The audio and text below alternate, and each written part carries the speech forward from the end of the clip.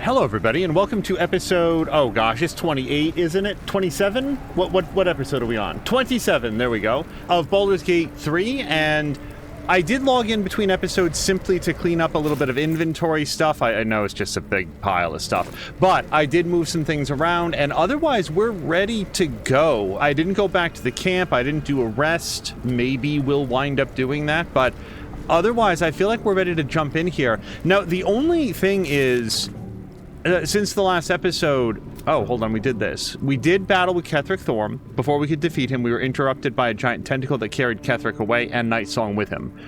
But I was thinking of specifically... Yeah, well, actually, we'll read through this. Raphael told us about the rite of profane ascension. Cazador plans to perform it, sacrificing his vampire spawn in exchange for great power. Astarion is the only missing piece of the ritual, and Cazador needs him back. Astarion told us he wants to take the fight to Cazador in Baldur's Gate. I have to say that I personally would consider incinerating Astarion in his entirety, but it's fine. Mizora appeared in the form of a projection to inform us that the Absolute Cult abducted an infernal asset of some importance to the Archdevil Zariel. We should find and release them. Will's very soul hangs in the balance. Please, no spoilers. I don't know where to find this dude.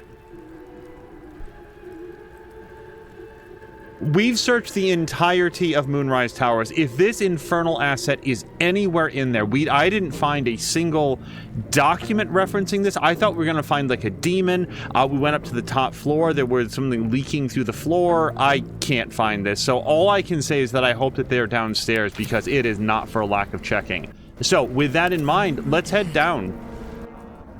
We don't need to do anything, right? No, I actually specifically preserved most of our spells. I was going to unleash all of them on... Okay, but she does still have some frenzy, right? She didn't run out. Pretty sure that she does. Let's go down. You peer down the hole left by the tentacle that drew Ketheric into the darkness. Will you leap after him? I can't think of anything I'd rather do. The hole yawns back at you, impossibly wide. A single tentacle burrowed through stone.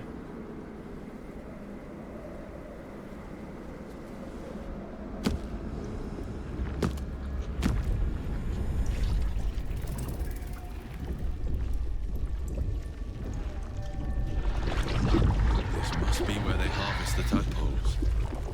We're close to the source of the infections. I wager that devil I meant to rescue somewhere near. Your father too, if our fortunes are so kind. Okay, time out, because a whole bunch of stuff just happened. And we're also in some rejuvenating miasma. Oh, right, yeah, because we can now animate dead anytime that we want. We pursued Ketheric beneath the tower and found ourselves in what appears to be a Mind Flayer colony. We need to find him. We finally reached Moonrise Towers. Grand Duke Ravengard must be here somewhere. Hopefully. The Grand Duke, same deal. Alright, let's take a look. Keep going.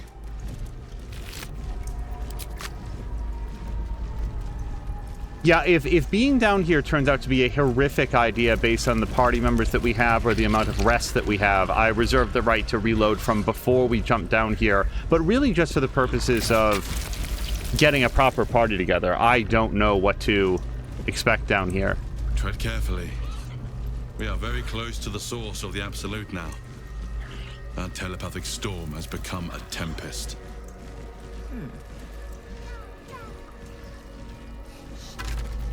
Alright, as long as these walking brains don't bother me, I don't see a reason to bother them. Well, let's go left, I think. Wait, where am I? Right, this is the other area that we were at. Okay, I'm gonna go this way then, because I do want to see what's down here. And it looks like this connects back to where we were before. I wonder how many pilgrimages to Moonrise ended down here.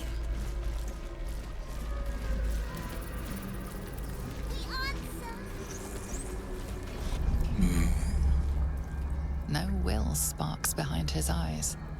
His mind has been hollowed out to better echo the commands of the collective. You could kill it, end its miserable life of enslavement. Surely that would be the humane thing to do. You could take advantage of its vulnerability and plunder what's left of its hollow mind for anything that could serve you. We're not doing that second thing. What is this place? It sounds like this person has no will left of their own, but what is this place? No, sorry. Here, they become Become what? part of one mind. 4 little feet dancing to same song. With a lurch, you realize he means the intellect devourers. Here, the brains are harvested, made part of the hive mind. I'll ask what he did, but come on, he didn't choose any of this, did he? Chop, chop. Help them become. I need to find your master, Ketherick. Master. Down deep. 1 of 3. 1 of 3.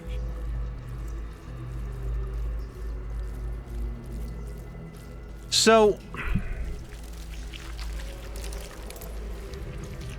I know the narrator said that killing this guy would be the humane thing to do, but is it? I don't know. What if I kill Ketherick Thorm and defeat the Elder Brain here and this guy goes back to his wife and kids? I have no idea. I think I'm just gonna leave. I guess I just don't appreciate what more harm he can do if I take out the ruling party here. Chop, chop. Prepare the march. My chosen caterpillar. The number of appreciably cared for boots, an item that we've never seen before, is a little bit interesting. I wonder if what are these things called? The intellect devourers. Maybe they just have a particular instinct to polish up boots upon being born. Design. Blood. Death. Pretty red, pretty pink. Make It would be a pretty good cover for your brain harvesting operation. It's even bigger up close. Oh, and there's like a... Oh no, that's just a person. I really thought it was going to be some sort of a weird fetus monster.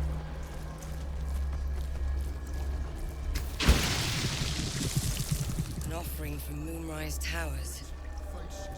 Well, let's have a quick chat with this fellow.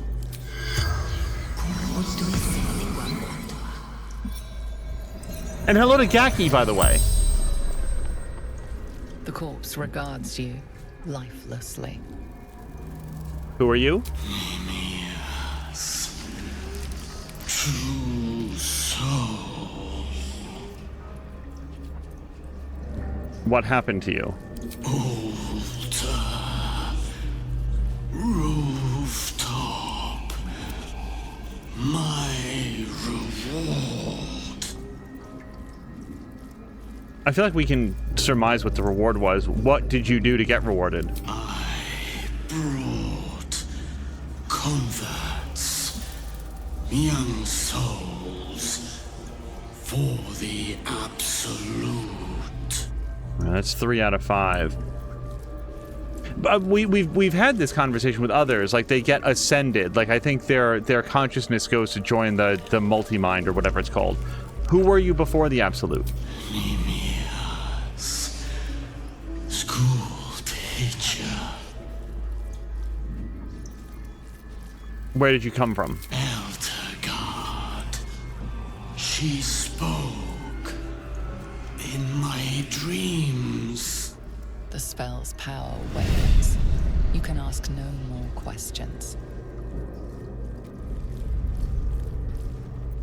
All right. I don't think that we're going to get more bodies if we vomit some more, but let's try. Nope. Let's check out the absolute, the letter to the absolute. Dear Absolute, Teacher says to write. He says it like it is like a prayer. We can see your tower now. I hope it is bright and smells nice like the Mother's Temple. Or like Mother's Temple. Teacher says she will follow us soon. Please send Teacher better dreams. He is grumpy, and when he is tired, he bounces the card around a lot. We promise to all be quiet and good so he can sleep.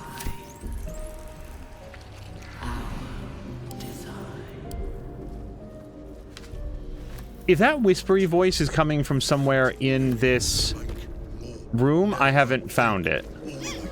Let me just double check. Well, it does seem like there's an offshoot there. Okay, I didn't see this. As long as our objective is up there. Oh, it actually marks where we need to go for the demon. Okay, then I do want to go up there. All right, I'm gonna be a big save baby. I think we still have our Ifrits too.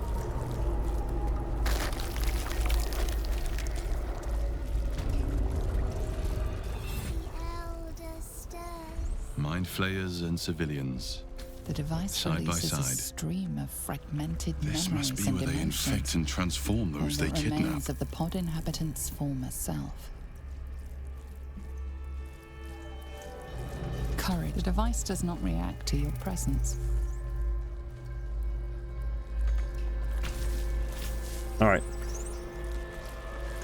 The device does not react to your presence. You remember the shattered windows of Alterel's High Cathedral, the burning black sky of Avernus beyond. In its horror, the blood war unites you. Tiefling, dwarf, and elf alike huddle behind the shields of your paladin order, waiting for salvation. But when it comes, disunity. The returned city casts your people out, the devils who dragged them down to hell. In the end, it is not your paladin oath that is broken. It is your faith itself. I did not realize that there were bodies in here. Delirium, mania, laughter. His mind broke before the end, and he was laughing uncontrollably as the skin fell from his face. Though the pod is empty, traces of psychic energy still linger about it, and memories of its former inhabitants spill into your mind. You see the streets of Baldur's Gate, the emblem of the flaming fist, martial drills and courtly dances. Is that You it? feel the courage of a soldier who became a commander, and the intelligence of a commander who became a duke. That sounds a lot like Will's father, doesn't it? Ravengard was here, in this pod not long ago. Yeah. I don't know how this helps us to know this, but why don't we introduce Will to this? He might have something to say. The pod is empty, traces of psychic energy still linger about it, and memories of its former inhabitants spill into your mind. I feel like he's probably not actually going to say something about it at this point. Ravengard was here, in this pod not long ago. Amusement, curiosity, fascination. He believed the horrors of Moonrise to be a fleeting dream that fade on waking. And hello to Cozy Plays. Cozy Plays, I hope you're having a great Monday. Let's see what this does. This pod pulsates with the angry memories of Ravengard's search officer, Manep Shurga. She laments her failure to locate him.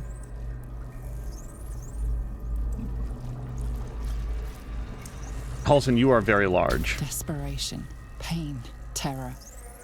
Cultists raided his village. He was the sole survivor.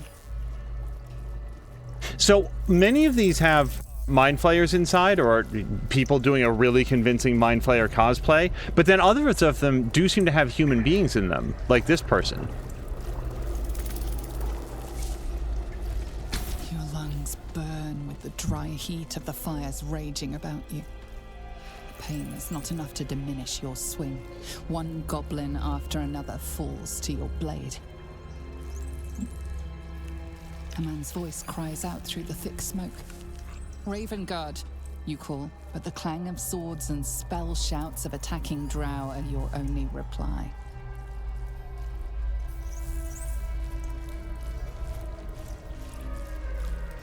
All right, let's continue down the path here. Oh, wait, what's this?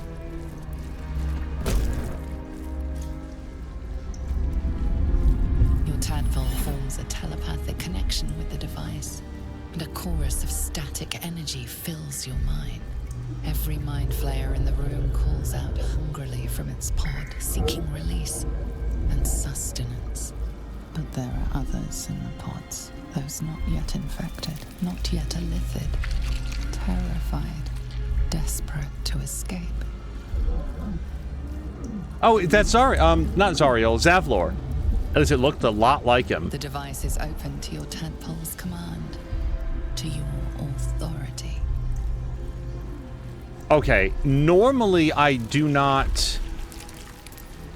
Oh, it's all or nothing?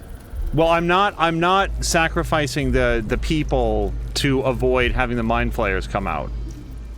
Let's release all of them and see if we can deal... hold on. No, there's no way to do it. We'll just release them. I was gonna see if we could cast a Blade Ward or two, but... Actually, we can do that. Hold on. We can still do that.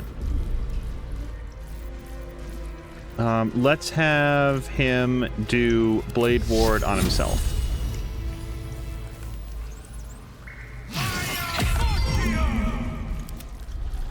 Release.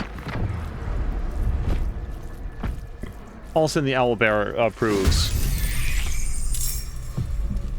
Yeah, I didn't recognize Zevlor from when we were just zooming in on the pods, but...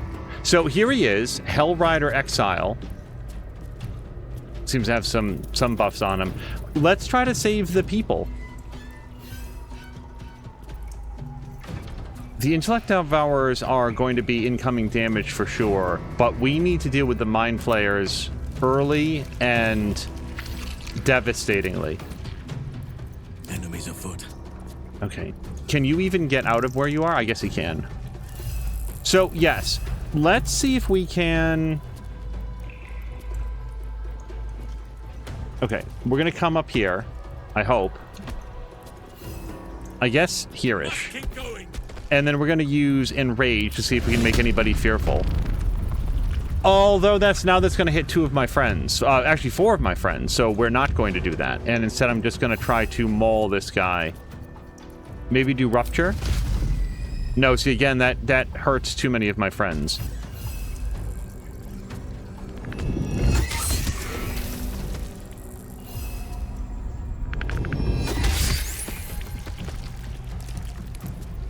Maybe I should have done the rage. Okay. So how many rages does frenzies does she have? We might be down to her last one, and that means that I don't want to use it right now, because this only recharges on a long rest. Let's have her run up here and hit this Mind Flayer, and I think that doing some Lacerate would be a good idea.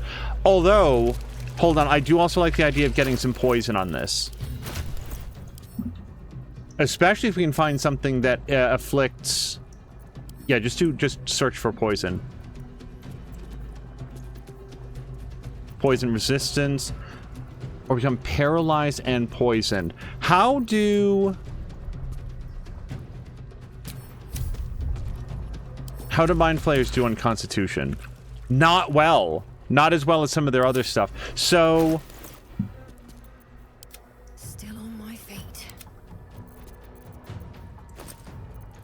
Is this it? I think it is. Let's sort by type. Poisoned or fall asleep is pretty good.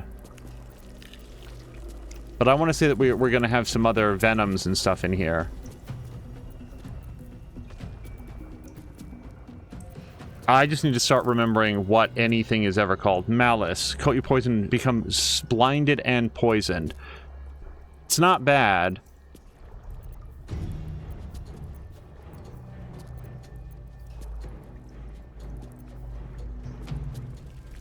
One to 6. We just use simple toxin. I mean, that would be fine. The Target still takes half damage. So the Wyvern Toxin is a little bit more potent. Let's have her use Simple Toxin. Get a little bit of an extra bite to it. And then we're going to run up here and... Want another? Okay, so we did get Simple Toxin on him, so that's going to do some extra damage. And I would like to Lacerate as well.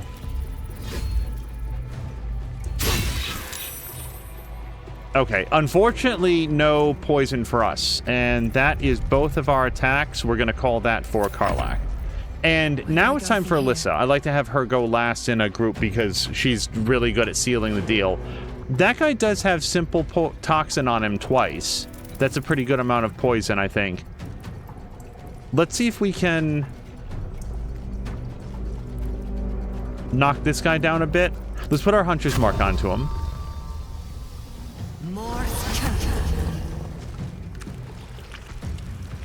95%. Well, this seems like a good opportunity to use her better ability. 70%. I'll take a 70% shot. I'll take a better shot than that. And yes, get our sneak attack bonus in there. Okay. With that, I don't like we can't really go over here. There's an Intellect Devourer. There's one over there. I feel like she's probably as good as she's going to get right where she is.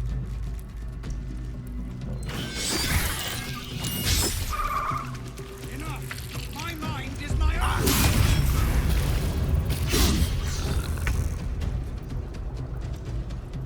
own. Okay. Ice Breath would do pretty good on those two guys, and this arc doesn't hit anybody else. Otherwise, I would love it if this guy was choking the Intellect Devourers, whatever they're called, Mind Flayers, so they can't move around too much.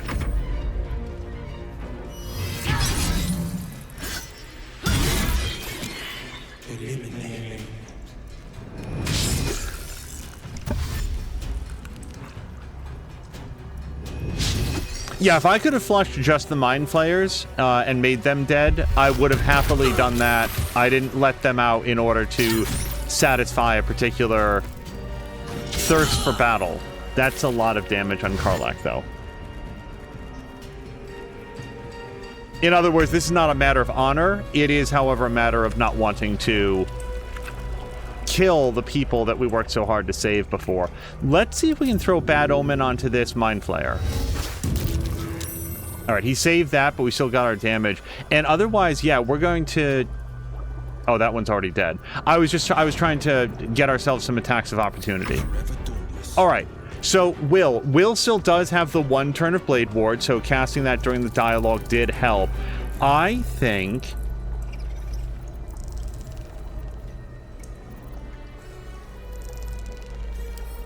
I don't feel like this Mind Flayer is wearing much in the way of metal. His Shocking Grasp is helpful when we're fighting people wearing metal. I don't feel like we need to use Banishment here, but I do want to lock this guy down. Let's go for a Lacerate. Okay, that bleeding is going to help us out. And otherwise, we'll just follow up with a regular strike.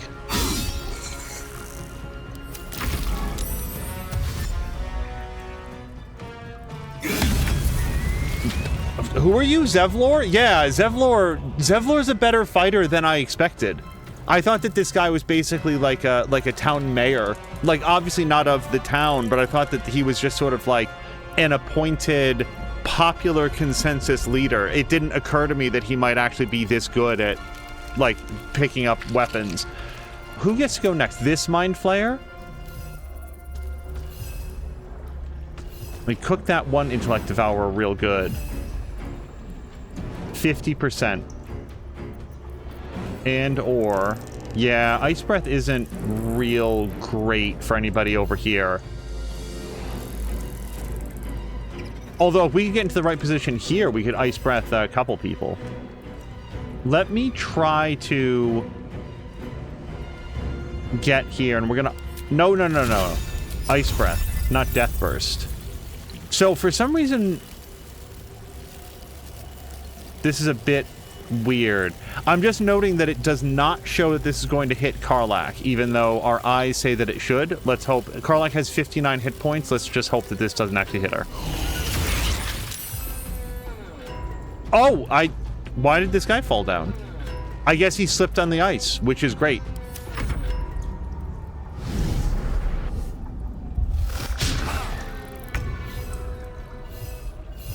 Okay, the first guy that gets to go... Well, the first guy that gets to go is this dude, but it's an Intellect Devourer. I feel like we can tank that damage.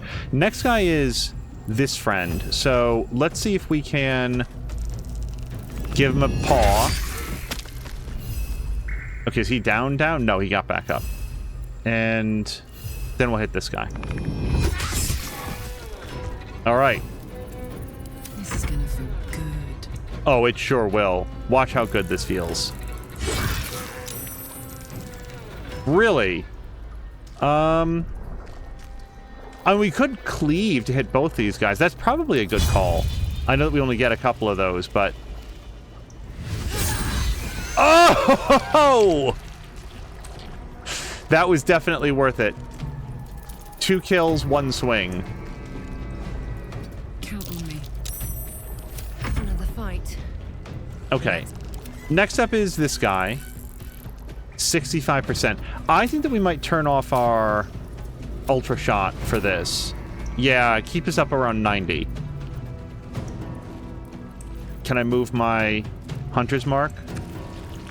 Do we already have our hunter's mark? I might have lost concentration. I guess I did? Did I? Because I had hunter's mark on somebody. Oh, no, it's this guy. Okay, let's focus on clearing our hunt. And then we'll move our hunter's mark onto this guy. And then shoot him some more. Damn it. Well, you roll a 1, you roll a 1. Now, I do think that we're going to reposition Alyssa. Let's go...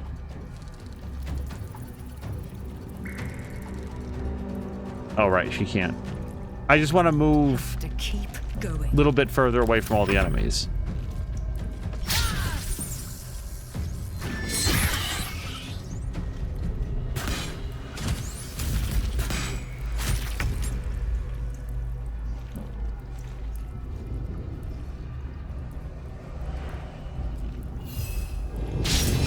Damn it. It's only a 50% shot.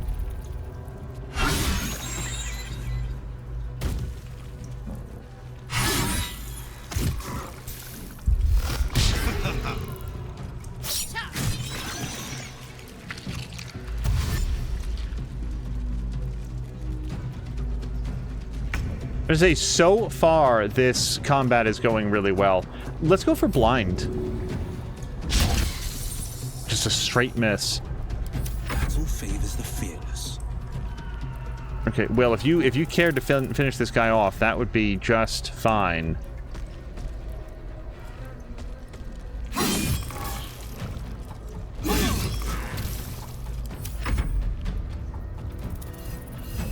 I'm gonna come over here and try to help out Corvus.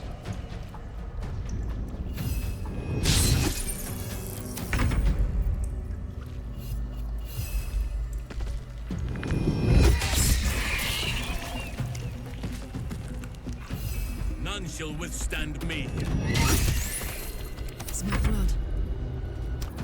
Boom! Hells. I didn't think I was going to make it. Thank you. Zevlor. Watching gods. The Blade of Frontiers. Will? What? Wait, what? What is happening? Zevlor! Slow down. Bro, relax!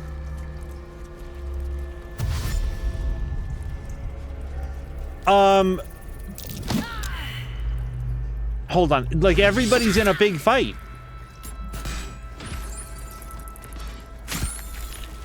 I feel like I should help out with this, but they also have it. Okay, can we continue that conversation? Because I'm gonna be mad if we don't get to have the chat. Zevlor, wait. Hells. The Blade of Front... Okay, hold on. I owe you an explanation. Okay. What is happening? He keeps getting distracted by more intellect devourers that he wants to fight. I owe you an explanation. Much more than that. But first, please, the others, the ambush. Tell me they survived. He did not abandon them. So, I didn't get the whole story here. There were rumors that he had wanted to surrender, but it seemed to me like that was a ploy to try to save as many lives as he could. I just don't hold this man responsible for that. They found refuge, but what the hell's happened out there, Zevlor? You've heard some of it, I'm sure. That I froze, or broke, or some other lie that is kinder than the truth. We were ambushed by cultists, yes. And then I heard her, their false god, whispering promises in my mind. I would be a paladin again, with a god's purpose, a god's power. Everything I needed to protect my people. And all the while, the cult tortured them. They fought and ran and died around me, while I imagined myself their savior. By the time I regained my senses, it was too late. I did not just surrender to the Absolute. For a moment, I welcomed it.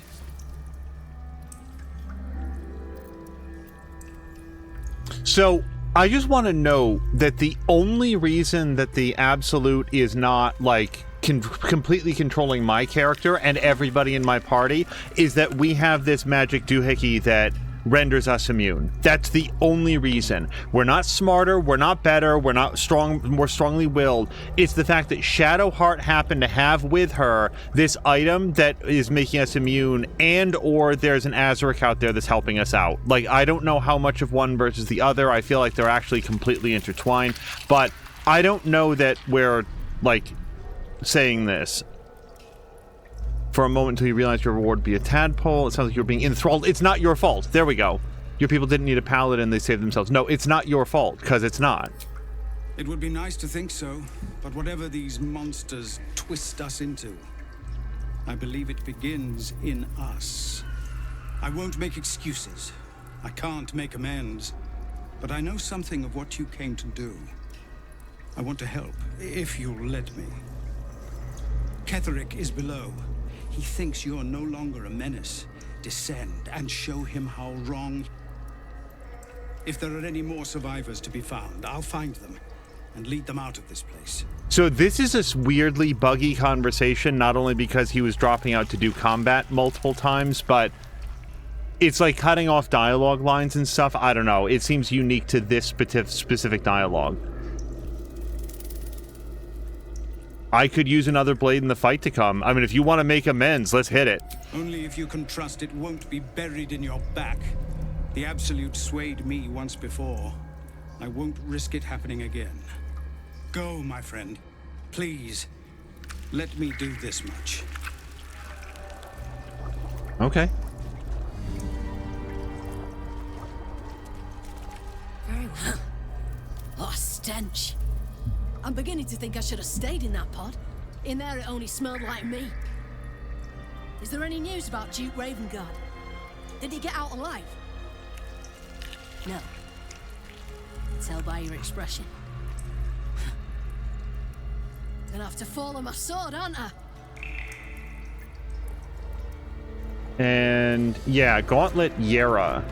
Yeva, I feel like we might have met this person before. Maybe this is only in my head. I don't know how to thank you. I thought, this is a bleeding shit show. Half my squad's dead, the other half sporting tentacles. We came here to rescue Duke Ravengard. But we didn't stand a chance. Okay, no, I've never met this person before. Did you see the Duke? Yeah. He was in one of the pods. The cultists took him away. He was still human, and still trying to put up a fight. And that's it? A couple of those Flayers were comrades of mine. I'd have been trying to suck your brains out along with them, if you'd arrived any later. Oh.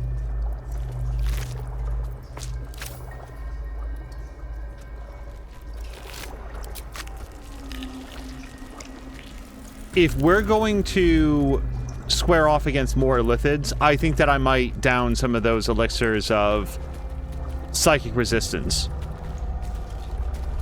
Oh, and you know what else? I might want to put on that ring that makes me immune to charm.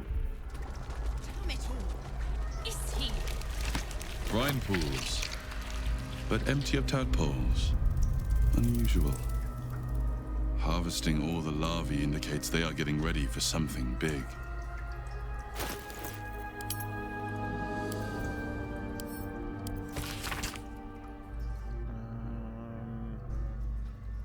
Our enhanced tadpoles induce their host a sort of suspended ceremorphosis, a state in which the host becomes susceptible to telepathic influence and even coercion from the Absolute, our Elder Brain. For our purposes, there are two key aspects to this influence. First, the conversion of the host into a mental lackey of the Absolute occurs entirely without the host's awareness. Its servility feels comfortable and natural and is never consciously questioned. Second, the servile state persists even when the host is far beyond the usual range of an Elder Brain psionic control. This phenomenon is spectacularly useful given our ambitions. So we've seen, and that was, by the way, by Enver Gortash. We found some notes from Mr. Gortash in the previous episode as well. Anyone out there? That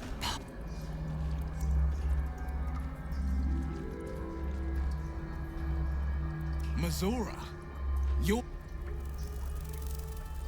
My dumb little... I have no idea, you guys. Now, by I'll do it, and you'll set me free. That was the deal. Yeah.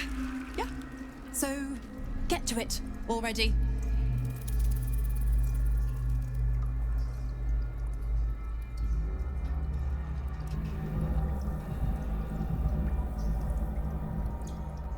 The controls are open to your tadpole's command, to your authority. Well, why don't we take a look around? I mean, but as we look at this, a deal's a deal. We rescue the asset, who we now know to be Mizora herself, and she lets Will go. Period. Like, that's the deal. That's the deal that we struck. We didn't ask any questions about what the asset was. We didn't say, I need a complete dossier so that I can make an informed decision. This is the deal that we agreed to. Examine the device on your left. You can make no sense of the symbol. Okay, let's try on the right. Is an illithid signal meaning unleash. You decipher the symbol. It's an illithid sigil, meaning unleash. I might try restarting the game. The dialogue's been super weird in this area.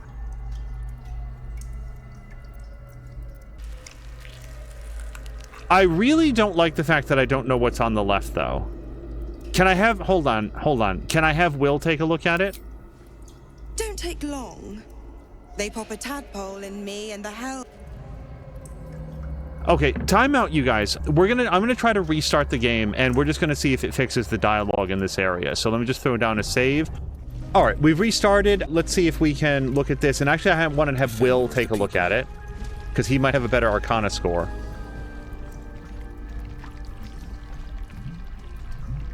Playtime's over. Get me out. The controls are open to your tadpole's command, to your authority. Okay, so far the dialogue is no longer delayed by 8 seconds. So... Don't tell me. Unleash? Is that, like, unleash could be... Well, okay. She doesn't have a tadpole in her, so unleash should mean let her out. Can I just have what's-her-face? Hold on. Honestly, I think that having Ms. Muscles here smash through the pod is better.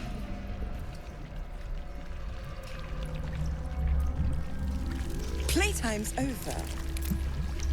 The controls are open to your tadpole's command. Oh, no, this is always Alyssa, no matter who you have do the dialogue. Well, I'm going to have to assume that the one on the left is like dispense or destroy or something like that. So we're going to go with unleash. I really hope this is correct, because it is my intent to save her.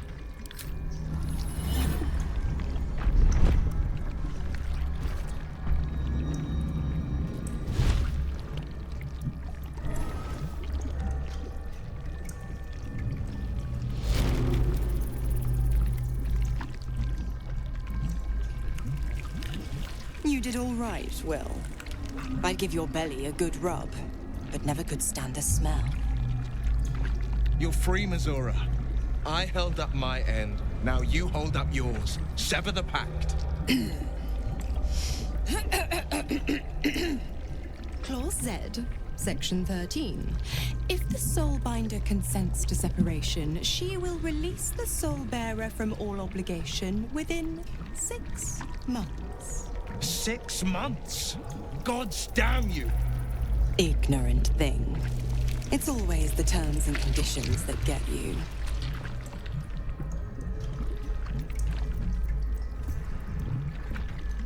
I don't want a reward. I want her to sever the thing. So here's the thing. For all I know, elsewhere in that contract, it says that if any associate or friend or business partner of the contractee, blah, blah, blah, threatens the contract holder, then it's, you know, then she gets to extend it forever. So I think that we just let it be the 6 months.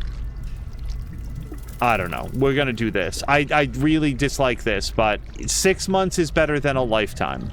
Well, I imagine you have business in Moonrise to take care of. If I were you, I'd get moving. Don't you fret. I'll find you soon enough. You're going to need me. Count on it. Oh, and go ahead.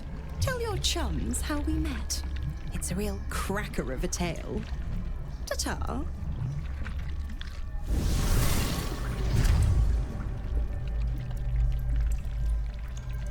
Zariel's asset was none other than Mizora herself. Of course. Tricks on top of tricks on top of tricks.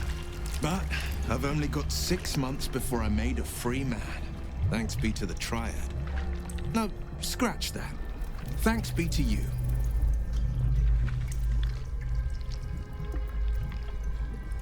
I was also thinking that if he didn't have his Warlock pact, then he would just be a regular person. And honestly, I thought that maybe he would actually, like, change classes to be fighter or rogue or something.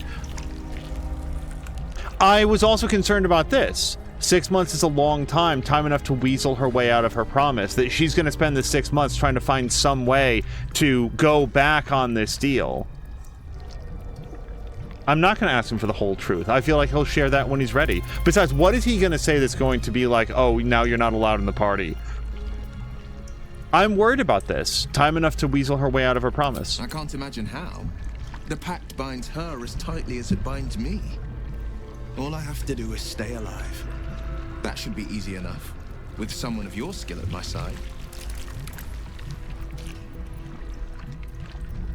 We're not going to talk about us in this environment, okay? You could do that back at camp. Cobalt. Oh, that looked good on Will.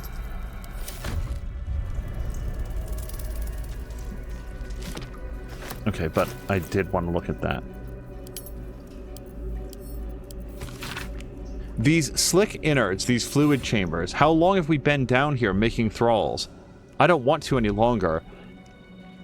Myrkul is drowned out in my head by my own spiral fears. The Bone Lord doesn't want a coward. None of this looks real. I am in a kraken belly. I am turned upside down. I'm dead.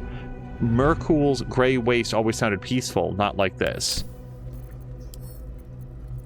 So, for all of the memories that I do have in this game, I feel like I've definitely heard the name Myrkul before and am not placing it. It's probably some god or lord or, you know, who knows what else.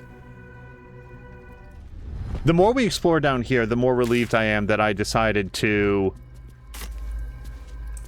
hold off on trying to do this from last time. I had a feeling this was going to be more elaborate than just walk in and do the boss fight.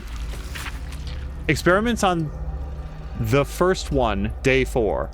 Again, I've noted a fluid leakage from the oral cavity and have ascertained the cause. Due to the unusual method of parasitic insertion, the secretions of the creature within are leaking out rather than being absorbed by the brain, as we have noted in other thralls. I cannot say why the parasite is evacuating this oil, but it has the scent of garlic, and we now know indicates it has fed on the host brain matter itself. I've collected a sample of ear fluid. Day 5. Vivisection day today. Showed no signs of pain as I was unraveling the long intestine, but instead grabbed the organ as if it were a rope, reached to wrap it around my neck as if to strangle me, but all the strength in its poor arms is quite gone. Had to thread the guts back into the body. We'll try again another day. I would like to live my life in a way where nobody has to figure out how to get a quarter mile of intestine back into my abdomen. Like your intestines are really long, aren't they? Have I made this up? Is this an apocryphal fact? Apocryphal?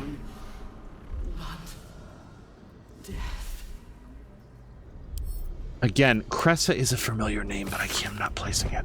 I've seen 1,000 ears. Some have the reflex to twitch when they know the worm is about to burrow. The worm takes longer to get through the entry if the entry hole isn't clean. I've taken to torching them with an ear candle. It all makes for dull work. I'm tired of ears. I'm tired of my only order being create thralls. Apparently all we need to know about the brain is being handled by the chosen. I'm forbidden from studying these dull thralls. I need a new one that Balthazar doesn't know of. A creature of exceptional will, like my old dear pet, can keep fragments of its own mind while affected by the parasite. We need to know why.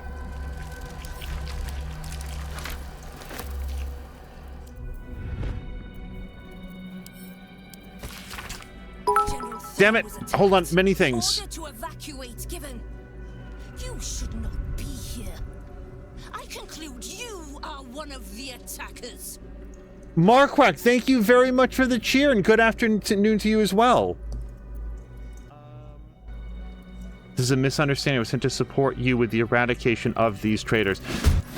What is happening? I don't know what's happening, you guys. Your screen is not black for no reason. It's loading or something?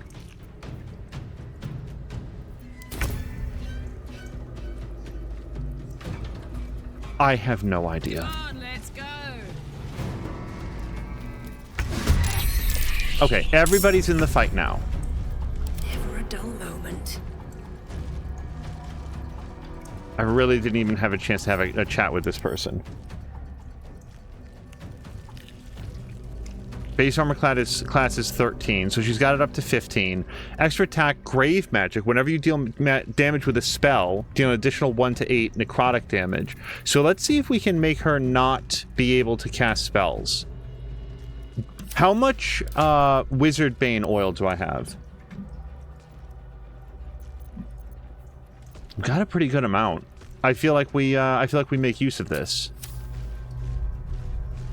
Yeah, let's neuter her most potent ability.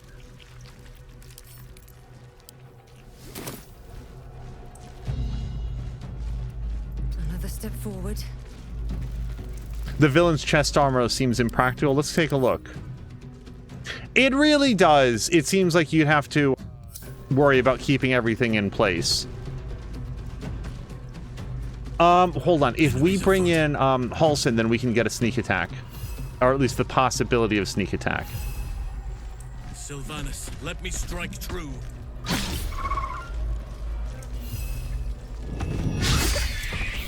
Okay, that was 2 misses. A third miss? I don't know how many attacks he gets.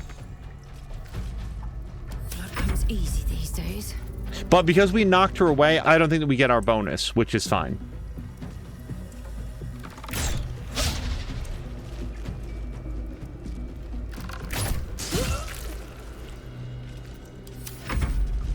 You will beg for death.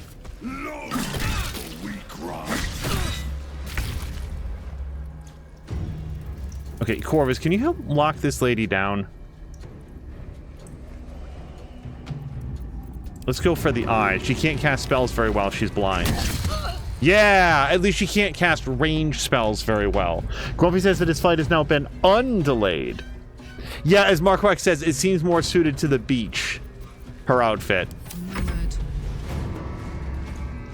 Okay, we've got a variety of options here. Why don't we start with one of the Mephits? These guys are called, yes, Mephit. All right, I think we're going to go over here. And then we're going to use some Ice Breath on both these dudes. Gods, it's hot in here.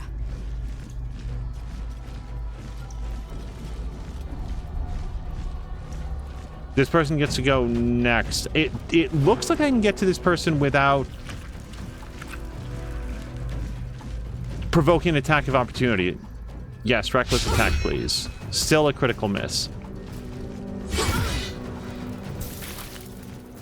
That's it. We can shove her, but that doesn't really help. Well, if I could sidle around to one side, we could push her onto the ice, but it does feel like we're going to get the attack of opportunity for that, so we're going to wait. Corvus continues to be extremely valuable. Oh, yeah. Like, that was only a 55% chance to do the blinding, but he still managed to nail it. Okay, our Blade Ward is intact. I don't see any reason... Well, I was about to say I don't see much reason to run over here and hit her. But with a little bit of Eldritch Blast, we could possibly kill her. I like the idea of knocking Ironfinger further back onto the ice, though. So we're going to come this way. And we're going to double up attacks on her and try to make sure that we can... Yeah.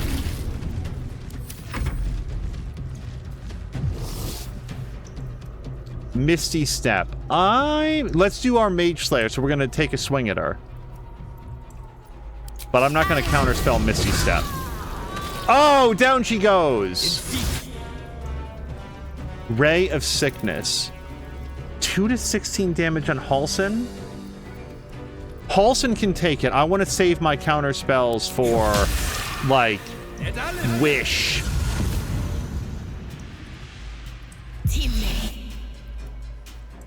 Bone Chill on Corvus. 2 to 16. Yeah, even on a perfect roll, he's going to have half his hit points. Plus, there's that whole blindness issue for her. Okay, the Mephit can fly. I vote that we tamp down Harry Henry.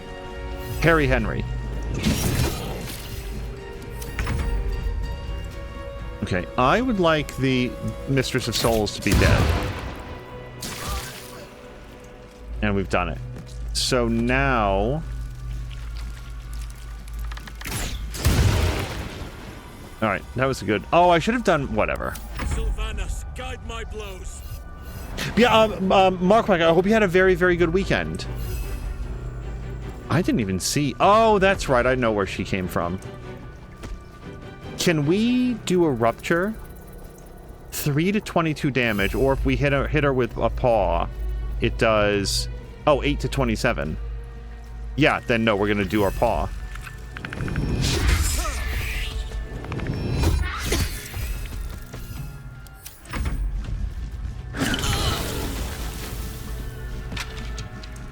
So I don't actually know why he died.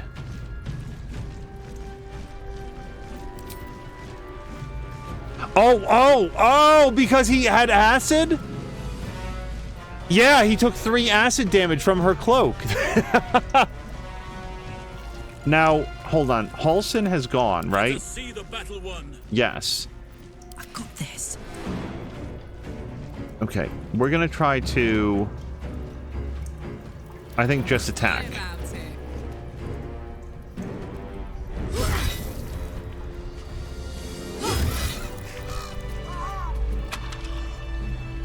I like that when we win, Corvus caws a bit. He's very happy about it. So we didn't get to talk with that person. Somehow it devolved into a fight before we got that far, but it's fine. So I think we know where we're going to go. I just don't want to go there yet, because I want to finish searching this floor.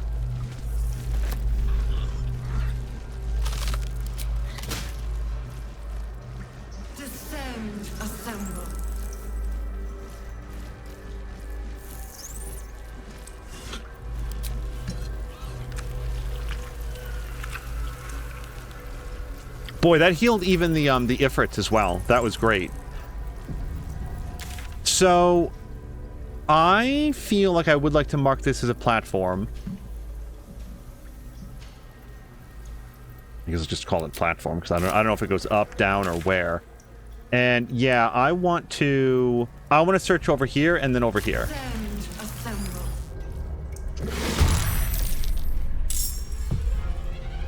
Okay, that's a lot of dudes. And a couple winged horrors. So we fought winged horrors in the past, but the Death Shepherd feels new.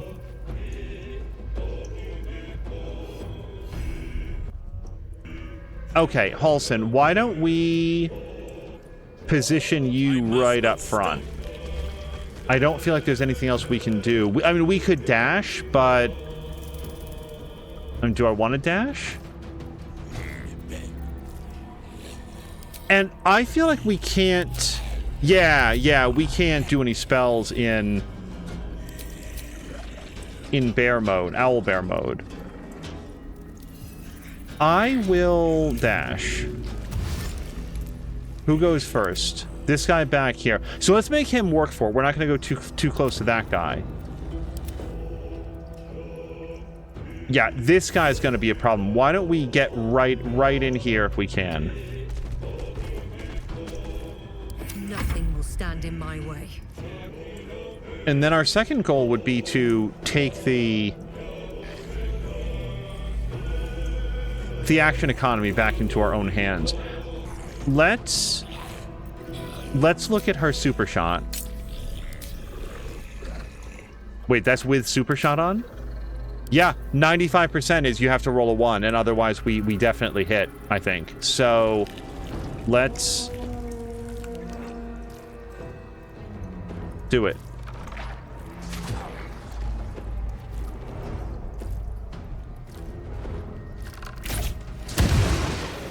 I'm not wasting a second shot on this guy because, again, these guys always get back up from their first kill with 1 hit point, so it didn't feel worth it.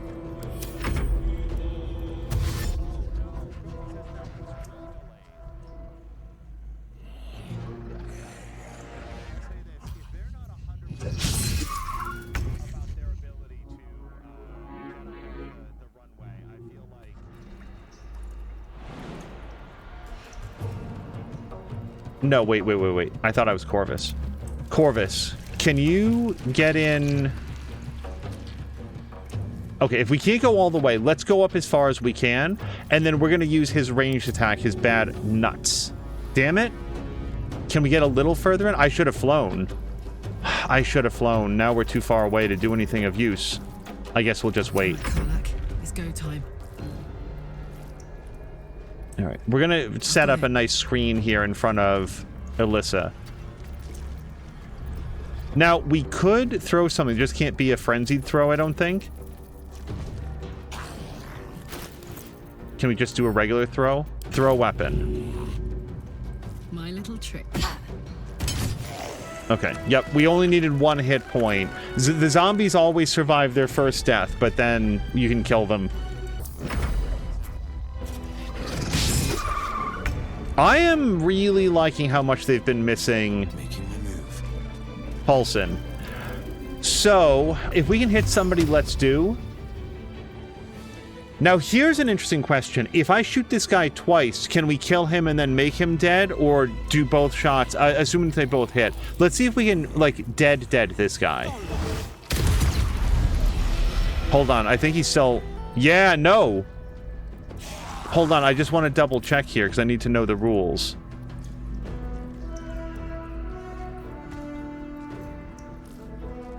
Okay, on the first death, he didn't actually die. Okay. But still, we got him 1 hit closer to death.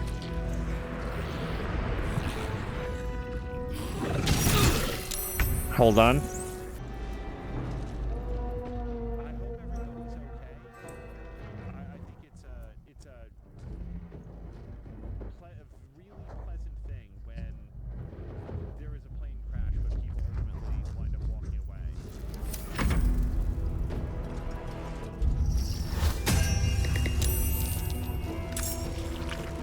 Okay, this dude is bringing more zombies back to life.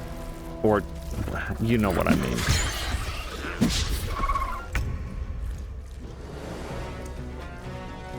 Okay, no, the intellect devourers are not joining.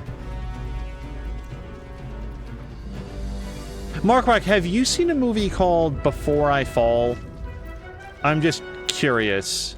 Can I dash? I probably should have dashed with the other method as well. Did not occur to me.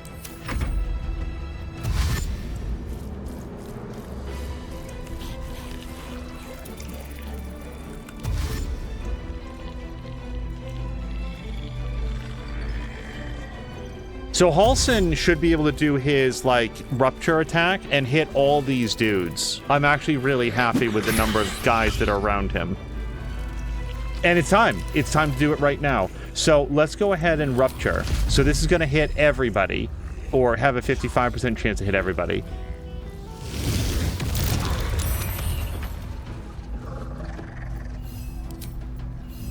I'm not going to attempt to go through the number of guys that got hit there, but it was more than not. Okay.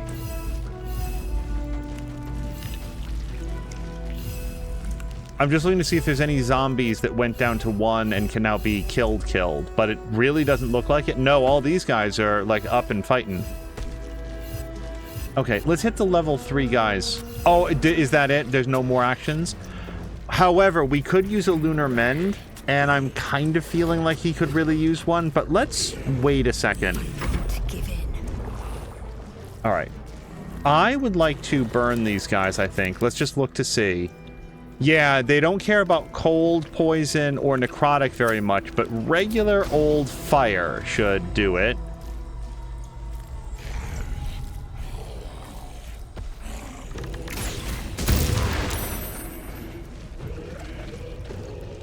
That was a lot of dudes to miss.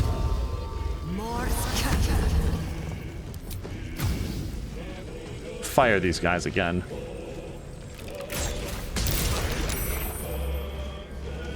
I'm sorry, 2 misses in a row?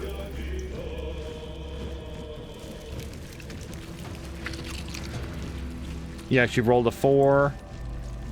1. 5. I mean, we still hit them with some fire. Okay. It just was a disappointing hit.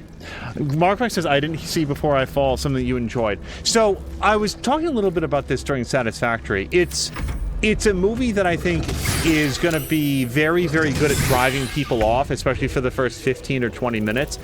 And I don't know if it would appeal to a lot of people after that, but it matures as a movie in a way that I find unexpected both times that I've seen it.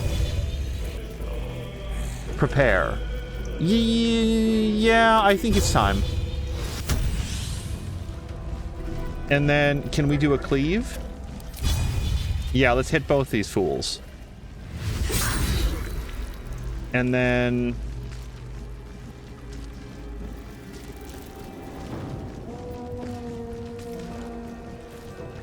It's a winged horror.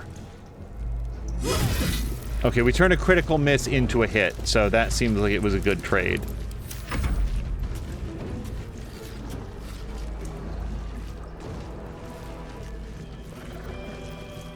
Bad omen. We have a reasonable shot at killing the winged horror. And then otherwise... I feel like if we can have Corvus help to, like, draw some attacks off of Halsin. As you guys said, focusing on low numbers at the moment. Yeah, and unfortunately, I don't even get the satisfaction of whining about it because the last couple episodes have been packed with, like, super high numbers, so I'm just gonna have to take my licks here. Okay, do I have anything that can... I feel like technically we could swap Will out. Like, we wanted him here to do the Zariel thing, and we've done it. So this might be a good time to use some of his better abilities.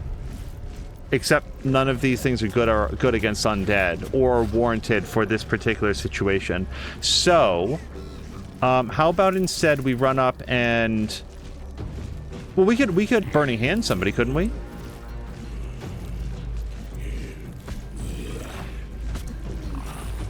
Yeah, Burning Hands would be pretty good here, I feel like. So let's do a dash. Wait, dash is his action. Yeah, no, I don't want to do his action. Okay. How about this then? Let's go over here. And then we're going to try to shove these guys more into the fire by using his Eldritch Blast.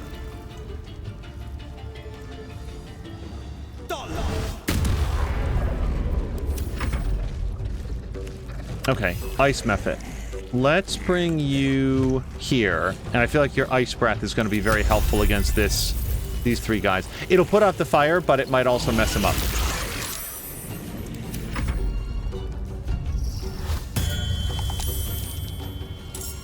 Okay, we have to start prioritizing Death Shepherd.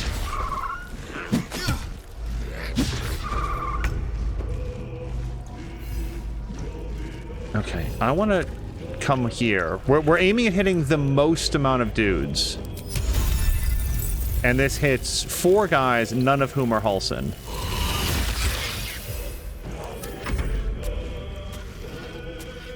Hold on.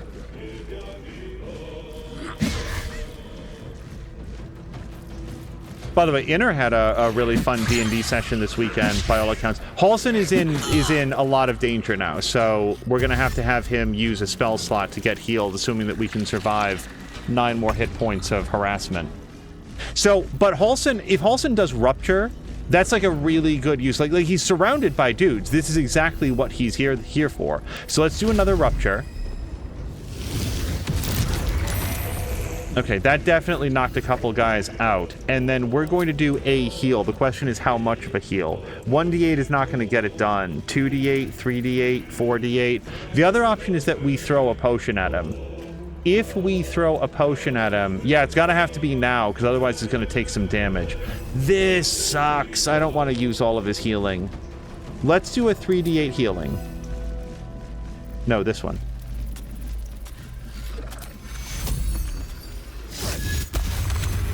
All right, that's some hit points. We might still throw a potion at him. Right. Let's go. Yeah, we're gonna move up here. Are the zombies immune to ice damage, or do they take less of it? They take less of it. I think they're only immune to poison damage. But some damage is some damage, so I was still trying to get that done. I feel like we really need to get that dude. We're gonna move over here. We're too far away. I can turn off all in, but... Yeah, let's try to kill the guys who can die.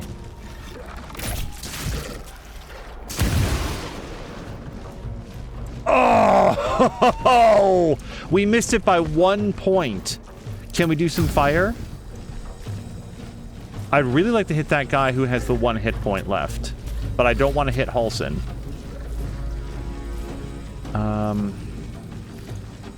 No, we can't. Then we'll hit these 3 guys.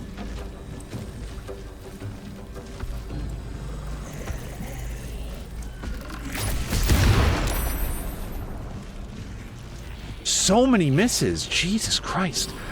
And we can also do this. Mass Healing Word. Nearby allies. If we do this, it heals everybody. Maybe I should save that and just do this on Halsin.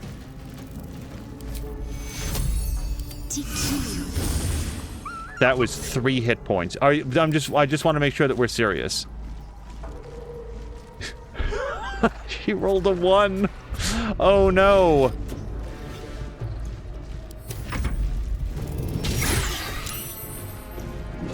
We're gonna lose Halsin. This is ridiculous. Okay, who gets to go next? So that guy's gonna hit Halsin, and then this guy's gonna resurrect more zombies. I think we throw a healing potion at Halsin. And a really good one, too.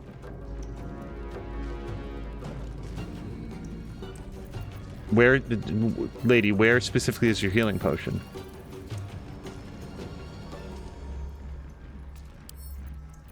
Throw at Halsin. to do it.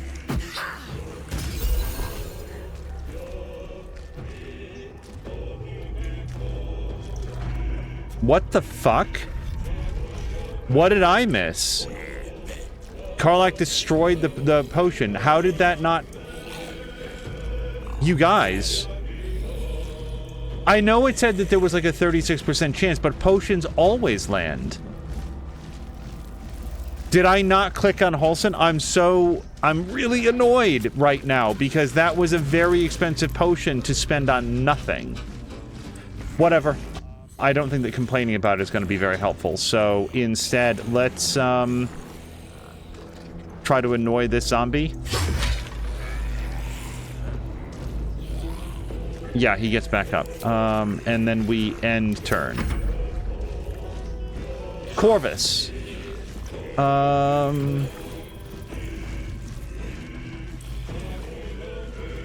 Let's just peck this guy to death. Oh my god! You guys, these rolls! As Inner says, undo, but there's no like rollback button, is there? Like, I don't have like an autosave I can go back to. Okay, so he is no longer an owlbear. I forgot about that. He doesn't die, he just gets forced back into human form. Tonight we're having Himalayan rabbit stew for dinner. We found Himalayan... Oh! Himalayan on the road. I get it. That one took a second, Mark Wack. Sorry, Inner. Will. This fight is not going my way. And I don't know how to...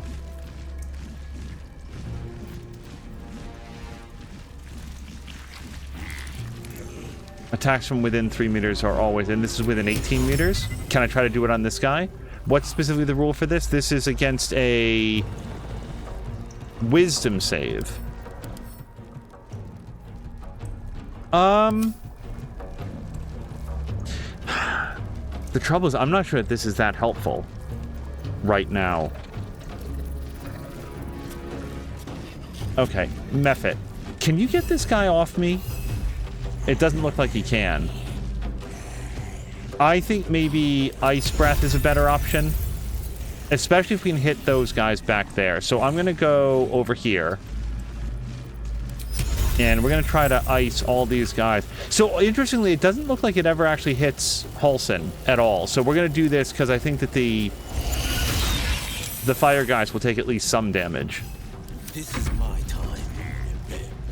Let me try to push this guy. 30% chance, but if we can get a little bit of space. No.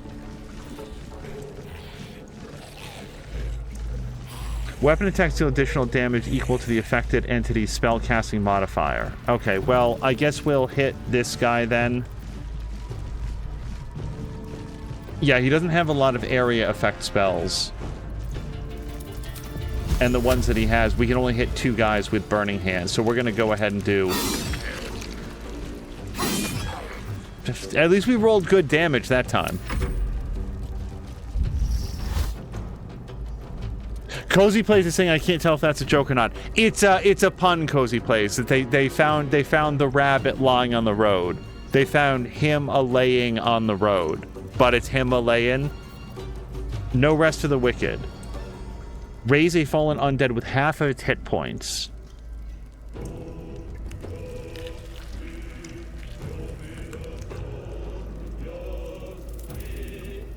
I'm not going to counterspell that. Maybe I'm making a big mistake on that.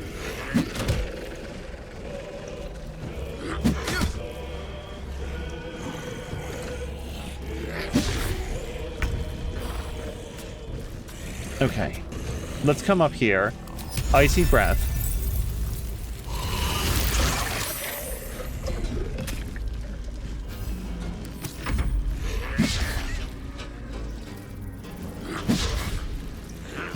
Boy, if only we had a cleric who was really good at turning undead. What is... Oh, right. The Profane Womb was on fire. All right. Well, the good news is he's got some pretty good... So strikes all targets within range, then for 10 turns. Yeah, why don't we not hit ourselves with lightning, but maybe everybody here?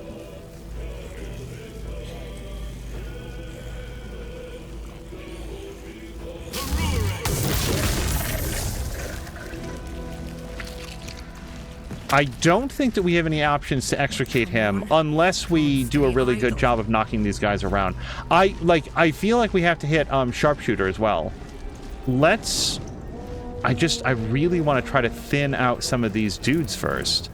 Let's kill Winged Horror, and with only 4 hit points, I'm going to go with the idea that we don't need to have all in on.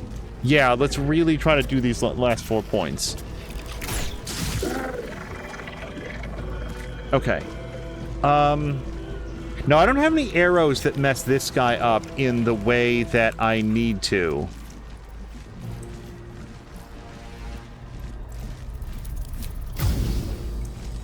That would hit Halsin. This would not hit Halsin, and hopefully would hit the other zombie there. I think it does.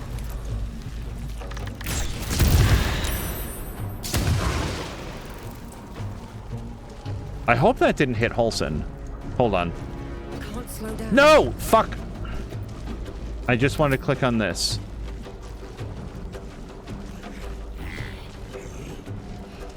Okay, I don't think so. Yeah, he wasn't supposed to be in the area effect radius. Okay, we'll call it there. Yeah, if Halsin tries to get out of this, if he jumps, he gets like 4 opportunity attacks. So I could wild shape again. I think we wild shape again because I think that he's going to take a lot of damage. Let's turn him into an owlbear again.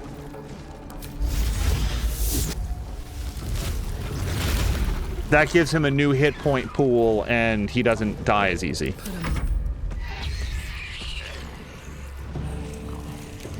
Okay, Karlak, can you... An attack of opportunity from this guy. Okay, again, but if I shove him, then we lose our action. Can I do a cleave? No. Alright, fine. Kill this guy. And then... I'm aware that this is on fire. Karlak has fire resistance, so I feel like I'm comfortable with her standing in fire for a minute.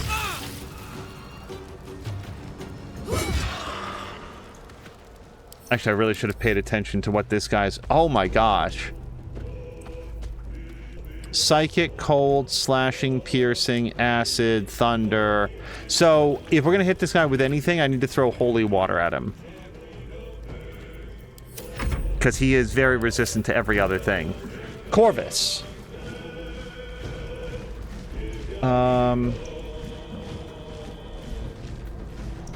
90% chance to pack, but 100% chance if we use Bad Omen. And then that's basically his turn.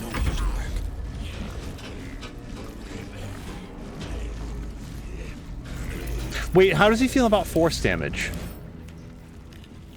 Yeah, no, even that. Okay, so, holy water then.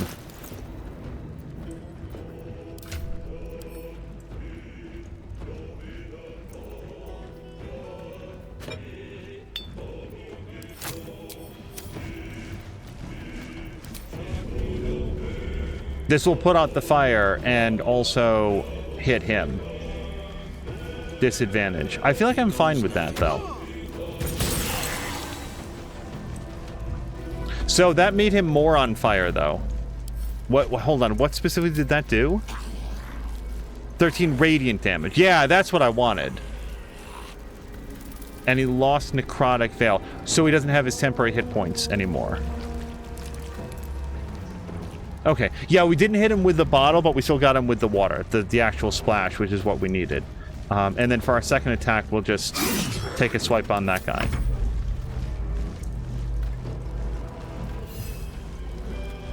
So if I use ice on him, I think that does put out the burning, and I don't want to do that yet. So why don't we just try to slash?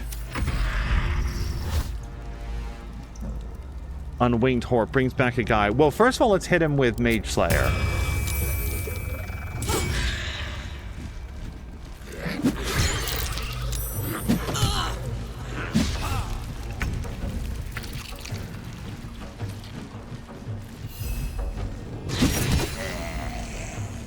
Okay, that was good. And I think we'll fly over here. We're going to keep the Ice Mephit out of the fire, but be ready to do something on the next turn.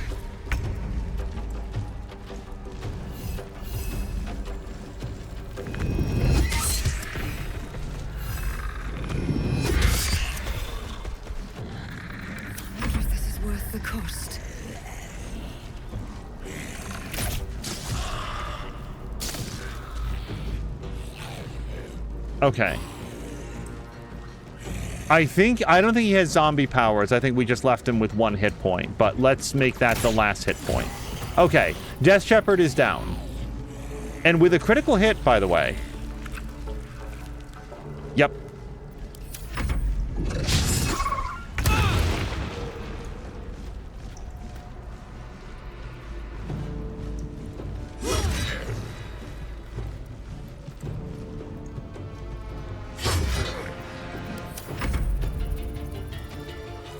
Let's go for Peck on the zombie.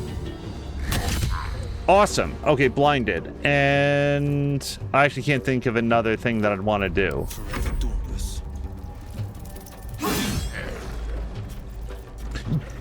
I really should have done Eldritch Blast. We could have knocked this guy back and away and then been mobile again.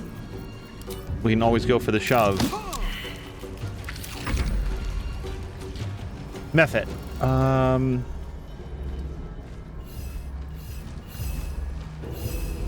Let's go for this dude.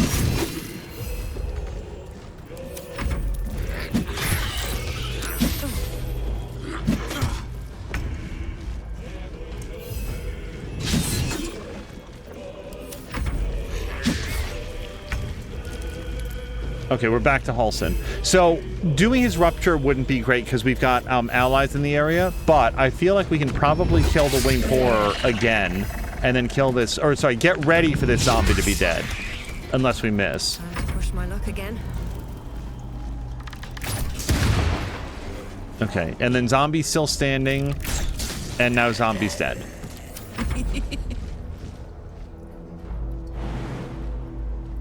Attack of opportunity from who? Oh, there's another guy tucked back here. Okay. Okay, that guy's now... No, he was still dead. All right, and then we'll get ready. Also, Cozy Plays, I think I missed your stream. Was it yesterday? I was hoping to catch your stream, and by the time that I tuned in, I think it was over or had not happened. But either way, I was hoping to see it. Yeah, let's Eldritch Blast this guy. 2 misses. That was on a 50% shot. I don't think it's worth doing the Pommel Strike. Let's save that.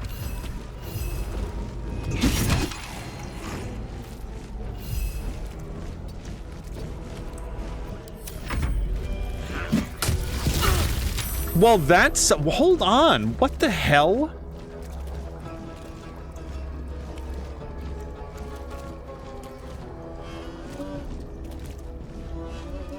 Use Slam on S Ice Mephit. What did he hit with? Was that a maximum damage roll?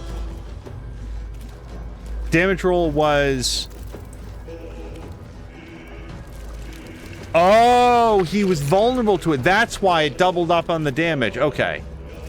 See, I really like the combat log, because you can figure out what the hell just happened. I wasn't expecting these zombies to be so dangerous to the Ice Mephits, otherwise I would have kept them at a greater range, but... Since we're already into it. Okay, who am I? Paulson.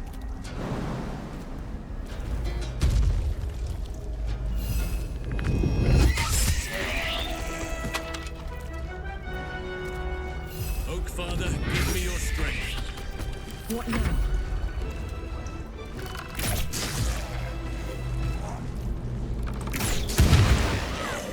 Whew. That was a significantly harder fight than I was expecting. Walking to a room of like level 3 zombies, but that's the thing about zombies. Individually, they're not hard to kill. As a team, this is a super big area. All right. So let's start with... Also, I don't know why the method is not following us.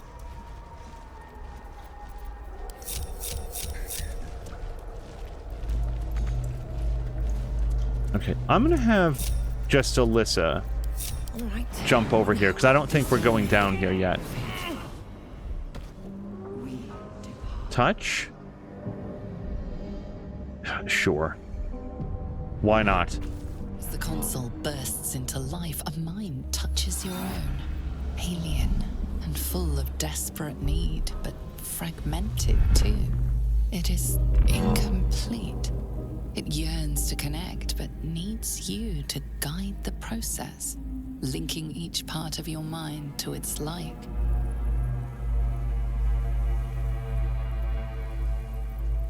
I have absolutely no idea if I want to do this. Sure, let's manipulate the mind.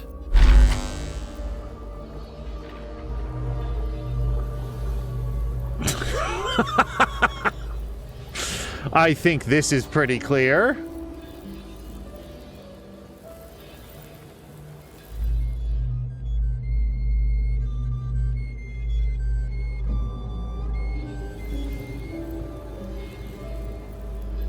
So I assume that if I touch these things, it's going to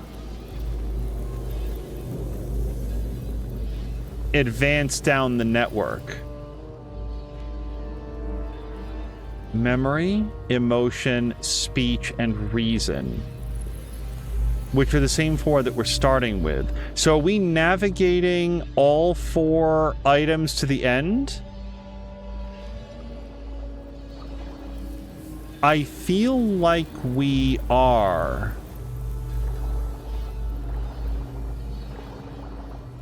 Okay, so here's the thing. I think we're trying to get all of these colors to their corresponding areas at the end. And that means that you usually want to start with what has the fewest options. And this ram head down here, emotion. Emotion only has one way forward. So I'm going to click on this and hopefully we move it forward.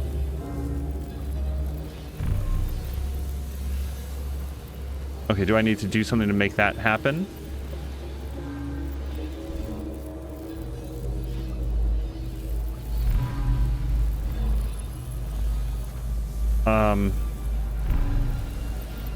Right, so that's an emotion node now, I think.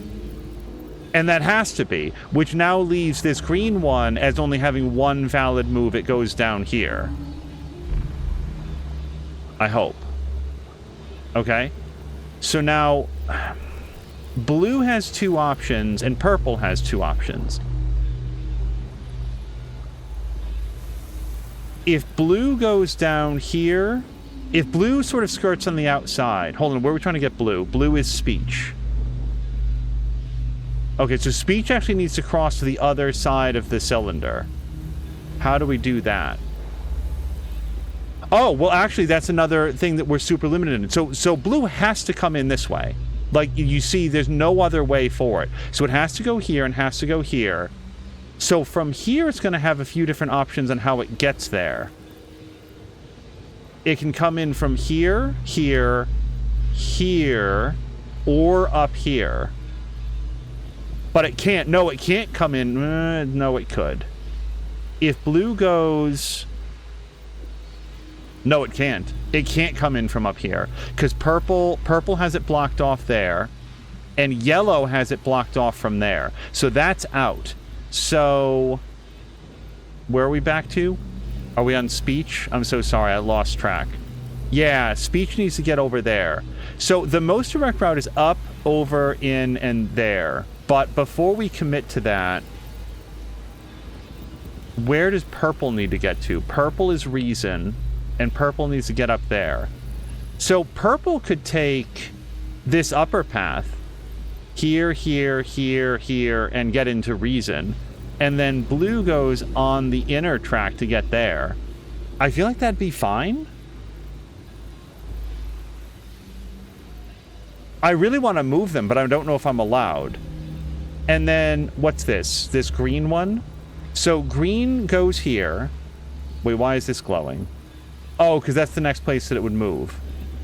Let's see where yellow needs to go. Yellow needs to go here. So if yellow... Yeah, if yellow takes this bottom path, yellow can get to where it wants to go.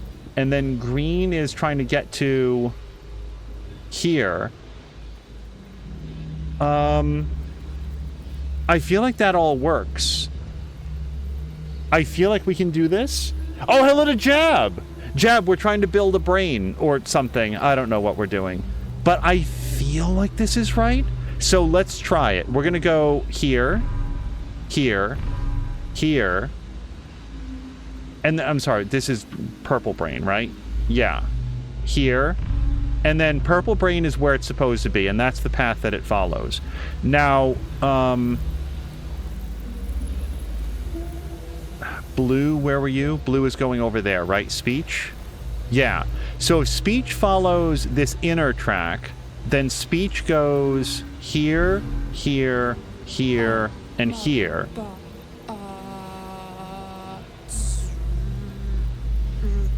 Okay, I hope it keeps talking at me. That's going to make this much easier. Okay, purple's done.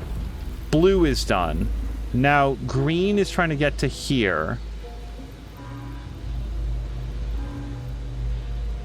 Oh, is green? No, green's not cut off. It can go here, here, and here. And now, yellow. Yellow can follow the outside track.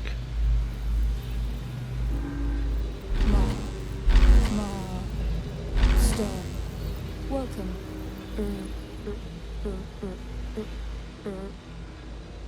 Uh-oh. What did I do? Green lost its track? I thought we had a clear track for green.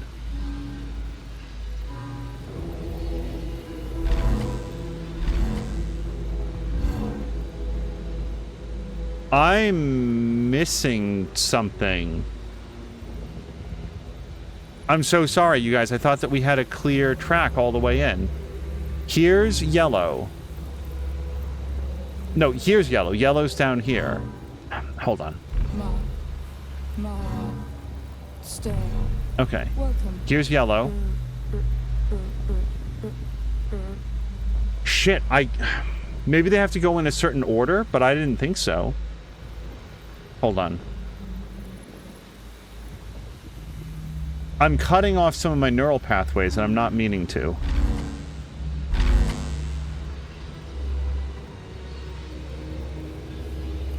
Wait, hold on.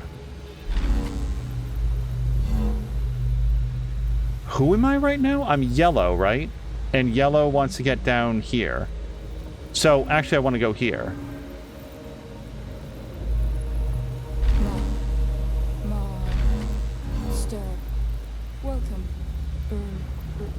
Wait, I've done something super weird. Go there. Hi. There. There. What? Ah!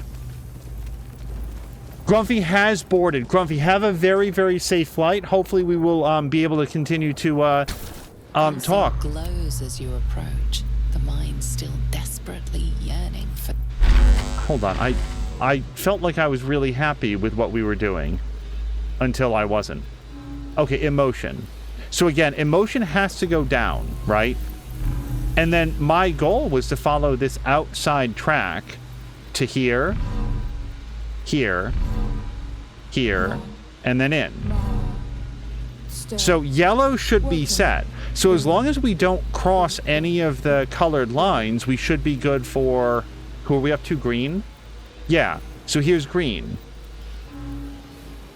Green is here.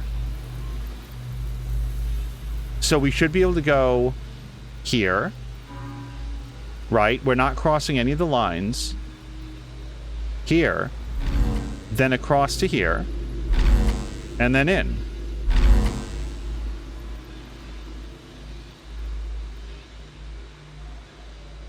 Ta-da! Isn't this it?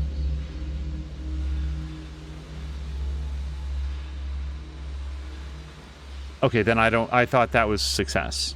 At least things have stayed interesting. The mind passively awaits your input. No, this is the solution.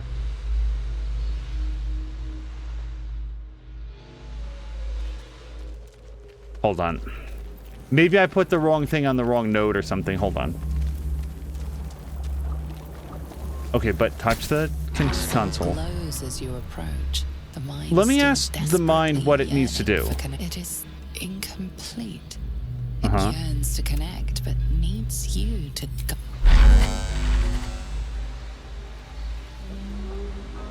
Okay, green again didn't make it somehow. It's the only one that's not at its endpoint. This is memory. This is memory. There it is. I don't get it.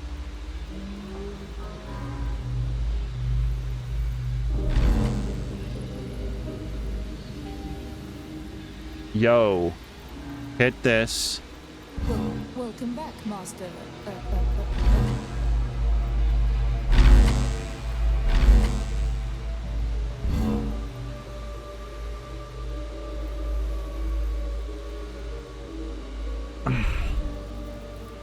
I am so confused. I feel like we're 3 out of 4.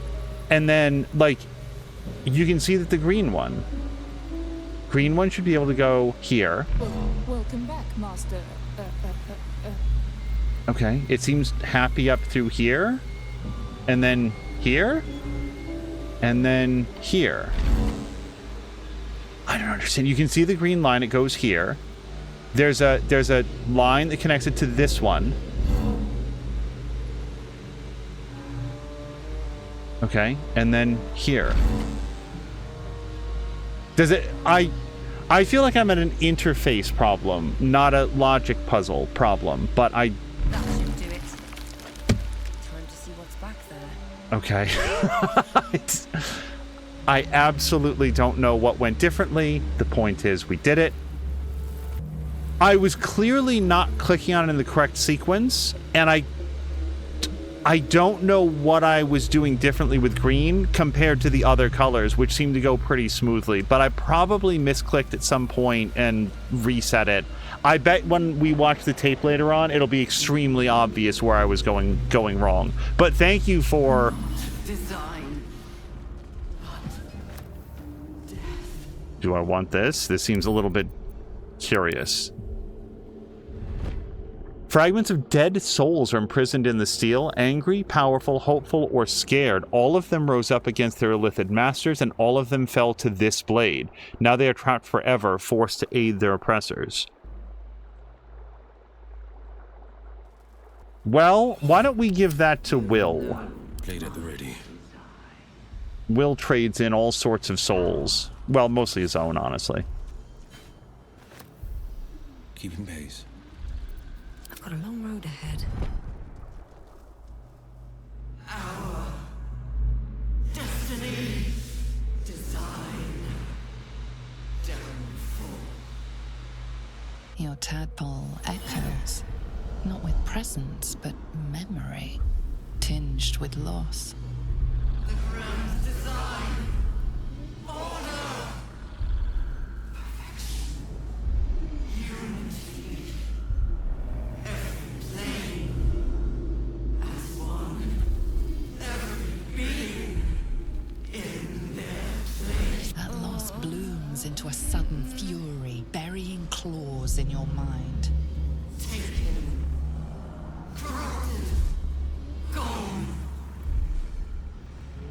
And just as suddenly, pain and memory are gone, leaving only stone once more. The grand design.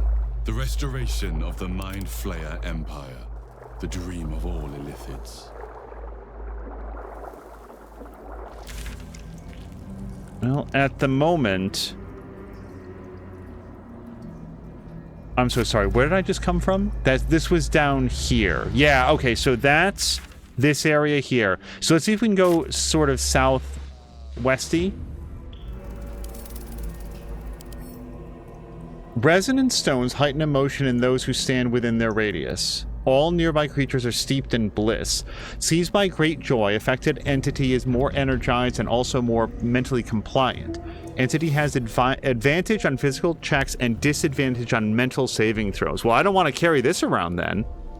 Entity is also vulnerable to psychic damage. I definitely don't want to carry this around. I kind of want to smash it. I guess I could send it to camp. Let's look around a little bit first. Here we go. Experimental notes written in Balthazar's precise hand. His obvious deficiencies aside, it cannot be denied that young Gortash has the mind of a scientist. Before his last invention, the Illithid library was no more than rows of brains swimming in cerebral slop. With his device, we no longer need psionic power to access the memories contained within, only to insert the subject and speak to it directly. I do wish he were not so eager in testing the device on more recent subjects of his own, however, nor in leaving their skull shavings scattered along my workbench. Ugh. Let's... Prepare the march. My chosen. Series of dots and broken lines, entries in a language you cannot read, and yet you sense their meaning nonetheless. A final mournful entry, carrying with it a vast hollow feeling of grief, the colony in decline, the elders starving, falling dormant to preserve its strength and lie in wait for some salvation to come. Seems I can understand Illithid script. Thank you, Tadpole. A flash of nautiloids lining a great dark void, one mind with one purpose, moving in concert through the darkness between planes, the design in action before the slave mines rose and ruined it all.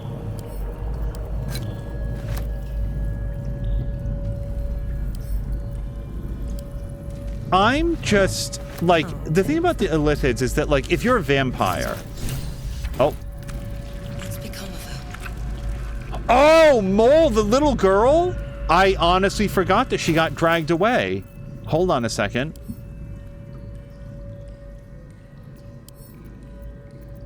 Can I examine it? Oh, it doesn't say anything. Yeah, the little girl that got dragged away when Last Light fell. Last Light in. Forgive me, Father, for I cannot help but admire the chosen of your sworn foe. Enver Gortash's genius will take us far, but fear not. Those of Bane will always fall to the same folly. They cannot see the beauty of obliteration. The absolute hoax will garner false love from new slaves, but once I've built a large enough army, I will use our hold upon the absolute slaves to begin this vile world's end. I can see the path through Gortash's brilliant plan. Gortash, Ketheric, and I will seize the Netherese relics that control the crown, and then use the crown to command the Illithid grand design. The dead three, age-old foes, our dire patrons, will be bosom friends for a time. Father, you created me to be the last soul alive. When the time is right and my power is assured, I will slaughter Gortash and Ketheric upon your altar, where I myself hope to die when the world itself is gasping its last. At the end of all this, Father, there will be not a single creature living. Everyone will die. Everyone will die for you. I will make you proud. Note appended at the bottom of the page in a different hand. Ha, Orin was right about her sibling, Balth. So this was all written by Orin's sibling and then Balthazar. I thought this was Balthazar's notes at first, but I guess Balthazar was noting that Orin's sibling was like in part of some death cult. Skull shavings, eyeball juice. Empty vessel, nothing more. Lending voice to elder law.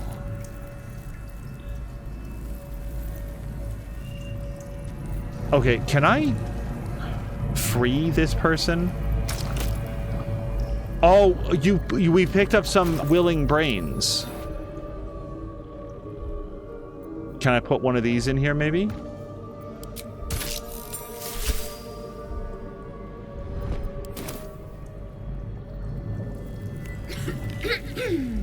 Pardon? Wouldn't do to phlegm all over Lord Gortash during my first performance, would it? Acoustics are a little off in here. Which is... where, exactly? Tell me about Lord Gortash. He heard me singing in Beggar's Rest. said he needed someone to give voice to lost knowledge. A little over my head, being honest, but the Lord has gold. I trust he knows his business. Now, I'd best warm up. I think you got the part. I don't know why I would want to plunge this person into hopeless despair. I'm sure you'll be performing soon. I have just the thing prepared. My ma used to sing it when I'd come crying about monsters. Oh, wish me luck. So now the question is, did I have more of those?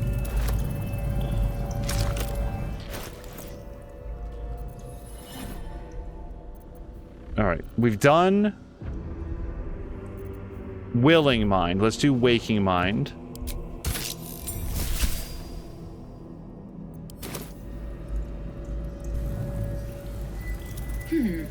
Fine bones, sharp jaw, some variety of elf. Pretty enough for a flesh prison, if not the noble Githzerai features I was born with. I'd guess you're no willing guest of the gate either. Perhaps we might aid one another. I feel like Will would be right to the point. I'm listening. What aid are you offering? My order taught a psionic technique much feared by the gate. They destroyed us for it, and kept me as a trophy. I never broke, but I've spent all these centuries awake, aware. So here is my offer. Use your tadpole, erase me, and I will pass my technique on to you. A prickling flame runs across the back of your mind and the edge of your soul. Your patron bids you caution before agreeing to this pact. The monk isn't telling you everything. If you want my help, then tell me the truth. All right. The gate did not find my monastery. I led them there. They promised me immortality, and they gave it. I have been their rotting trophy for centuries. As her agitation swells, so does her latent psionic power. To your tadpole, that guilt and terror are almost fragrant. You realize the Illithids locked her away not as a trophy, but as a fine vintage. Please, touch my mind and purge it. The moment you do, my knowledge will be yours.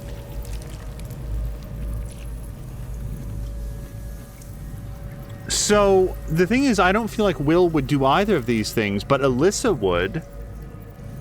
But I don't know if I can have this conversation again. I should have saved before I did this. Like, Alyssa would purge the mind for sure, but she's not here right now. It's a weird-ass choice that I made. I've already forgotten why I did that, because it'd be annoying to jump her down here, really. So let's purge her mind, because this seems like a torture beyond measure. Let's purge her mind. I feel like Will would not do this. The awareness that floods you is nothing like the tadpole. It is tentative and tinged with the loneliness of eons. It fades beneath your touch, but you feel something left behind. A fragment. It is only knowledge yet, without comprehension. But when you use it, you will see. And I see.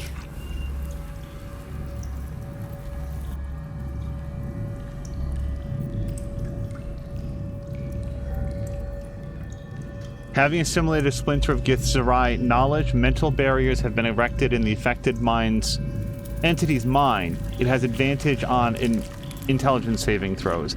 This might be a temporary thing, similar to the whatever it's called. Hold on. Let's take this. I'm gonna bring Alyssa down. I should have done this before.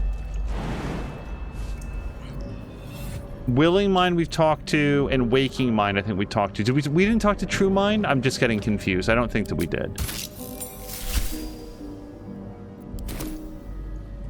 Every day he comes. Every day for 3 days to ask me how I feel. I want to tell, but I am confused. Which day is it? Who is he? We are his pets. His plan, Lord Gortash. It's the third day? She whispers in my mind. She sings, praise the Absolute. I guess I'll tell her it's the other days. I'm curious. The first, yes. 5 days since he put that thing in my eye, but the first day he came to visit. He says I am the last, that the other subjects have all changed. It's the second day. Eye hurts, head hurts, but he says I am past the worst of it, that I won't change like the others. He's given me a place of honor, so he can repeat his miracle and a name. True Soul. Tell me about the others. Separate cells. I never saw them, but when they changed... My head! I can feel them in my head!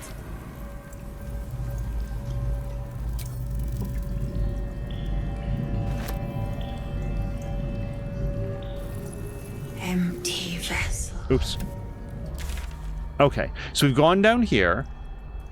We've gone all through here. Or, sorry, we were here much earlier. Like, this is a whole other area.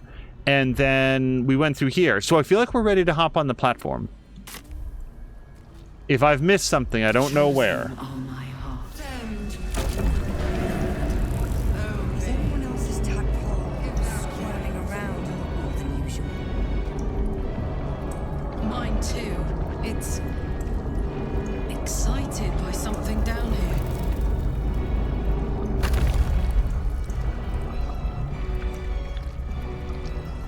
Oh wait, that's just gonna call the platform.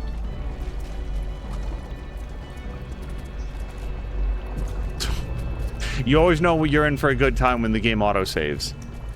No longer a background murmur. The presence in your mind builds to a roar. We found it. The Absolute is behind this door.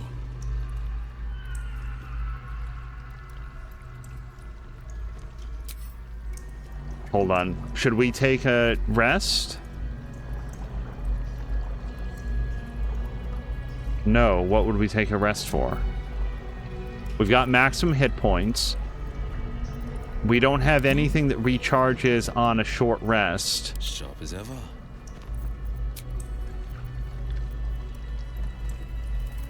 I guess technically it would let us do a long rest, but I can't go back to camp right now, so we'd have to just hang out in this mucus zone. So I feel like we do it. Let's do it. No one back home will ever. I don't know if this is going to count, but we are going to put Blade Ward onto Will.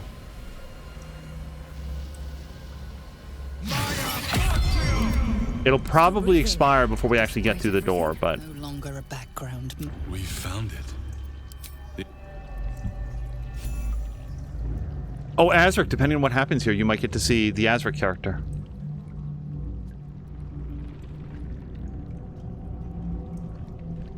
You said it was under control. It isn't you I answer to, Gortash. Motherfucker! Gortash! Oh, the general voice. Is this where we salute? Salute, yes, with cleavers through his blood-starved flesh. How it crawls with failure, like flies on lick-wet carrion. You forget yourself, Orin. I have played my part. You've built an army for our masters, true enough. But what of the astral prison? A rogue true soul flaunting it under your nose all this time. And you ran from her. Sure that they would follow and deliver it into my hands here. If you would cease these distractions. The distractions have been yours, Ketherick. Perhaps we never should have dug your daughter up. So you haven't lost your edge. But you're still not as sharp as Orin, I wager. The Slayer against the Undying One. That'd be fun to see. His crypt breath sings to my sinews again, again. But he must lead the murder march to Baldur's grave.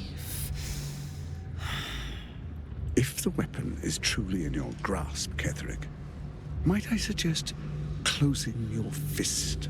Orin and I can wait for you no longer. The plan proceeds. We're going to the city, and we expect you to follow. Army and the weapon in tow. The Edict of Bane. The lash of Thor!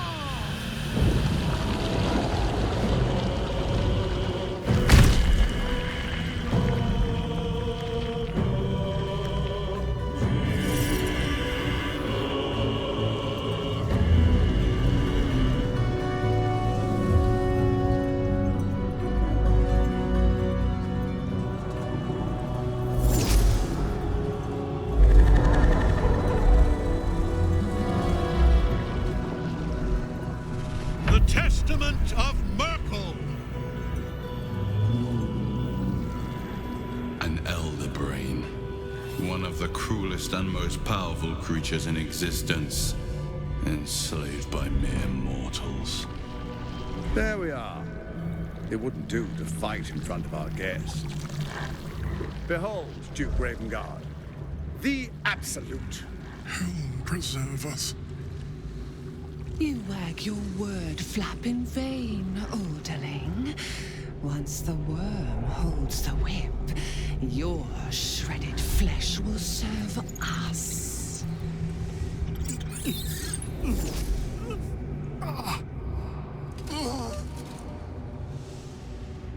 Shit, no! Father! Now, it's really time we were going. We will empty this place and begin the march. You may catch up with the army once you've retrieved the weapon. And Ketherick, do try not to sulk. You're supposed to be the fearsome general come to conquer the city. And I am the hero who will save it.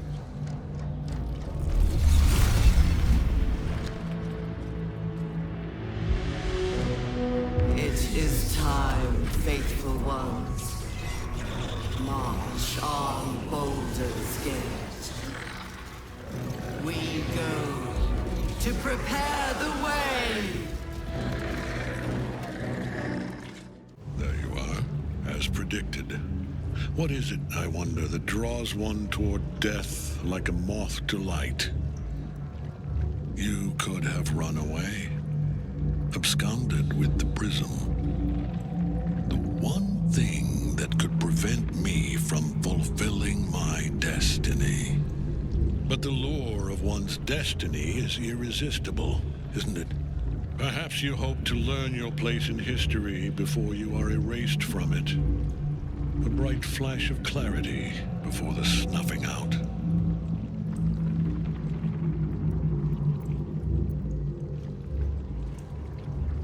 Sure, if this guy wants to talk, I don't see why we wouldn't listen. Why is the prism so important to you? The very fact of your being attests to its power. Despite your infection, you resisted the brain here in the heart of its domain. What good is an army of thralls if they do not obey their master? Let us speak plainly. My Lord Myrkul gave me the one thing I desired, the one thing no other god could grant me. My daughter's life returned. Her heart beating once more.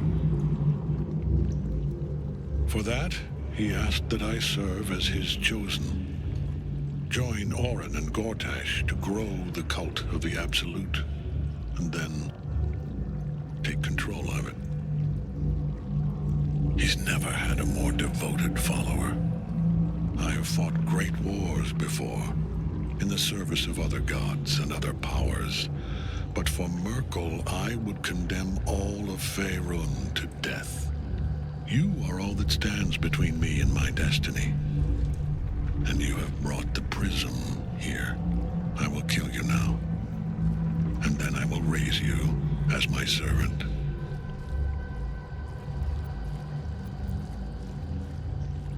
We'll roll for persuasion. I was ready to show you mercy before. It's still not too late. You can repent. It's not that I feel like this man can make up for what he's done. I do feel like if I could somehow, some way persuade him to turn against his confederates, that he would be a very powerful ally. Let's roll for persuasion.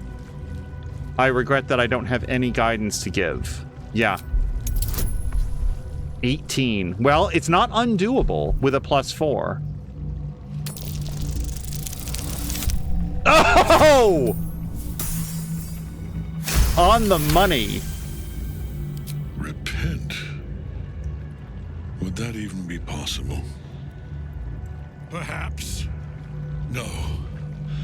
There is no repentance. No release. My debt can never be repaid.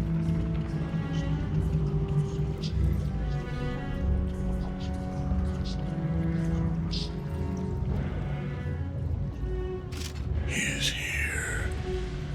He is watching. He is listening. He is.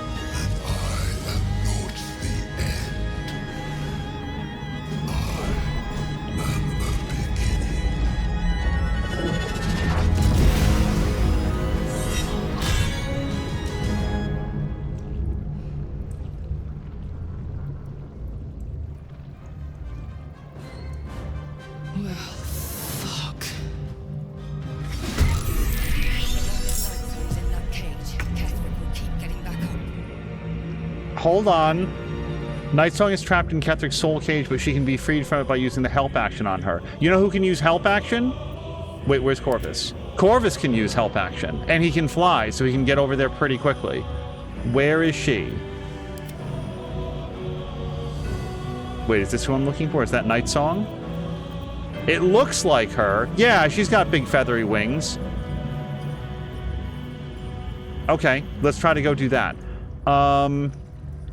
But we've got a ways to go first. So, oh shit. Okay.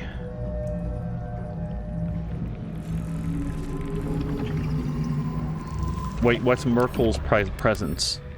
I need to know the rules before we can fight. The Apostle exudes the God of Death's unholy will and bone chills all nearby creatures, so we probably don't want to stand too close. Cannot regain hit points if undead has disadvantage on attack rolls.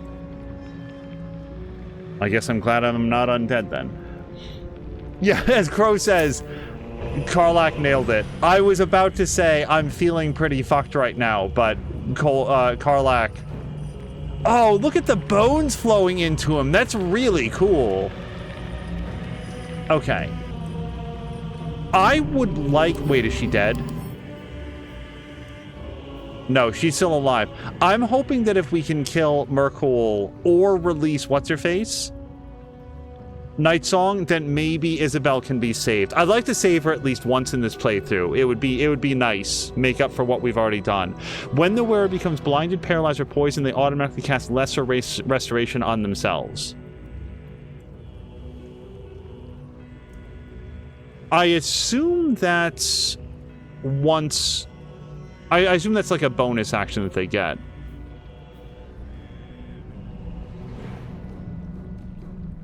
Each successful saving throw causes the source of the saving throw to take 1 to 4 radiant damage. So not lethal, but kind of a sting. Ooh.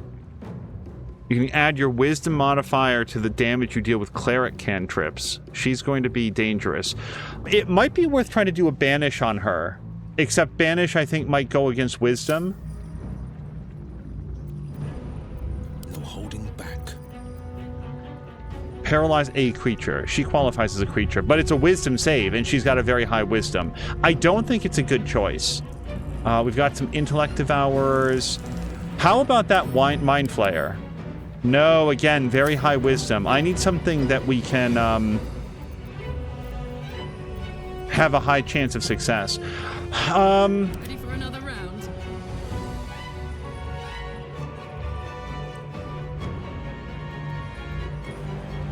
I'm thinking that we might do a potion of speed on Karlach. I also think that we might down a soul coin with her. But I don't know exactly what it does, and I don't want to risk wasting it. Yeah, we're far back, man. I'm weighing on whether or not I want to dash. That's a lot of dudes to get to go. Or maybe we don't go forward at all. Maybe we wait for them to come to us, and then we try to backline them by flying Corvus past. We make them come to us.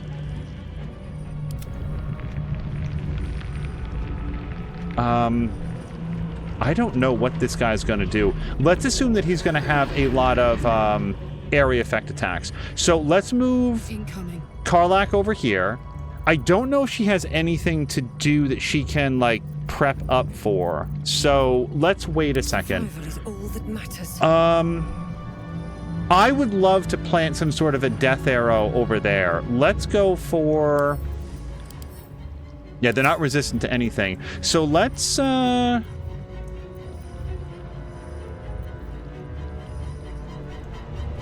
gonna hold on to those for now. Let's hit these guys with an arrow of ice. May the gods take me first. And then we're gonna pull her back. Keep going. None can withstand nature's wrath. Right, who am I? Halsin? Let's have Halsin get, like, over here. But again, we're gonna hold back. We wanna like make them come forward a little bit. They're gonna be able to hit us with range, but we mostly want to get ready. Oh, and if anybody's gonna get like Ga, let's have it be the Ifrits. Yeah, these guys can be pretty annoying, I feel like. Not annoying enough to get up with their ice breath. So let's fly up here.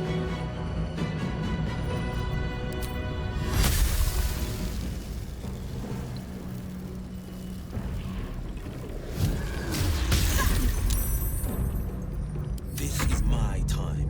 Okay, yeah, Will, why don't you hang way the hell back? We're gonna do some blade ward on you. I'm comfortable right where you are.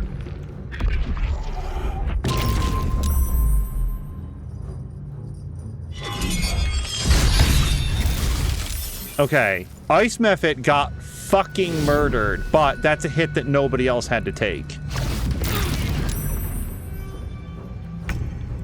I really should have taken that potion of whatever it's called.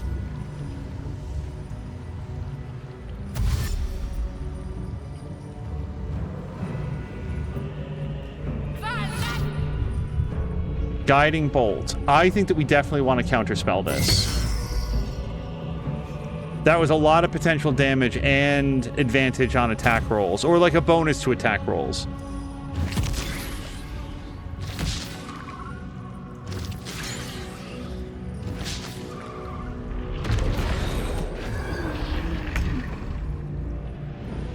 Okay, where's Corvus though? Did he not get to go?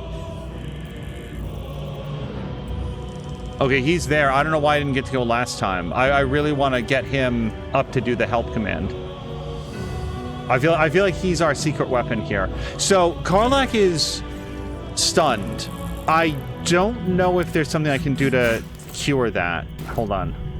Help me.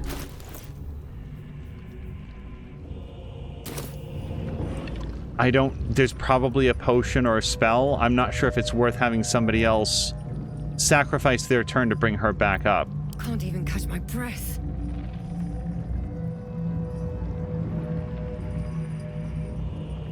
That Mind Flayer, man, we gotta take him out. I feel like poison might really help us out. I need,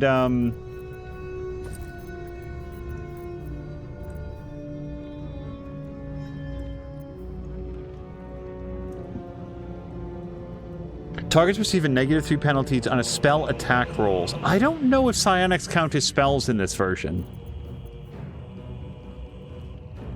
Silenced, paralyzed, and poisoned. So that's not helpful for Karlach. An additional 1 to 10 poison damage. For 10 turns? Fuck it. When else are we gonna use it? Purple worm poison, baby. So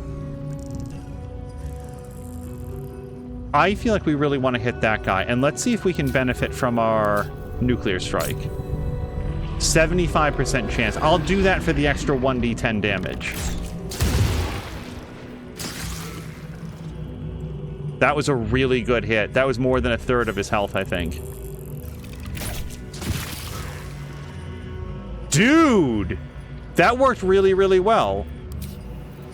Still, I think we hold her back. Also, Crow is going to tell me something interesting about the fight afterwards. I will be interested to see it. Alright, what specifically is the radius for Slam? That much. So if we move him to here, I feel like he can hit all the bad guys, but not Karlach. Wait, how? Wait. The radius is 5 meters? Call it about 5 meters. So if Karlach is, I don't know, 9 meters, if we go like 5 meters this way, I feel like that's a good estimate. Damn it! Can we move back?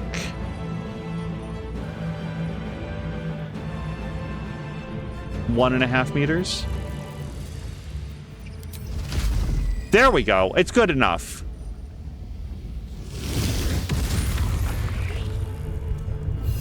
And then, yeah, we're going to get him up in threatening mode. All right. Will. Oh, you know what? Why don't we bring Scratch in on this? I probably should have done that last turn. Alternatively, we have a reasonably good chance to kill these dudes. Yeah, at least one of them went down. Otherwise, we're going to hold him back. Oh, with his Misty Step, you guys, with his Misty Step, he'd also be a prime choice to get in close to Dame Aelin there.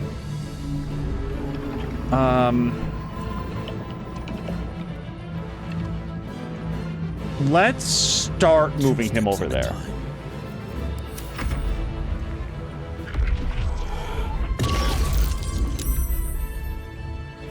Okay. Cannot move. Frightened enemies also have disadvantage on ability checks and attack rolls. I'm so sorry. What just happened? Everybody's in a different position.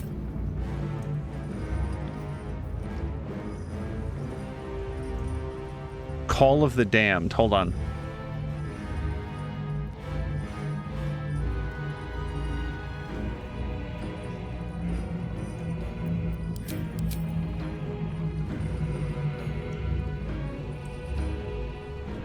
Speak the commands. Myrkul whispers in your ear and pull all nearby enemies towards you.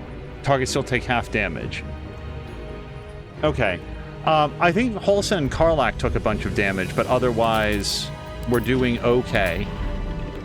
And now it's Corvus's turn. So Corvus, I really, really want to get up here. For the time being, let's get up here. I feel like this is going to put him out of range of most enemies, and hopefully on next round he'll be able to fly over and help her.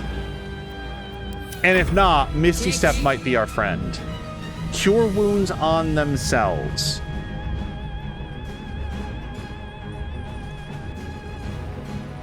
I gotta tell you, if I can not have her die, I feel like that's good.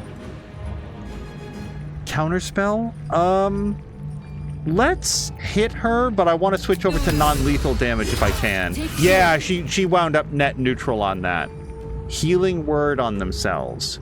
6 to 15 damage. Let's not react. I'm going to save my counter spells for something important.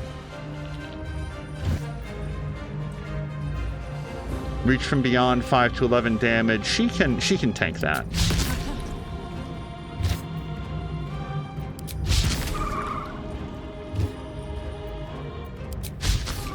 Especially when they can't hit.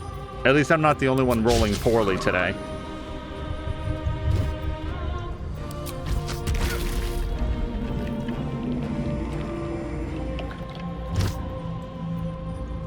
On Corvus. That's going to do 5 to 11 damage. How many hit points? He has 4 hit points. Oof.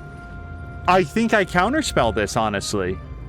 Maybe it's not a great idea, but we need Corvus.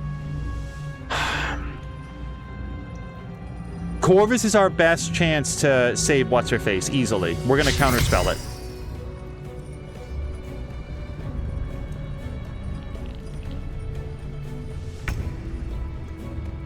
Okay.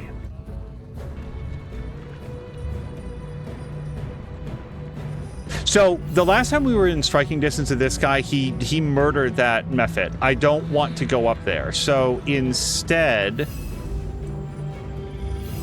we could try to put down Saloon and do it non-lethally.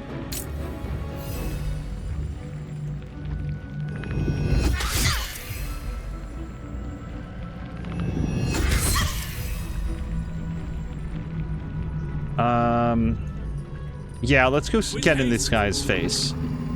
I'm not 100% sure that hitting somebody with a bear paw the size of their entire chest cavity is going to be non-lethal no matter how carefully we do it. But to keep going.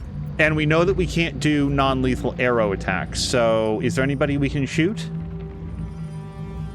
Yeah, we can't shoot her. There's no point in shooting that guy. No.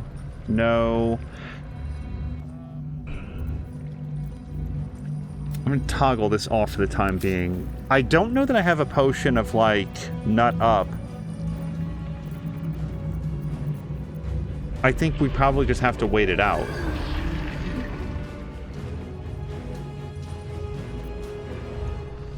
I'm too far away to, like, chuck a potion, right? Let me just look. I'd love her to do something. Okay, sure, whatever you say. Let's try to throw this. Can we throw it? Okay, so we can help somebody this way. Yeah, let's, so, you guys, it's on Karlach, and I know it says 36%. I'm going to click on Karlach now, and she will get hit points back. It will definitely work. Should get started. Yeah. I don't know what the hell happened that last time. I must not have clicked on it properly. Cozy Place is back. Yes, Cozy, I can see your message. Welcome back. And I hope everything's going okay with the router. Okay. Isabel has 2 hit points left. I'm going to double check. We're in non-lethal mode. It even has a little thing here. So, Karlach, just hit her with the back end of your axe. Okay, she's knocked out. Now, why don't we make sure that these guys have something to hit that is not Corvus Major? Oh, and by the way, we can now go full-on lethal. Down the hatch. I really should have frenzied. I'm now... Do I want to frenzy now? Fuck it. Frenzy. I should have done it earlier, but... That's who favors the fearless. Okay. I would love to smash this. We know it's going to give rise to another bad guy. Finding my way. And also, we might be able to throw this guy into the pit. So I'm going to try to nail that guy. 90% chance, and, well, that's not going to knock him back into the pit, is it? And then let's also... This does 1 to 10. I think I'd rather make sure this thing doesn't open, because we've got a 100% chance and it will smash. Yeah, well worth it, I think.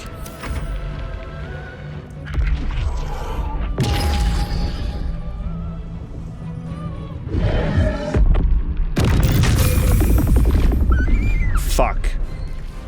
Corvus just died.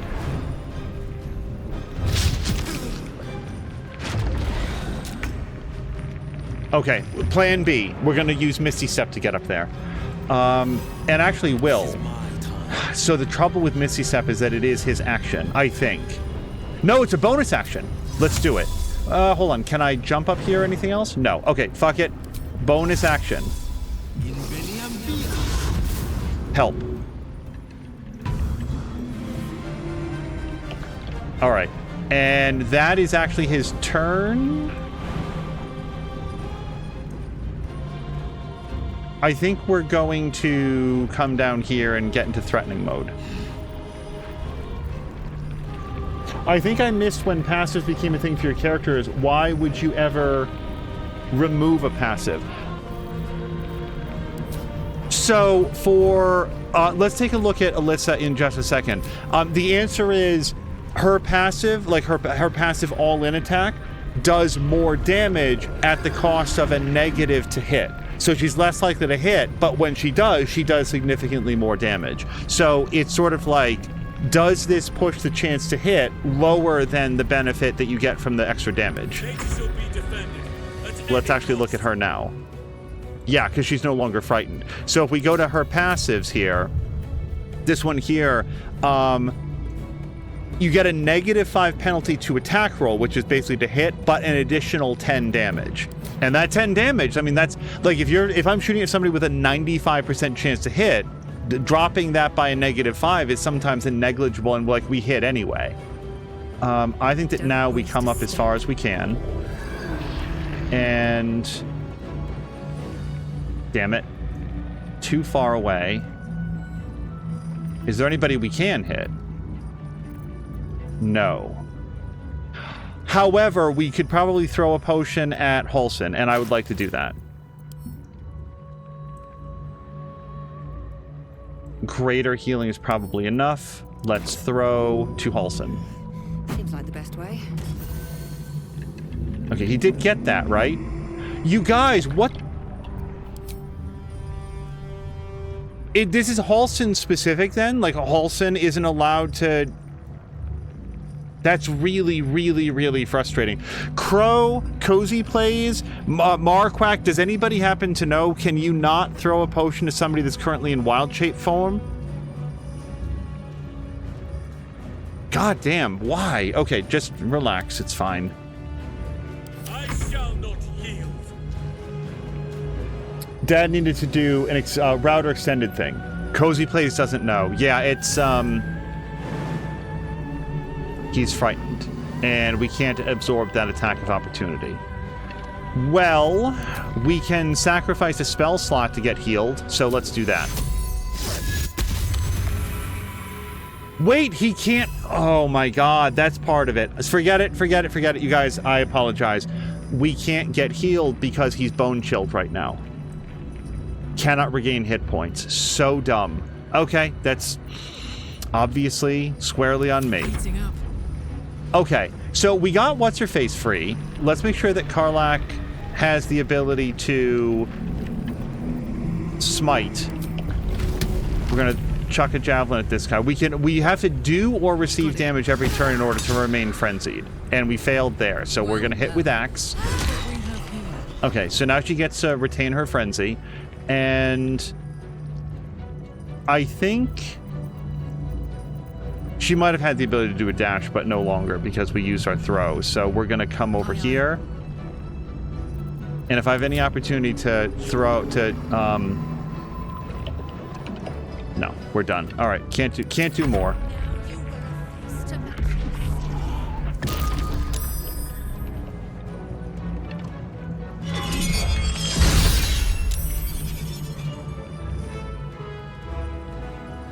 Oh, I hope she brought her bazooka.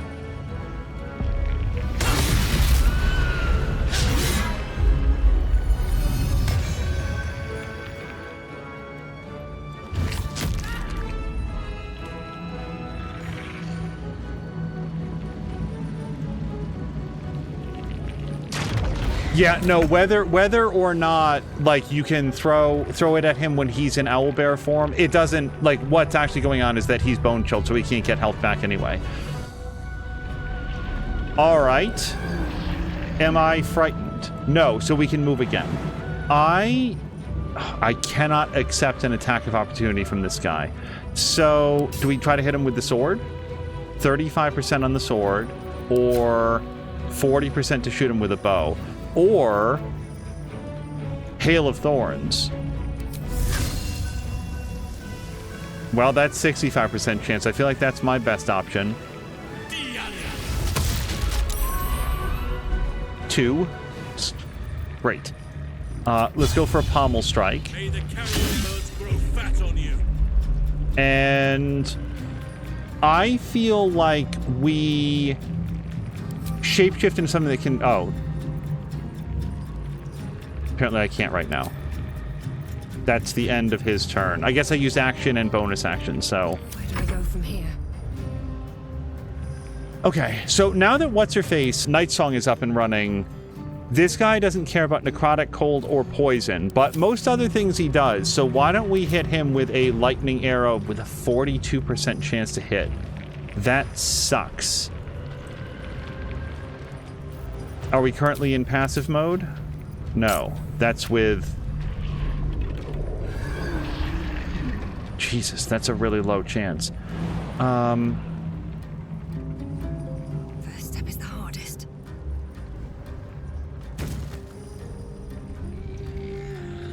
Okay, let's make sure that these things don't hatch more dudes at us. That was a terrible shot. I probably should have done this. I absolutely should have done that. Oh my god. Okay. I'm just curious. So that was, she rolled a 1 for damage? What? Oh, because it's resistant. That's why. Okay. Well, that's her turn. All right, Karlach. Let's, show this guy what an axe to the head feels like. And I do think that, like, I've never taken a soul coin. When else would we do it except for right now? Consume. Okay. I legitimately don't know what this does, except that it makes her worse. Internal Fury. The hatred and pain of a captured soul fuel Karlach's infernal machine. Her weapon and unarmed attacks deal an additional 1 to 4 fire damage when she's raging or when her hit points drop below 25%. All right, well, let's go give it to him. Watch this.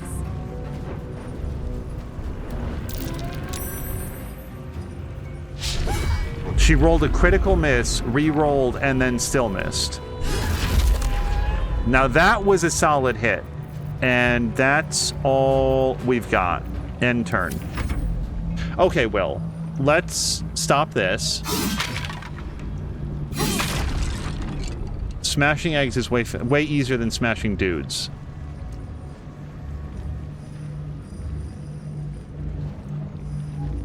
Making my move.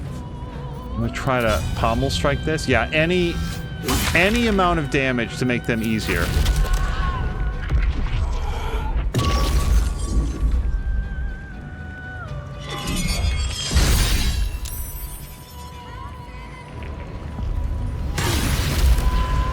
I'm assuming Bone Chill extends to Halsin. The good news is she did bring her bazooka. Holy shit.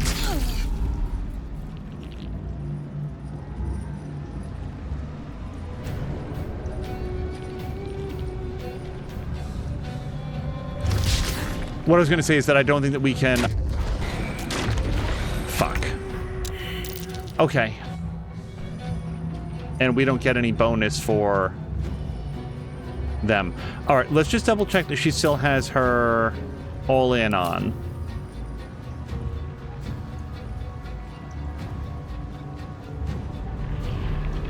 I'm honestly starting to think that my time would be better spent even with the 50%. Let's toggle this off. 75%. Yeah, that's better than the 40% that we had before. Let's fire arrow this guy. It really wanted to make sure that I knew how much I had critically missed that. Can we see it again? Attack roll 1. I think we got a couple in here. It said it twice at least. Yeah, we hit one for 1 fire damage. Okay, then just a regular shot then, please. Also, we'll do this.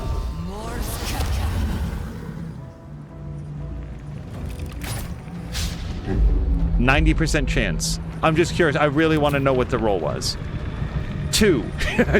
Hey, she doubled her previous attempt. Now this is my happy place. Okay, Karlach, can you do what I can't? Let's prepare.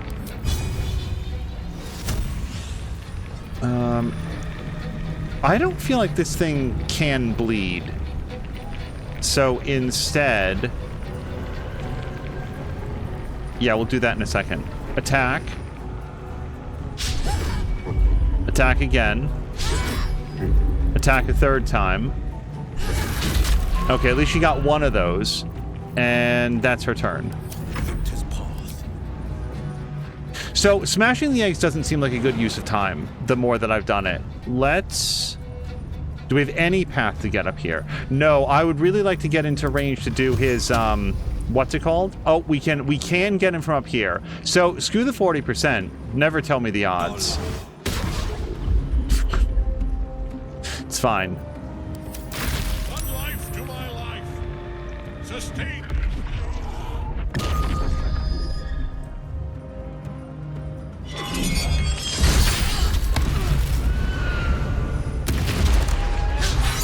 There's a lot happening.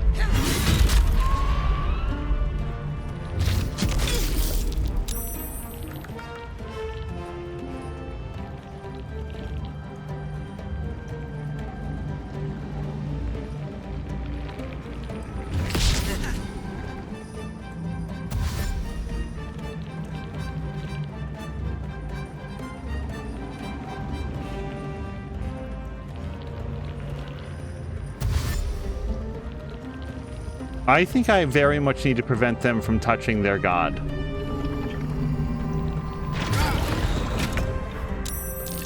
Yeah, hold on. I feel like I want to kill... When he said, you know, to me, my slaves, like, were like, renovate me or whatever it was that he said, I feel like we need this guy to be not touching his friend. Okay, that made up for all the misses. Hold on. I want to go... Nope. I'm going to go here, turn this on, because we've got a height advantage on this guy, if I can get a shot on him. Path is interrupted. Okay, can we maybe get here? Apparently I don't want to stand inside the radius there. Yeah, here we go. So yeah, like, even with my passive on, like the all-in, it's a 95% chance to hit, so this works really well. Hamstring shot? I don't know, I feel like I'd just kill him.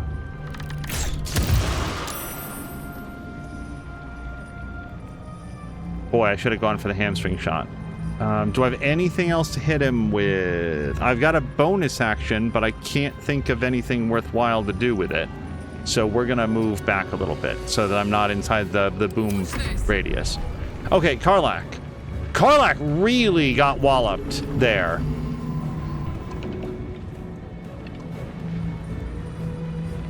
I want to be in a position so that there's ice here. Hopefully she can... Okay, cool. I want to help Halsin up on my next turn, but I also want to try to kill this guy.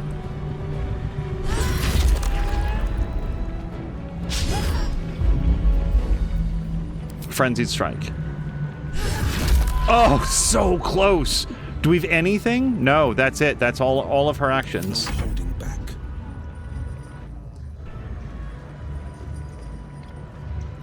Will is going to wind up taking damage if he goes. 16%. I'm still going to go for it.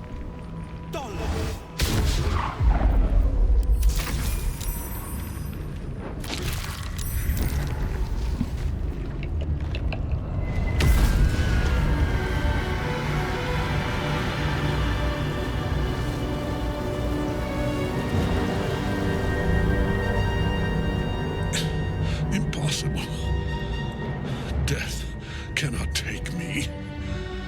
I am its master. My lord, hear me.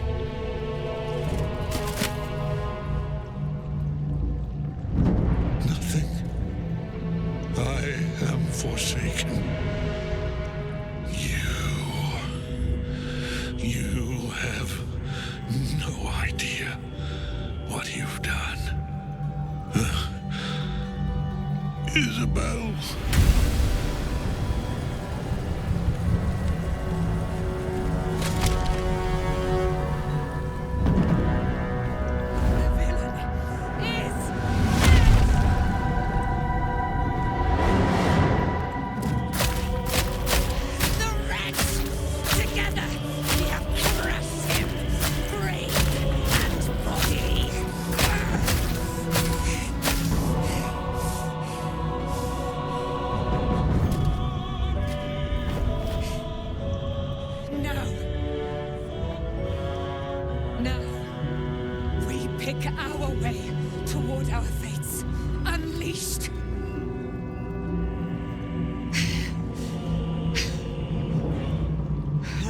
I cannot say the same for Isabel. She may have been Ketheric's daughter, but she was my world entire. Do what you must. Then we fly this foul place. I was... The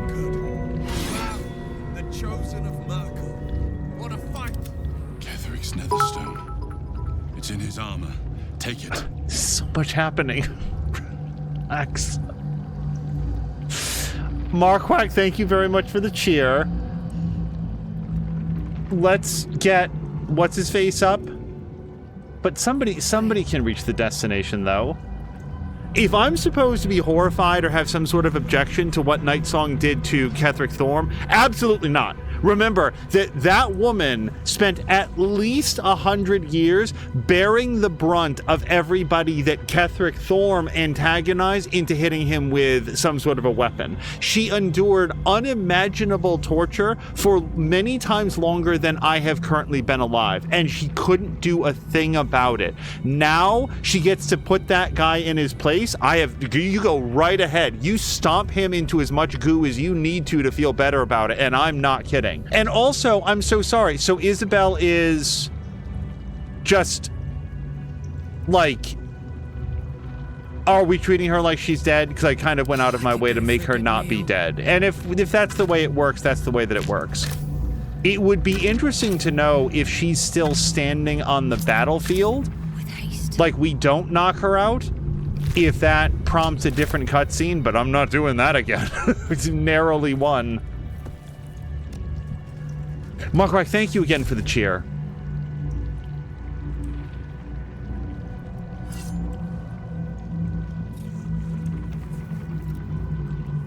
In death, the body is cooling, but energy radiates from the stone.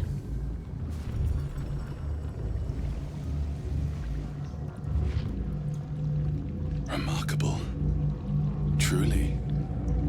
Now the picture comes together. The Absolute is neither god nor man. It is the Elder Brain you saw, held here by those three against its will. Wait. The crown it wears controls it, and these stones control the crown. It has been dominated. To master an Elder Brain, to subdue it, our enemies are formidable. I hope I don't get the chance to look around just because I picked this stone up.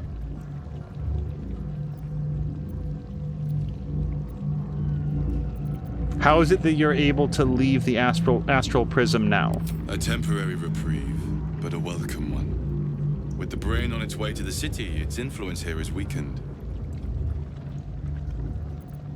What are these stones? The crown's markings suggest it was forged in Netheril, an ancient empire whose mastery over magic rivaled that of the gods.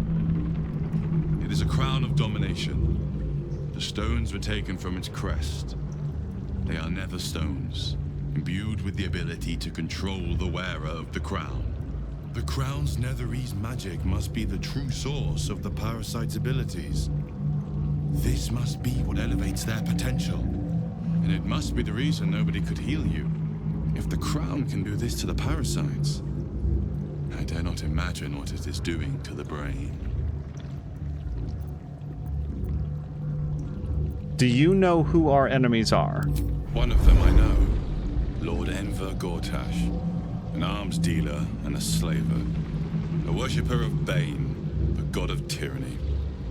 The other is a mystery to me. But the way she spoke, it's most likely she follows Baal, the god of murder. Ketheric was a follower of Myrkul, which means the Absolute is a front for the gods of death, and our enemies are the chosen of the Dead Three. Okay, why don't you expand on that? Bane, Baal, and Myrkul.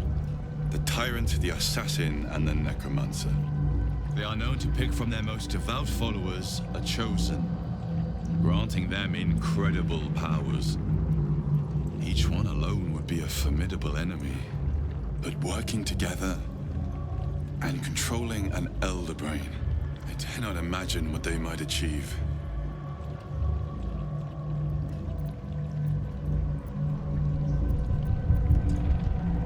What do we do now is less fatalistic than what hope do we have?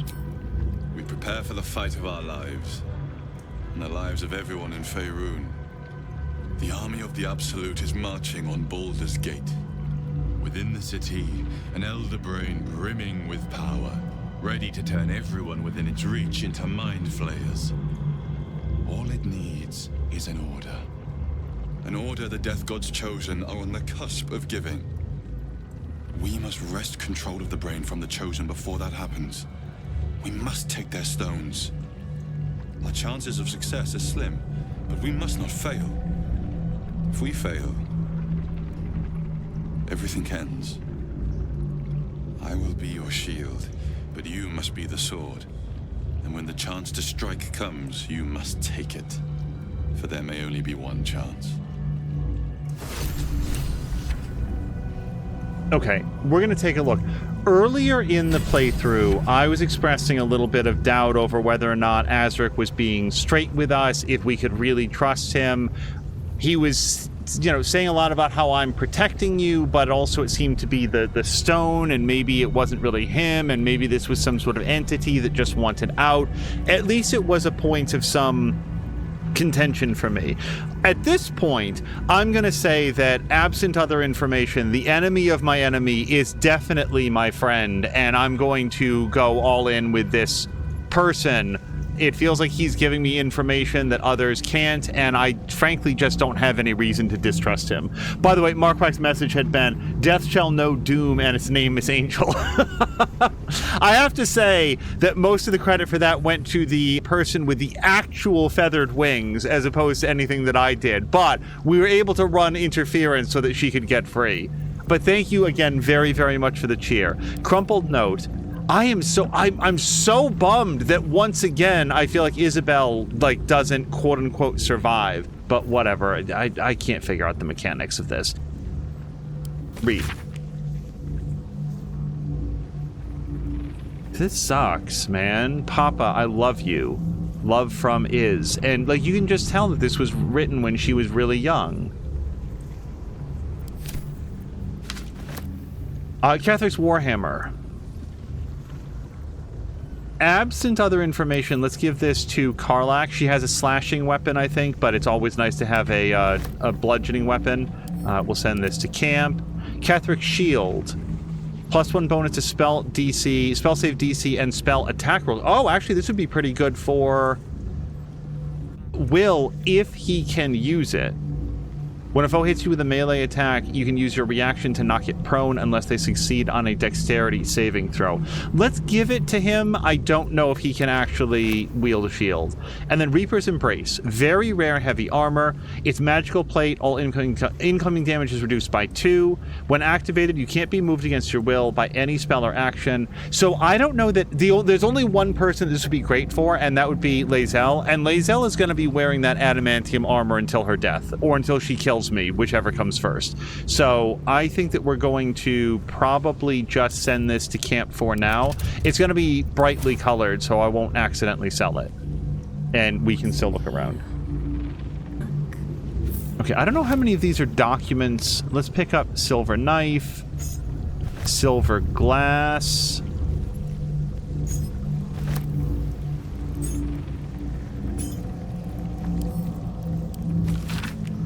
Dictated and described by Enver Gortash, the grand design is the Mind Flayer species-wide ambition to return to the days of their conquering greatness. I feel... No, I don't think that I did read this. Blah, blah, blah, blah, blah. Giving the Elder Brain an overall command, an implacable army of Illithid slave warriors with which to defeat all their old enemies, human and humanoid, Githyanki and Ulitharid. Of course, this is delusional madness, megalomania on a cosmic scale, and I know just how to turn it to our purposes. We're going to help the Mind Flayers enact their grand design, but only in a way that suits us. The Illithid shall have their crusade to enslave, but they will be acting in turn as our slaves, and we shall determine the how, when, and where of their great Illithid outbreak. To be precise, I, Gortash, will determine these things, as commanding the grand design is clearly a Banite task. Let's read this. Actually, let's just pick up all the books and then we'll sort through them, because it's a little bit cluttered on the table.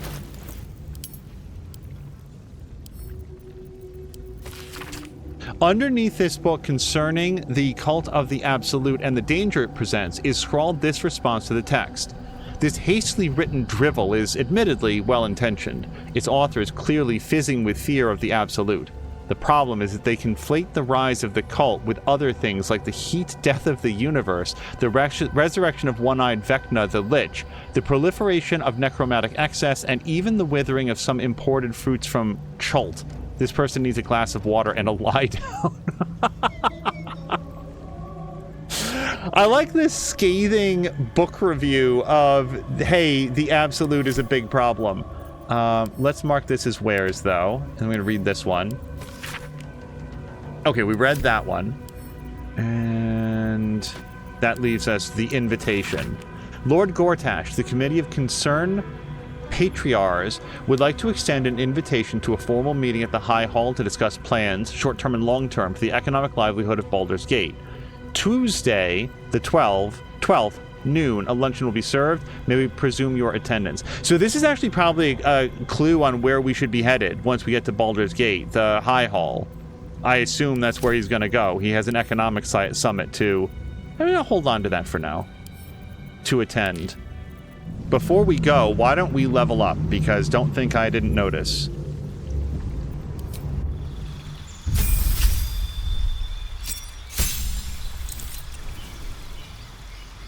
Intimidating presence. Menace an enemy and instill a terrible fear within them. You can use maintain intimidating presence to prolong the target's fear. If the target resists this effect, it can't be targeted again until it long rests. Oh, the target. Okay, I follow. All right. Well, that's a pretty cool thing to have.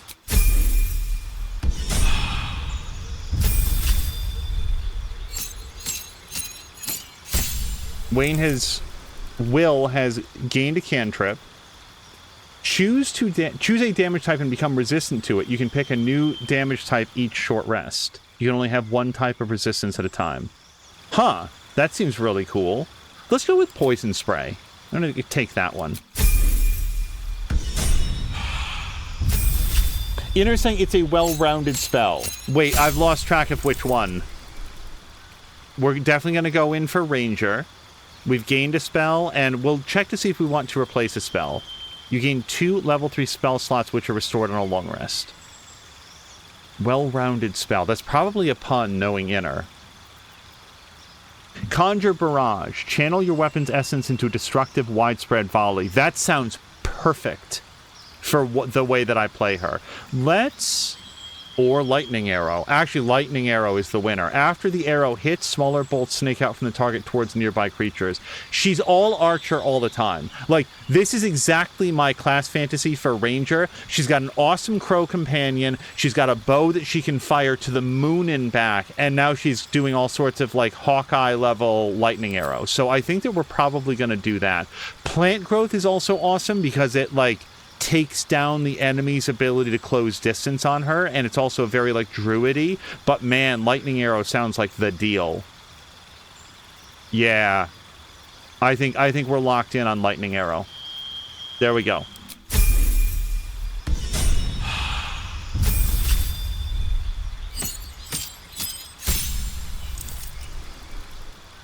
Improved wild strike. You can make two additional attack after making an unarmed strike while in wild shape. Okay, I mean, more attacks is always better for him for sure. Gained a cantrip.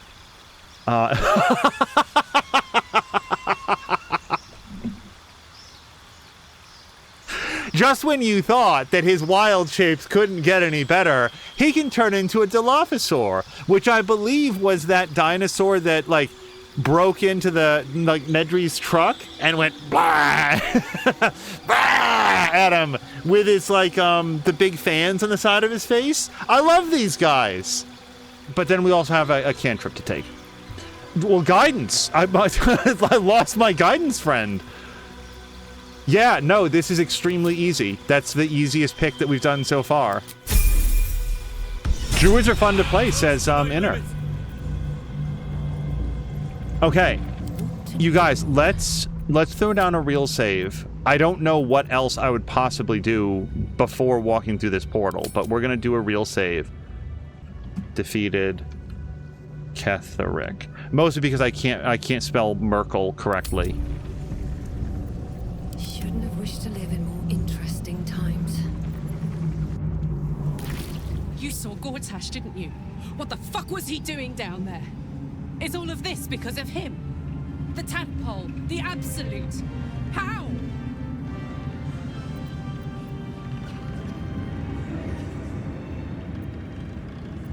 Well, it seems that he's a servant of Bane, as Ketheric served Myrkul. Who knows what powers he's gained since you knew him. So, okay, I wasn't remembering this actually prior to this. Gortash is the person that sold Karlach to the demon people that, like, put the infernal engine in her chest, right? It's been a really long time since that conversation, but now I'm starting to remember that that's how they know each other. It seems he's a servant of Bane. I feel bad that I'd forgotten that. All of the messages that we picked up, I just never put that together. I'd never have protected a Baneite even a decade ago. I looked after that fucker with my life. I trusted him. He gave me away to Zariel without a second thought. And now he's looking to ruin the entire Sword Coast. He has to die. And I'm gonna be the one who kills him. No. We'll do it together, whatever it takes. He can't get away with what he's done. To me. To us. He won't get away with it. I wish to Christ I could help her. I'm done. I can't wait to sleep. Gods be damned. With that parasite in his brain, Father could wreak untold havoc in the Absolute's name. Should Baldur's Gate fall to the Absolute, every one of the coast cities will be ripe for the plucking. We're not just fighting for our cure. We're fighting for my father. We're fighting for the Gate. We're fighting for all of Faerun.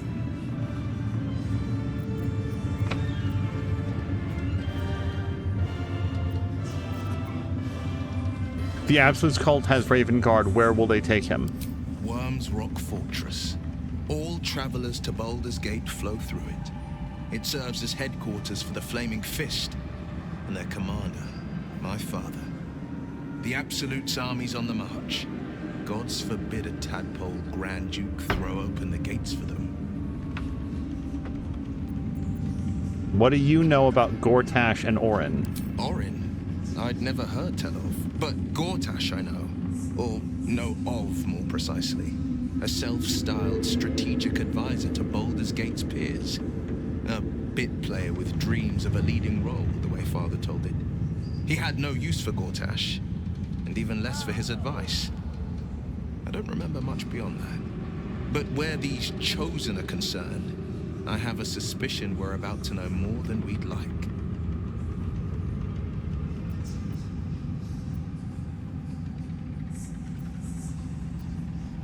So, I feel like I would want to ask him about this, but it just feels like it's kind of in a crowded area. I want to wait until we're in camp and alone. Yeah. Alright, let's talk to Halsin. Thaniel rests well. He's healing very rapidly, now that Oliver has returned to him. I'm glad I could help. I knew I could put my faith in you. If only we had met sooner. When will the curse actually be lifted? I can't say for certain, but we'll see it come to pass long before this place recedes behind us. Don't worry. All is at hand. We can depart whenever you're ready. And what happened to Oliver exactly? Did Thaniel absorb him? No more than my right hand can absorb my left. Oliver is helping Thaniel to recover. They both lie dormant, like trees awaiting spring. Once the curse is lifted, they can stand as one or as a pair. Whatever they wish, I hope they will remain as a pair. It will be good for them both to have a friend, once I'm gone. Still, I would like to return here someday. See Thaniel and Oliver again. In my meditations, or perhaps in person, if the Oak Father wills it. I hope he does.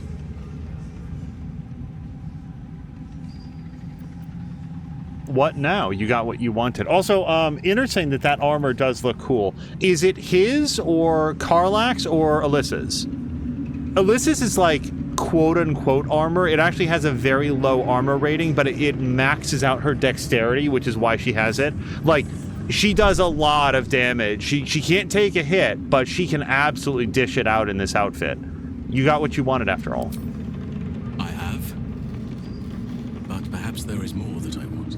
Anyway, once the curse is lifted, nature can take its course without me.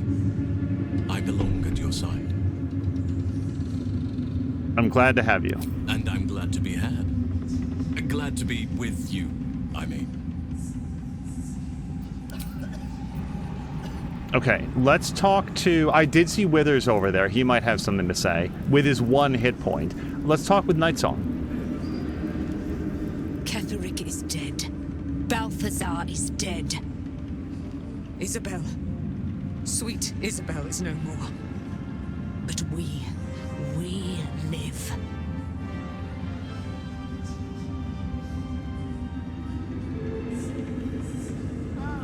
We live at the mercy of the gods. Even I, immortal, have no guarantee of days to come. We must remain vigilant and grateful. I will join your camp tonight. There we will discuss the spirals of time, past and future, and we will make merry in the present, wherein we reside. I'll see you there. I do have questions now, but she literally said we'll see her soon, so we'll see you there. You certainly will. Our enemies spread like rub rot. Treat one patch, and 2 more bloom in its place. An elder brain, bound by lost Netherese magic, with servants of the Dead Three holding the chain. Reminds me of old times. Those must be some interesting stories, Jaheira. Would you like to share them with us? Yeah, actually, you've tangled with the Dead Three before? Extensively. Mind flayers, too. And I never dreamed of seeing gods and Illithids working in consort. It is most disturbing. But take courage. We have killed a man who could not die and stripped the Absolute's army of its general. You have a Netherstone, and you're on the scent of 2 more. These Chosen have reason to fear you, and I would like to be at your side when you confront them. Saddle up. Let's do it. Yes. No, we're not going to question this. I'll be glad to have you at my side. Glad to be there. Falling foul of Ketheric convinced me that my grand adventures were behind me. That even if I survived, I should hang up my blades. But you convinced me otherwise. We ventured into darkness together. Now we've come out the other side. I'd say I'm feeling a little refreshed. When we reach Baldur's Gate, there will be even darker paths to tread. I will follow you wherever they lead.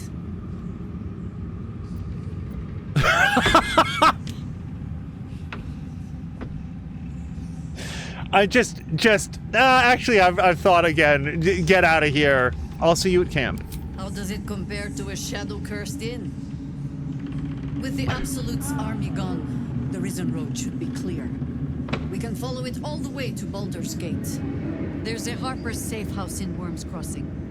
Denthelan's Dancing Axe. We do well to check in with them before entering the city proper. Beyond that, our course is yours to set. Find me at your camp, huh? I can remember how to take orders, as well as give them. Dude, if you had asked me to... I might have said this before, but if you had asked me to make 20 predictions for things that might happen in this game, having a character from the original game show up in a major role and then, like, join your party just wouldn't have been there. I never would have thought that this is where it would have done. I'm going to F5 it. Let's talk with Withers. A curse lifted. The dead 3 allied once more.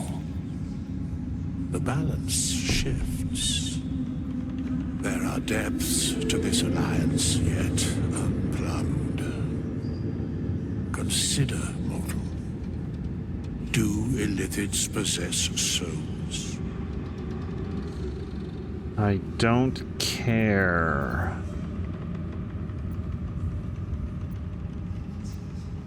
I haven't thought about it. Thou shalt think about it now, and I shall give the answer. Mind flayers are soulless.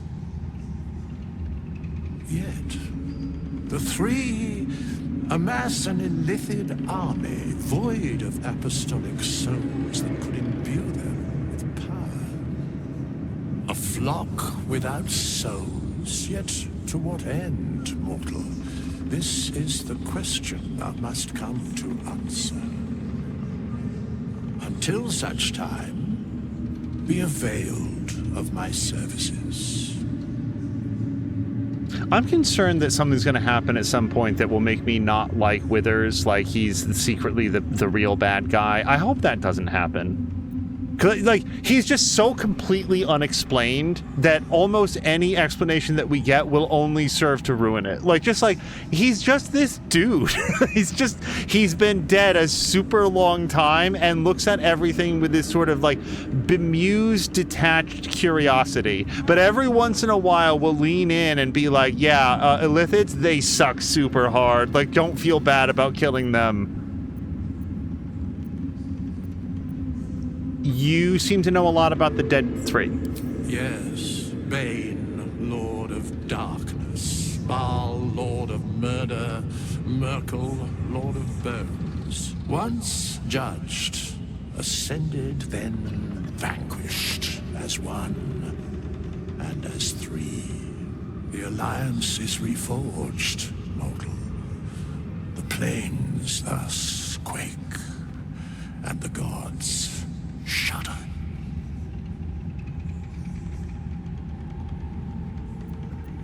And I'm surprised to see you out of camp. Where matters of balance are concerned, I am eternally cold. Is there more that you can tell me? No. All right. As far as I know, like, we have searched this zone. I didn't leave anything behind. But let's go get the body, because we can teleport right here. We leave the heart of the Absolute alive, thanks to you. You did well to defeat Ketheric, but Ketheric was only the first to fall. There are many more battles ahead, and they will not be so easily won. You will need allies.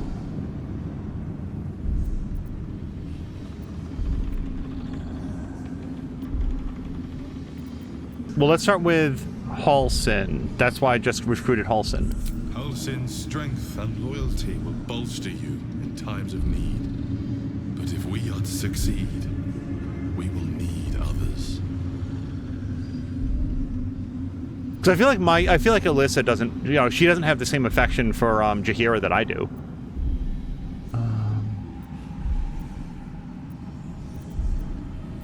I'll seek more allies in the city. Good. I am glad to hear that. Baldur's Gate may not know it yet, but its fate is bound to ours. Seek on its streets those whose purpose aligns with our own, and invite them to our cause. Together, we will put an end to the Absolute, the Chosen, all. So, there is one interesting little thing.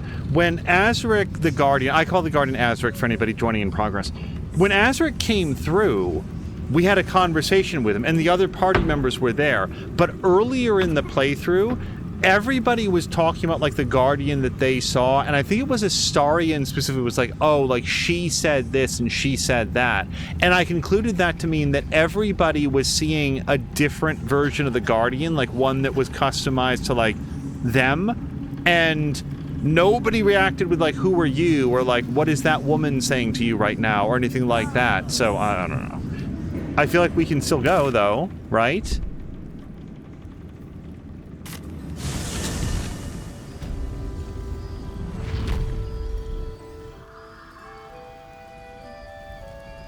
I will also say that, like, in any future playthrough, it turns out that I would really have wanted to have Gale there because, I don't know, I guess I just wasn't... I remember his plan. I just had sort of discarded that as being the thing that we were actually going to do, where he was going to detonate his orb to take out the Elder Brain.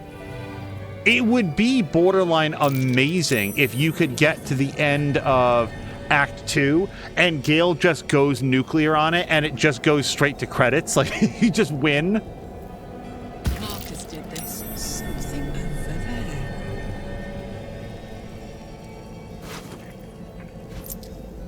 Shield of Scorching Reprisal.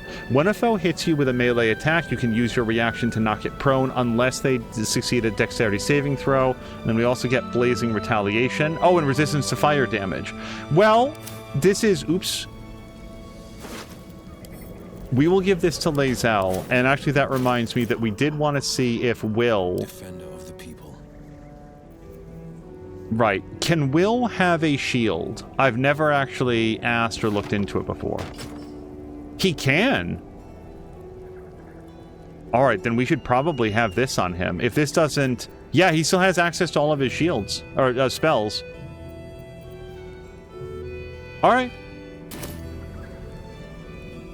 Rock on. That was absolutely worth grabbing. Let's get going. Why don't we hit camp and I'm gonna, like, swap out some of the dudes that are super low on health. Maybe it'll bring us closer. The curse is broken and the shadows are lifting. In time, these lands will heal.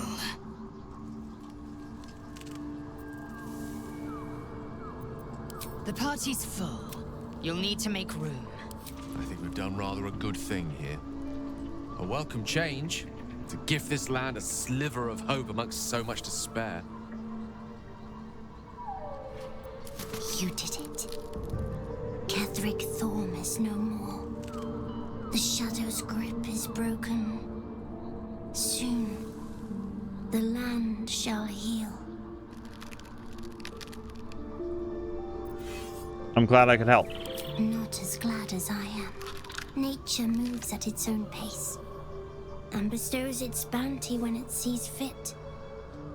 Give it time. A reward shall come to you when you need it most. You guys. I really want to come up like 3 gold short on something that I really want to buy, and that kid shows up and is like, here, I have arrived to give you a loan. Like, the reward that we're waiting for is the most penny Annie bullshit in the world, but it is what we need right at that moment. Your shoelaces have splintered and broken. Here's a new set. There you are. I have awaited your arrival with great anticipation. Come closer. Can I entice you to take a shower first? You've been dead a while, and also are covered in grime. Stay back, ready to defend yourself? What an odd choice. Step closer. Feel my voice rattle your bones as I proclaim our victory. Moon Maiden Selûne, hear me.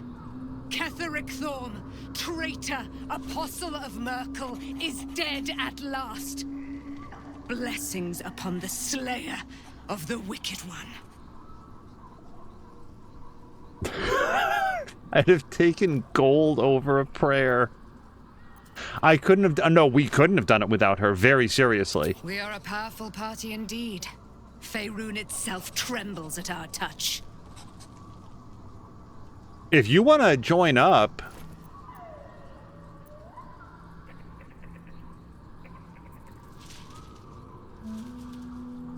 I'm going to ask her straight up. You should join my camp permanently. We can fight the powers of evil together. I don't think she will, but then again, I didn't think Jaheira would, so let's do it.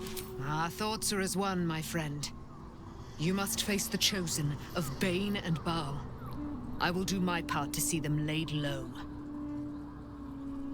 Okay, is that like as a well-wisher? Just here for moral support? Okay, how do you intend to spend your newfound freedom? I am free from my bonds, but not my duty. The dead 3 are risen. The dead 2 remain.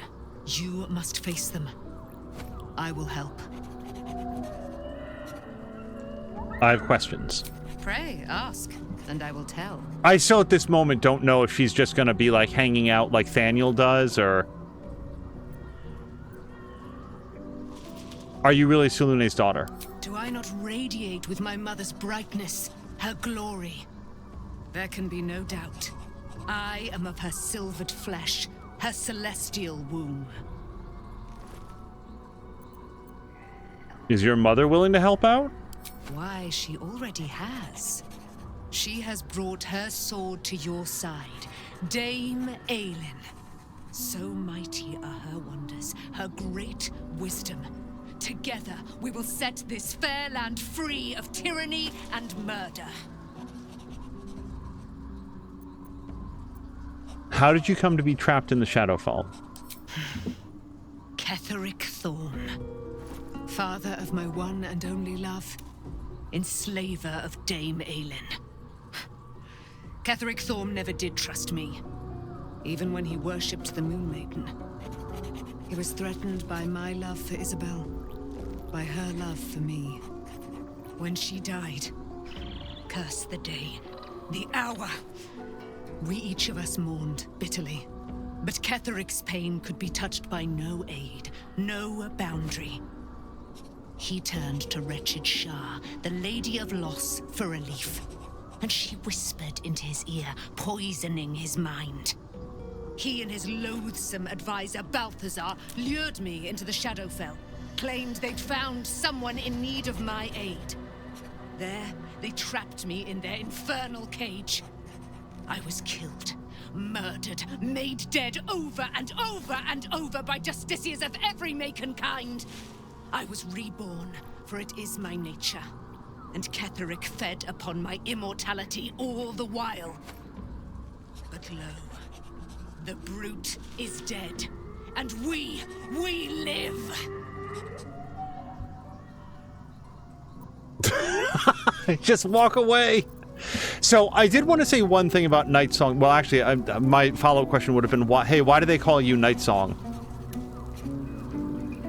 and the moment, I expressed like, oh man, I think I said that's really annoying when I felt like I learned that Shadowheart could have killed her, become a Dark Justiciar to get the thing that she really wanted, and then this lady would get right back up. However, you'll notice that I didn't reload to try to get that. I mean, first of all, because I'm living by the consequences of my story choices, but also because how many times does she deserve to die? Like, hey, don't worry, we're just gonna murder you one more time and then we'll let you go. Like, no, that would have felt really bad. So like, yeah, it would have been good information to have, but there was like I think I might have asked like, hey, you've been through this so many times. It's basically just like you're accustomed to it, like being in a sauna by this point, right? But no, if she was not cool with it, then we would have freed her without Shadowheart getting it. If you have business to conclude before we march, have it done. The road to Baldur's Gate is long, and the city needs us. You're amply reinforced already. I'll let the new blood do all the running around. For now. Oh, I thought she was saying I'll join you in the next act. Yeah, let's swap out for Will. See you soon then. Then let us be about it. Wait, nobody else ever says goodbye. Why does Will say goodbye? So Arabella, let's see if she'll talk now. Leave me alone. No, she's still in mourning. All right, so let's go talk to Will and Astarion, because I don't know what else they might have to say. I never saw myself as a banisher of shadows before. I was always more of a lurker-in, historically. What do you intend to do about Cazador's ritual? Before anything else, I need to know where it's happening. To the public, Cazador is an ordinary noble, a little reclusive perhaps, but just another of the great and the good of Baldur's Gate. He has a grand palace on the hills of the gate, where he hosts the city's high society. I don't know if he performed the ritual there. It feels too public. He'd risk exposure. That giant gothic monstrosity has been inhabited by vampires the whole time? I know. Subtle, isn't it?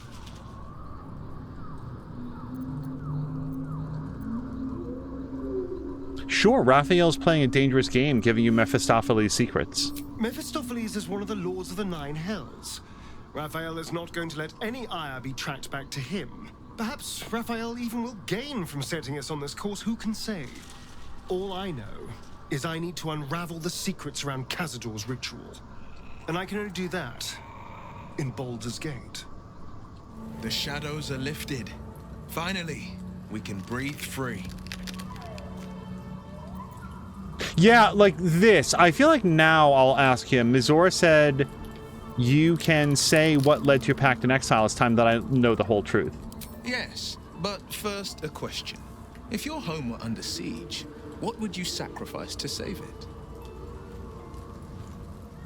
I'd give my life. I wouldn't give up my soul. The place could burn to cinders. No, I'd give my life if it meant keeping the residents safe. And the thing is, her home is like the woods. Like, she didn't like being in Baldur's Gate or whatever, but she's a guardian of humanity in the wilderness. That's how she thinks of it. As would I. And more. I was 17. Father, older Ravengard, had just been named a Grand Duke and was called away to Elturel to help settle a dispute. That's when the cult of the dragon made its move. The cult of the dragon, a fractured religion. Some believers hold that undead dragons will inherit the world. Others worship the dragon goddess Tiamat and intend to summon her to Faerun. I never knew Tiamat was referred to in the female. I've never been to any of these D&D adventures. Had infiltrated Baldur's Gate to what end? No, I have a question. To what end? To conjure the Dragon Queen and lay waste to Baldur's Gate. A 10-day after Father left, I heard a whisper as I slept. Duskhawk Hill. The Queen of Chaos awakens. Go alone. I grabbed a rapier and set out. There wasn't a cloud in the sky, yet not a single star was shining. There they were, gathered at the foot of the hill. Your head tingles. Will wants to show you what happened. I don't like the telepathy. Use your words. I'll paint the clearest picture I can. Below the mount, I saw 5 totems with dragon heads carved on top. Each head held a massive orb in its jaws. Around each totem, 5 robed figures were chanting. First softly, then loud as a banshee's wail. There was a crack of thunder and a gust of wind. A storm descended, and one of Tiamat's 5 heads appeared from within it. That's when I felt Mazora's lips against my ear, and heard that same canny whisper. She will destroy Baldur's Gate. Grant me your soul, and I will give you the power to save it. She read the terms while 2 devils stood witness, and I said yes. 1 soul for 1 city.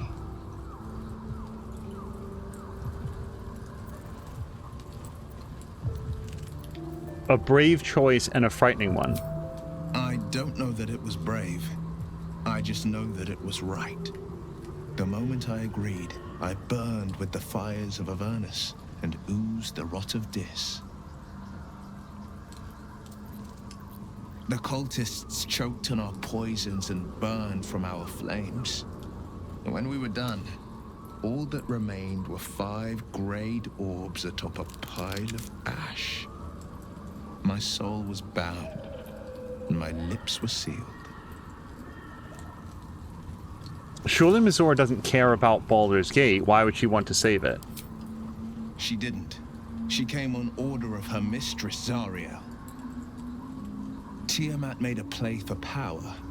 Zariel had other plans. That was the most Mizora's ever said. All that mattered was that she got her prize. Another pet added to her warlock menagerie. Is that how you lost your eye in the battle with the Cult of the Dragons? It is. The one scar I ever bore of it. Mizora replaced it with a sending stone. She uses it to track my location and speak from a distance.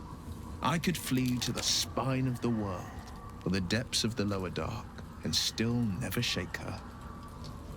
Okay, that's awesome.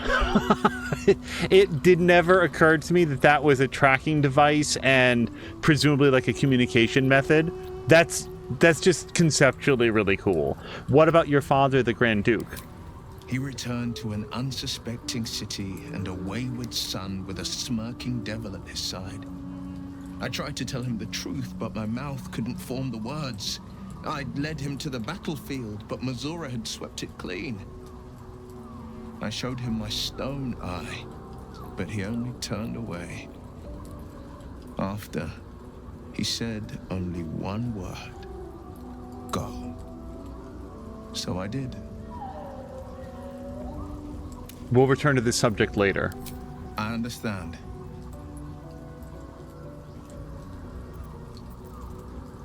Although, maybe right now, you must have been furious at your father for throwing you out of the city. No, never. He did the only thing he could. In his eyes, I invited a devil into our midst.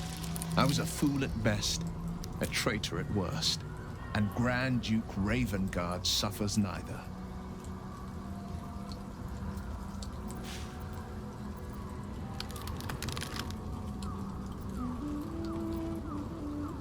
Do you miss your father? I feel like every single other one of these is judgmental in one way or another. Do you miss your father? More than you know. The better question is, did he ever miss me? If he did, he missed the Will Ravengard he once knew, not the hell-touched warlock he returned to. Let's talk about us. My favorite subject. May I kiss you? As if you needed to ask. Again, a shower might be nice.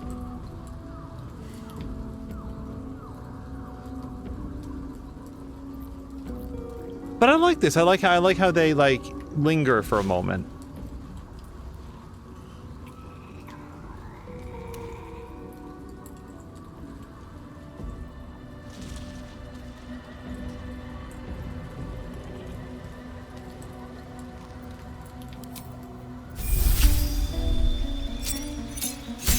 Fortunately, level 10 doesn't seem to result in a whole lot of options.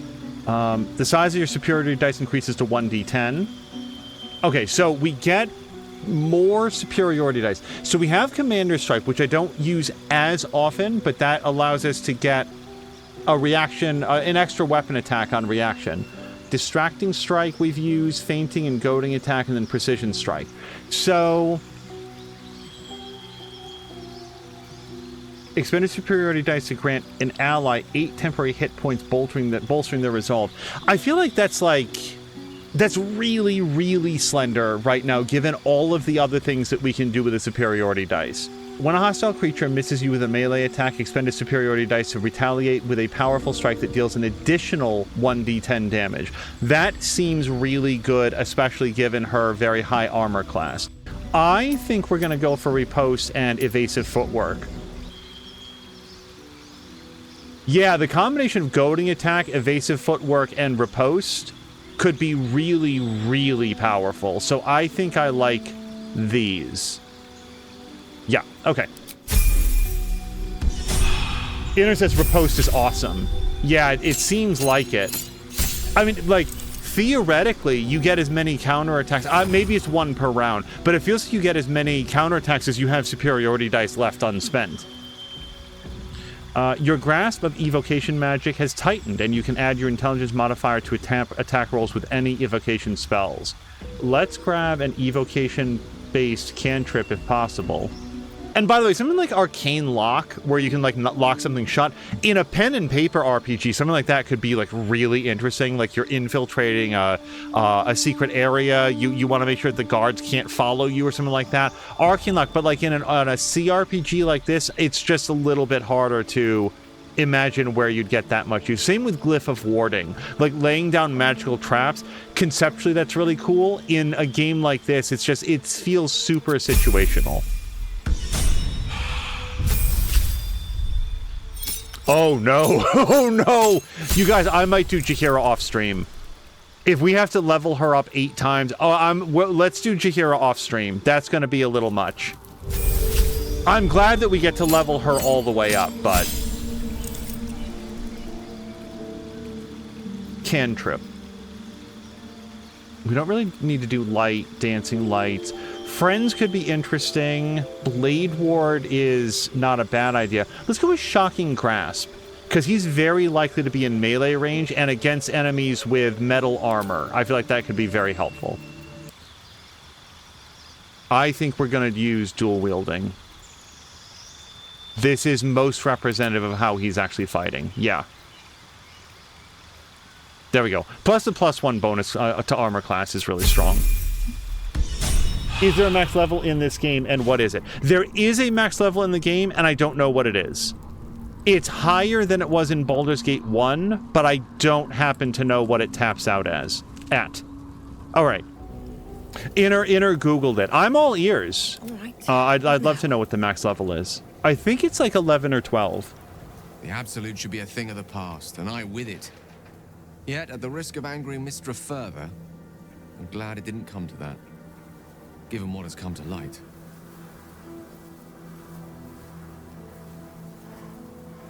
Give him a chance? The Elder Brain. But, more importantly, the crown that it wore.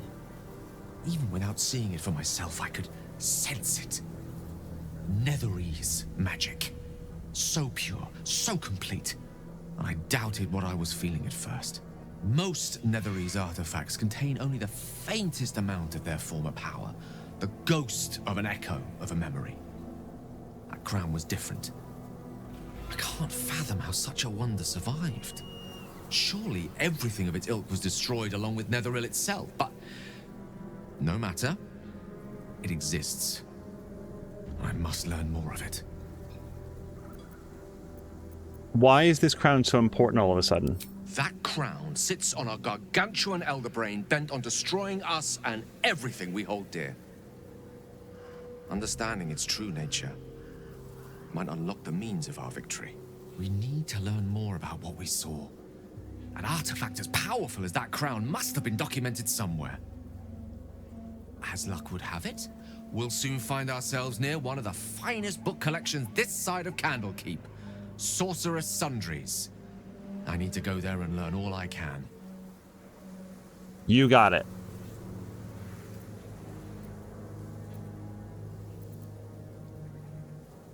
I don't object to this. I hope it doesn't sound too judgmental or skeptical. Why would a Baldurian magic shop be the first place we look? Ha! Sorcerer's Sundries is no mere trading post. It's been serving the arcane community for centuries. Their collection of rare tomes is unparalleled. Netherese texts are hardly commonplace, but I'm certain they'll have one or two stashed away. You'll have to forgive my eagerness, but if my suspicions prove to hold water, this could be the answer to all our problems. Okay. We were getting a tingle off the psionic detector, which I am absolutely still carrying. Every time I've, like, redone inventory slots, I've been careful to always keep that with us. Well, Wargaz failed to kill you. I won't make the same mistake. Okay. Presumably we... Oh, wow. We're much too close. So, can I move away? I cannot. So, we've got Veteran Warrior, level 9 guys. And she's in charge, I bet. Oh, and we got some archers up there. Yeah, 2 archers. So, I would like to get this person off me. And Gale is... Okay, was Gale surprised? No, Gale just can't go yet. All right. Let's have some fun.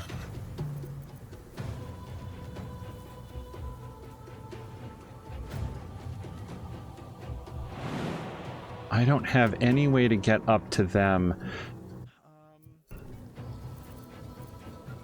Oh, you know what? We could just get a big fog cloud and stop the archers from hitting us.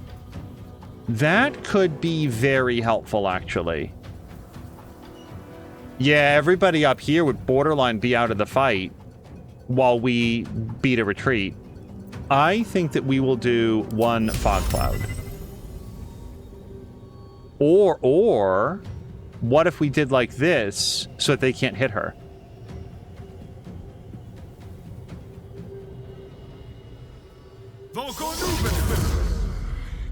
Okay, somehow this person didn't get blinded, but Ilyssa's now on the edge of this. So yes, now she can move back. So let's... I feel like this is going to be excellent cover against that person, and maybe this person as well. So let's pull back a little bit, and she doesn't get a penalty to shoot at higher ground.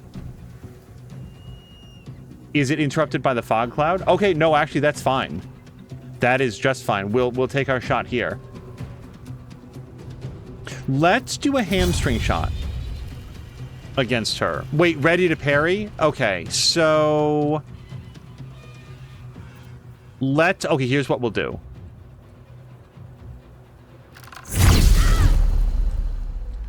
Did that reflect back?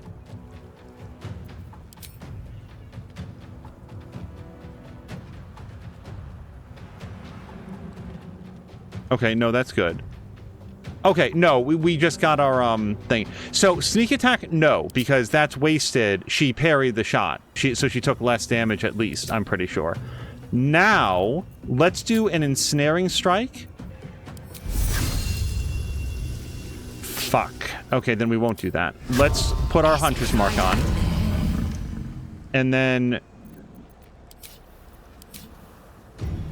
we'll take that off and just do a regular 90% shot. Okay, when do you get to go, though? Not until after Gale. So let's just move Alyssa back here. That'll put her... It'll make it harder for the archers to hit. I'm ready.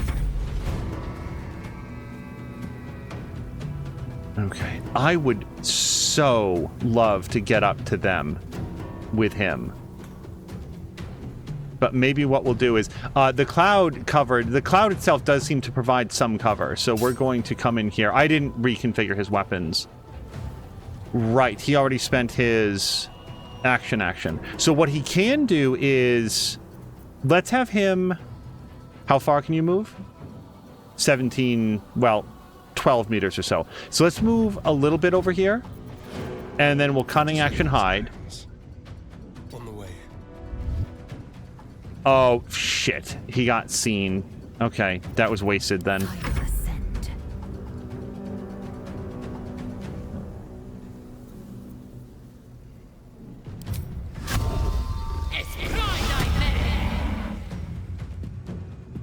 Let my name be known.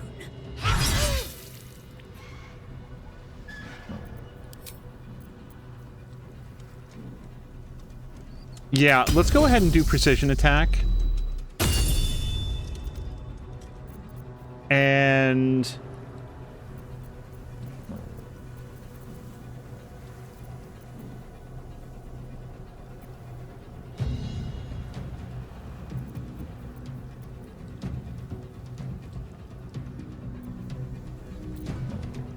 just regular hit, I feel like.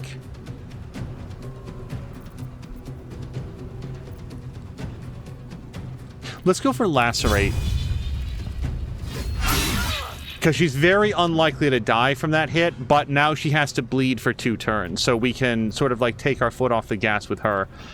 And otherwise, we're sort of locking this area down, making it harder for them to get to Alyssa.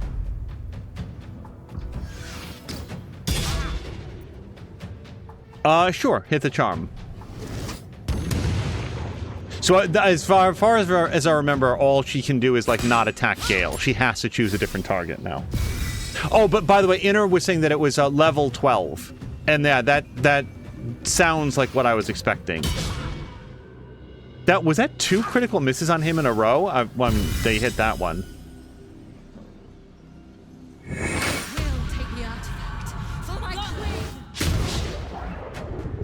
Okay. Gale, what have you been taking? It's really good. I'm thinking for Gale. I mean, no, we can't. Yeah, look at the fog cloud is actually really good at obscuring the whole area. In that case, these guys are definitely wearing... Yeah, these guys are definitely wearing metal armor. Why don't we Shocking Grasp? With glee. Critical hit. That's great. I'd shove them back if I could. And that's his turn.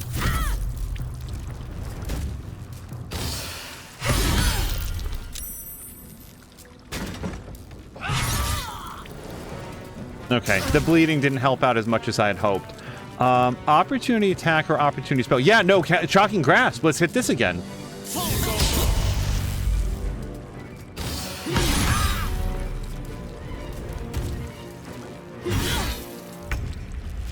Well, there goes Hunter's Mark. Why don't we... So I can't move away, but we can do Ensnaring Strike with advantage. And aside a sneak attack. Now, can we... No, see, she still gets a... what's it called attack? Opportunity attack if we move further away. So we will continue to stab. Let's turn someone inside out.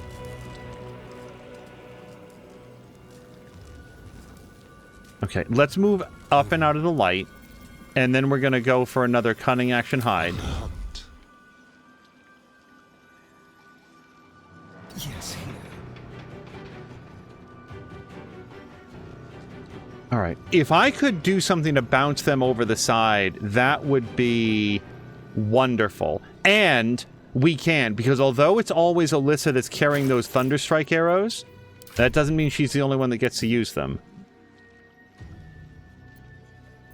Let's send one of these over to Astarion. And now he's going to use this to hopefully bounce both these guys and make them fall. Not enough movement. Movement from... Oh, it's because he's right behind the pot. Oh, he is right behind the pot. Arg! And he used all his movement. That would have been a perfect shot. Is there any way to get it? No. He's exactly behind this design. That sucks. Okay, well, there's nothing we can do.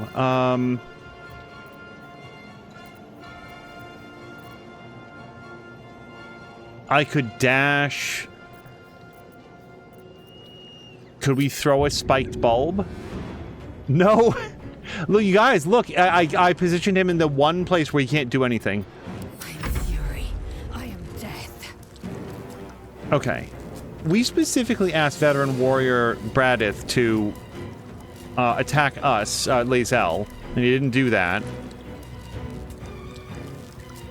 Yeah, Alyssa really took a big hit there. Let's put a stop to that. And then I'm hoping that we can jump up here.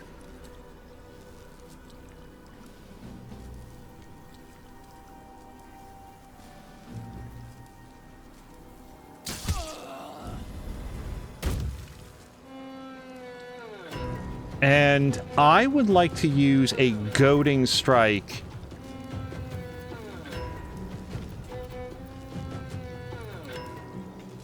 Wait, where's regular goat? No, distracting strike, goading attack. Yes. So then this person will have to hit us. If they're goaded, which they are. So now I'm sort of thinking about doing my action surge here because she's got more to do. Oh, we're out of movement? Ugh. Oh, let's hit this person then. Because this person has to attack Lae'zel. So, like, they're basically not going to get anything out of their turn. Alright, and that's...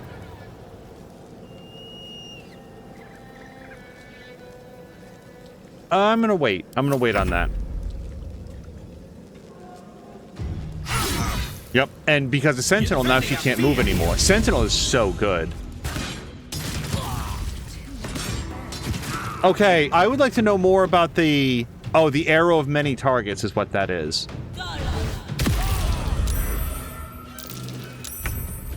Alright. Alyssa somehow made it through that with 1 hit point, so we need to help her out.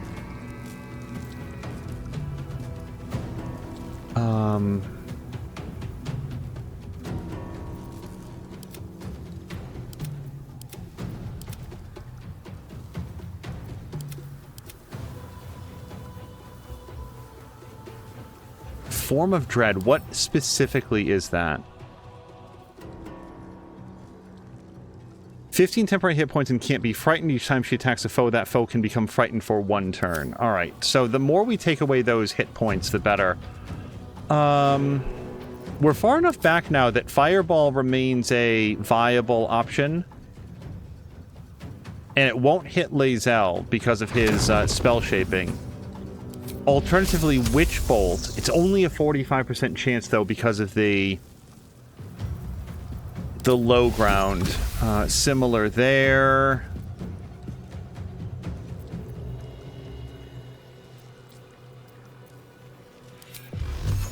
I think we go for Magic Missile on her. And I think we do it all on her. We don't need to bust up anybody else's concentration that I know of.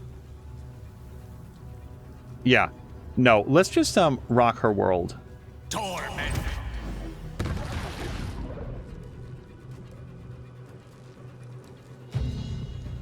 And I don't want to walk in there because now it's all electrified, unfortunately. Pawn to Cleric 4. Alright. So we're going to use our action to get our bow back. And then we're going to drink the very best healing potion that Money can buy, because she really needs it.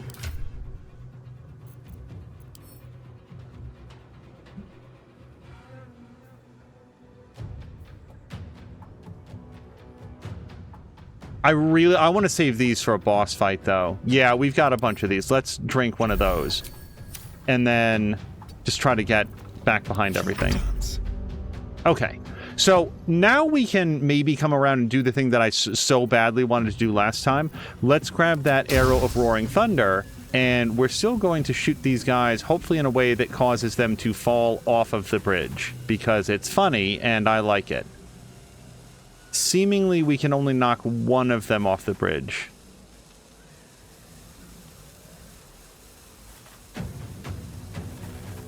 Yeah. Okay, well, we'll take the one that we can get then.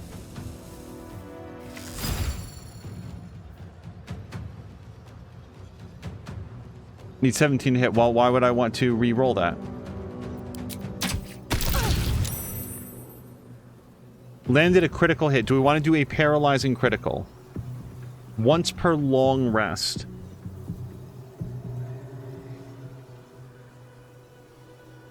On the veteran raider? No. If it was against the boss, and she didn't actually fall, by the way. Okay, do we get an extra attack, or is that it? No, he's out of resources. So we're going to do a hide. I am fury. I am death. Okay, you're still goated? I don't think anybody's goated anymore.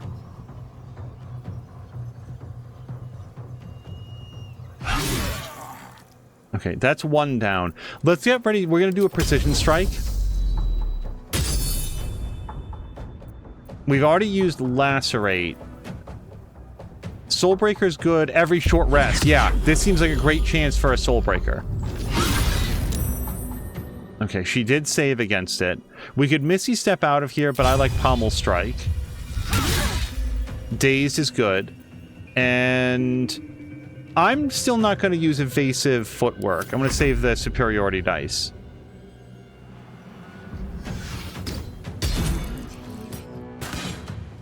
Jesus Christ, they want her.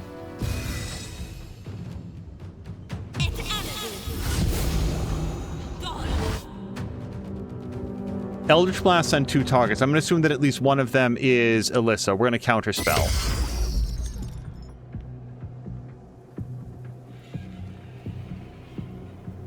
When I picked up counterspell, I didn't know how it worked. I wasn't sure if I would like make proper use out of it. It's awesome. Like, it's really, really good. You'll notice that I didn't prioritize Gales. Okay, can we get closer? Step by step. I want to get rid of the low ground penalty. 65%. Mage Hand. We just did Magic Missile. Banishment's a little bit much, I feel like. Fire Shield. Cone of Cold is great against multiple guys. Firebolt can do up to 30 points of damage. I'm gonna go with Melt's Acid Arrow, though.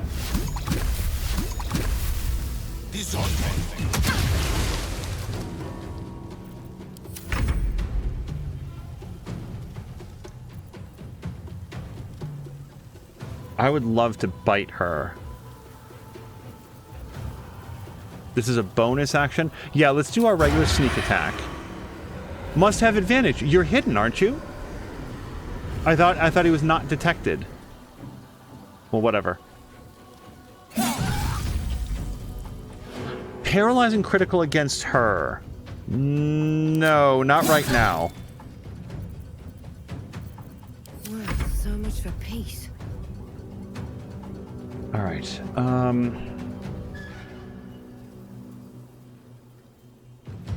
We've got a clear shot at this. 90% chance to hit. We don't have her thing on. I do think... Hold on. Let's do the mass healing word. Need to find a way forward. This feels like a good use for this. Is it too much to bear?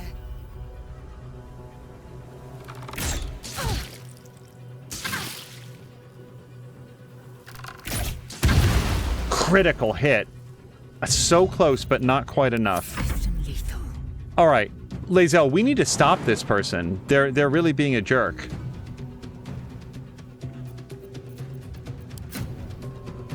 %. It gotta be better than that, man.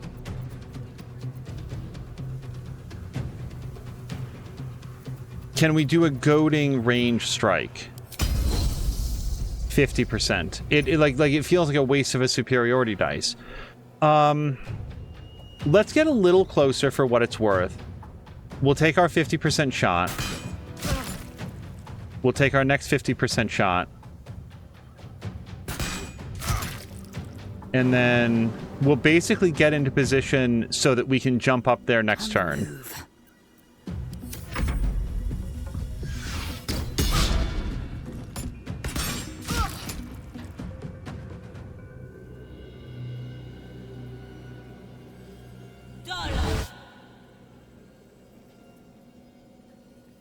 Do I think she's going to kill Alyssa?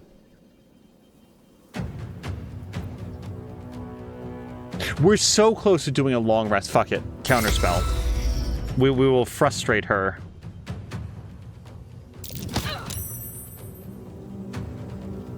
Form of Dread on Astarion needs 10 to save. They rolled a 6. Let's re-roll. Alright, there goes that acid damage. And for now, let's do Firebolt.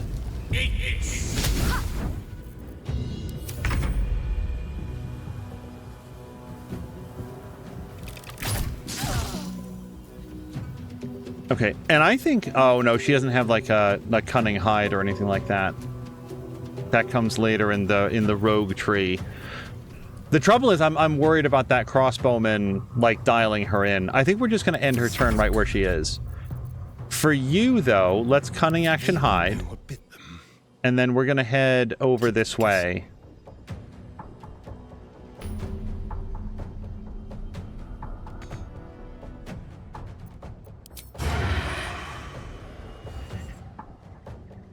$17 to hit, they rolled a 26. No, I'm pretty comfortable with that. We don't need to re-roll.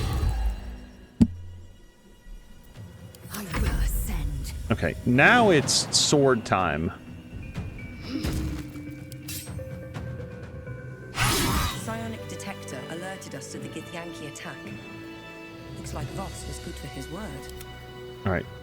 Gale's staff was knocked out of his hands. We're gonna go get this. Oh, and wait. Let's talk to, Lae'zel. It is as we knew. My people have turned their blades against us.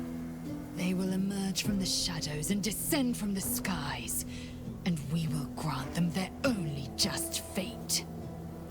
Death. By the way, I intended to bite her. I always forget that when he does a melee attack, it by default will do both of his weapons, which takes the bonus attack as well. That's fine. Royal orders. Let's take a quick look at this. Do what has been asked of you. Stop the interlopers. Take back what is mine, else your punishment will be severe, by order of your queen. On the plus side, we got them out of the punishment. Quickened Mage Hands. You can cast Mage Hand as a bonus action. Why don't we give that to Gale? The shadow curse will soon be forgotten.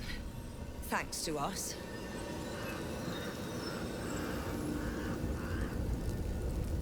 Looks like an army marched through here.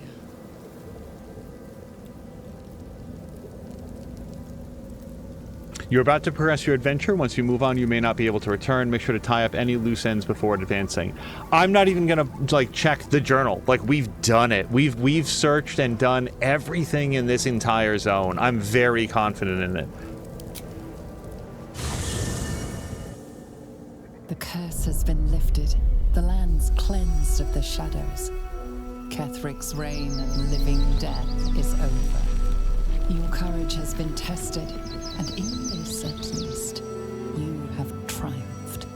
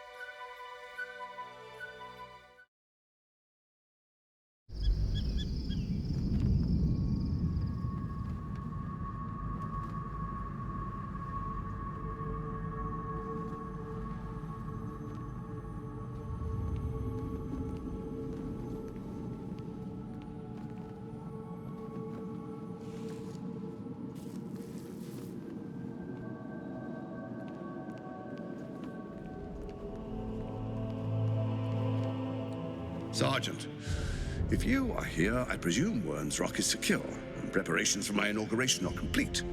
No, Lord Gortash. We were interrupted. Another quake in the lower city. More severe this time. So you came cowering to my chambers? I'm flattered, Sergeant. But even I cannot command natural phenomena to cease. Forgive me, my lord, but there is panic in the streets. The people are afraid. Perhaps the people would be calm if you kept your nerve. I expect better from the Flaming Fist than to run scared from a slight tremor in the earth. Get back to your duties. Duties, duties, duties. Patrolling and saluting and following and bowing and scraping and yes sir, no sir, rip and cut your throat, sir. Your plan is falling apart, lordling. Give me a reason not to cut you to ribbons. Control yourself, Orin. We need to focus on reuniting the stones or the brain will break free. These quakes are just the start. Neither of us expected the Prism Bearers to kill Ketherick. They'll be traveling to the city. Let's make sure we give them a Baldurian welcome. I itch to peel you, to split your skin, to see your skull shine in the light. Little tyrant. Lucky for you, I harvested a whole family of living flesh in Rivington at high sun. They will sate my blade thirst tonight. Oh, but tomorrow, and tomorrow, and tomorrow, and tomorrow, my blades will thirst again.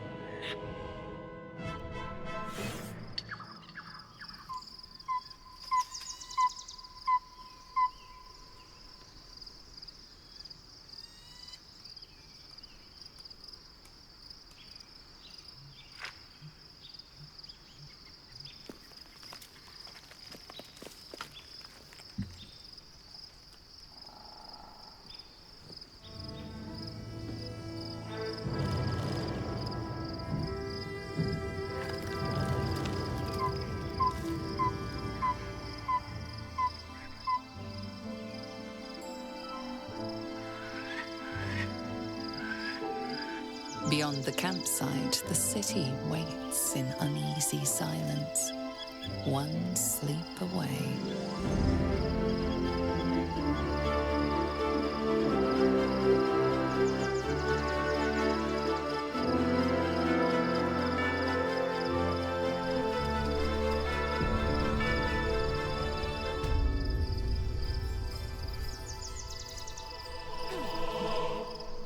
I had honestly forgotten that we were banking on a long rest. I was absolutely like, yes, I want to have a long rest, but I had forgotten because I got caught up in the story. Orin is crazy as shit.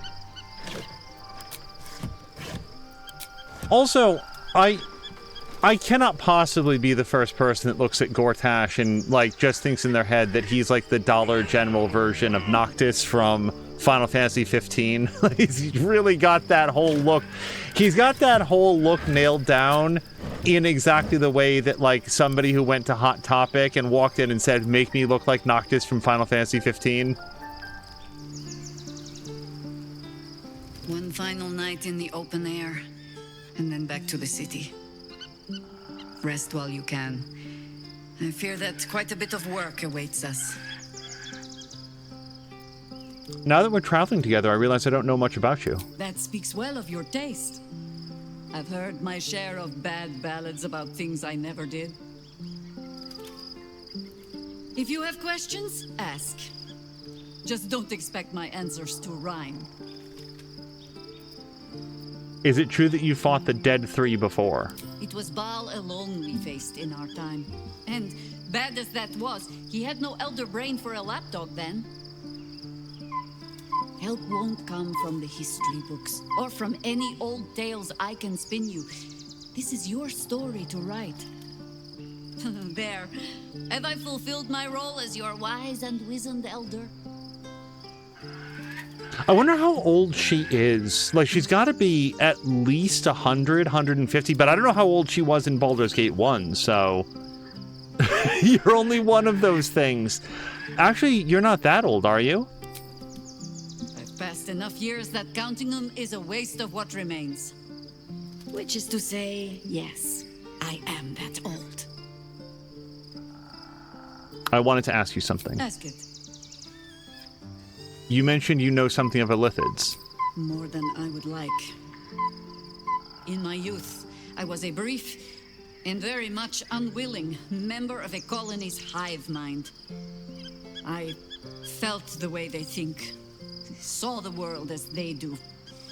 Foul, unnatural creatures who find the foulness in us and twist it to their will. But then, who am I speaking to? You have far more experience than I.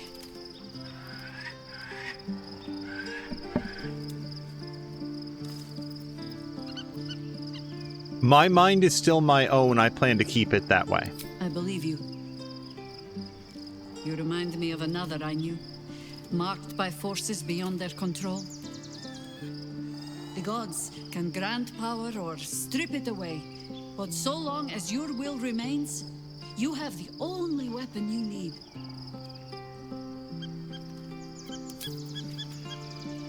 All right, let's look around a bit.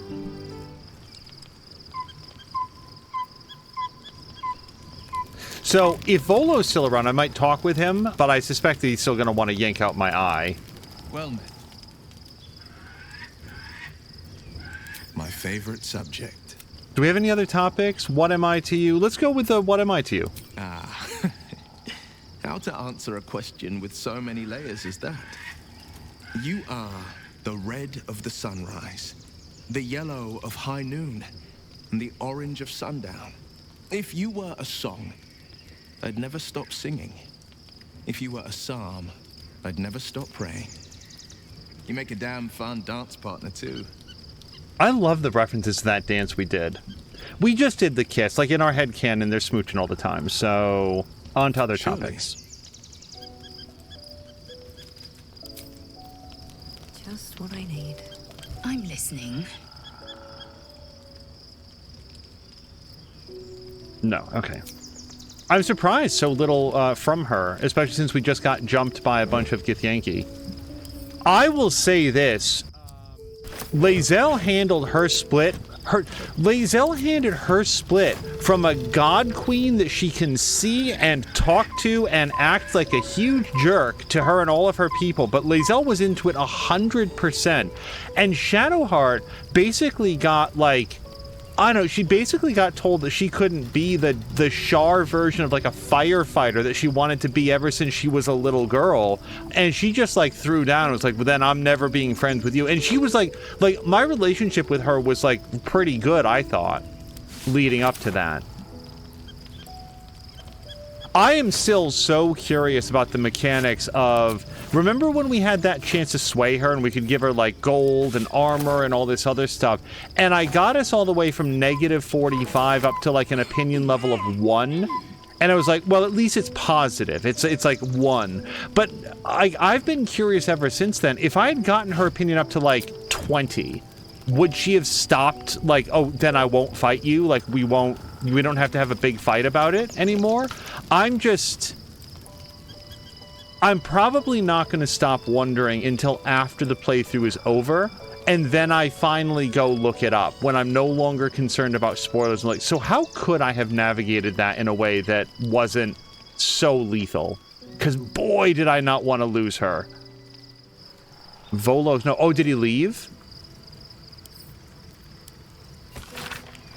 To whomever happens upon this note first, regretfully, a matter of critical import requiring my immediate attention has arisen. Not that your various misadventures are unimportant per se, but, well, regardless, the matter is far too sensitive to be committed to parchment here, so I shall regale you of it when we meet again in Baldur's Gate. Cordially yours, Volothamp Gedarm. I'm gonna sell this for $1. What's on your mind? Tell me more about your relationship with Gortash. He got his claws into me early. I was a wild kid, brawling my way through the city. One of my mates got wind of a bit of work guarding some indoorsy type with lots of enemies. Seemed like easy money, so I went in for it. He took one look at me and said I was perfect. I like that. Not like that, you know. Just... it felt like a good fit. I kept him safe and he paid me well. Well enough to move into a better neighborhood and put something away for the future. My future. I respected him, trusted him. And he returned that trust, that respect. His life was in my hands, and I took that seriously. The whole thing with Zariel happened so fast. I had no idea what had gone down until it was over. One minute I was in Baldur's Gate, a happy, healthy, not quite kid. The next, I was burning up in Avernus with an engine for a heart. Zariel laughed. Said she paid him well for my services. She'd wanted to test her new machine, and he said I'd be able to handle it. He was right. Sometimes I wish he weren't. Evil, evil bastard. I think conceptually, Karlach might be my favorite character.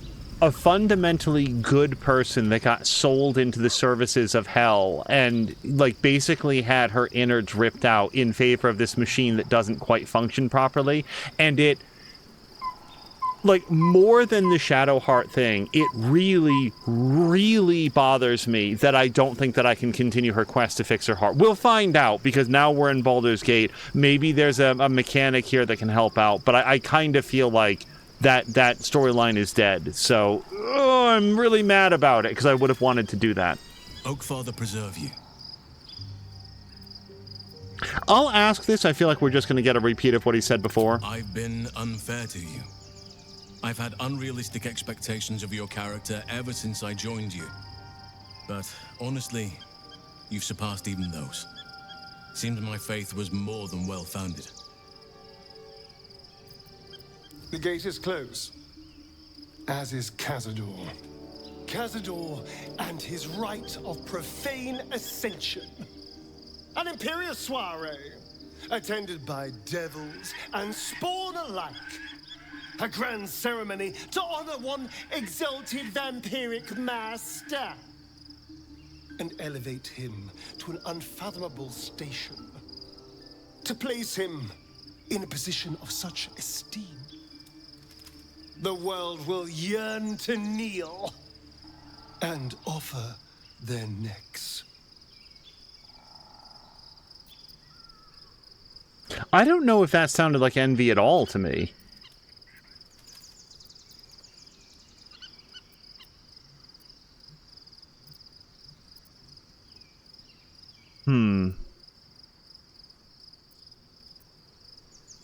We need to stop him yesterday. We will kill him, but there's more to it.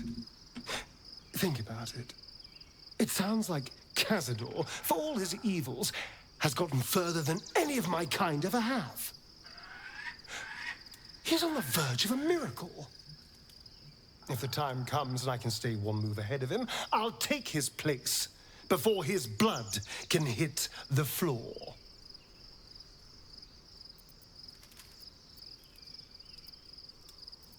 So you'd kill to take that power from him? The others bound to the ritual?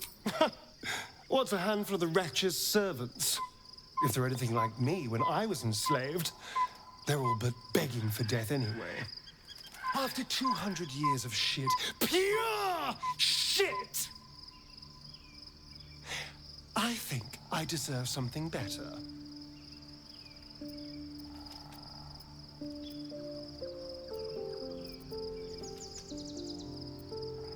Freedom is not the same as power.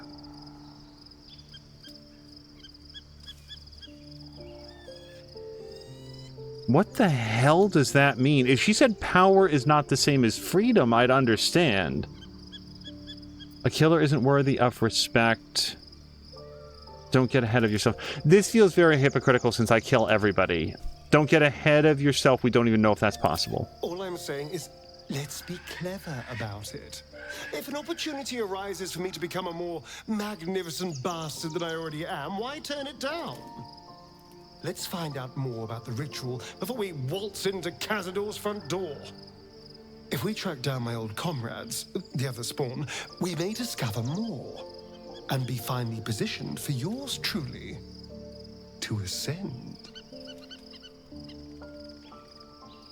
Okay, man, I know that you weren't, like, physically with us, but you heard about what happened with Shadowheart, right? There's limits to how far I'm gonna go and help you guys, and you becoming some sort of a vampire god is not on the agenda.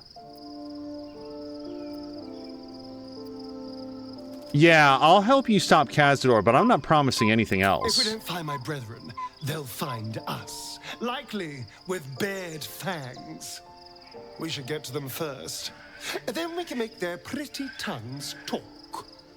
Unless Cazadors change their orders, they'll be in the dens of this town, seeking prey.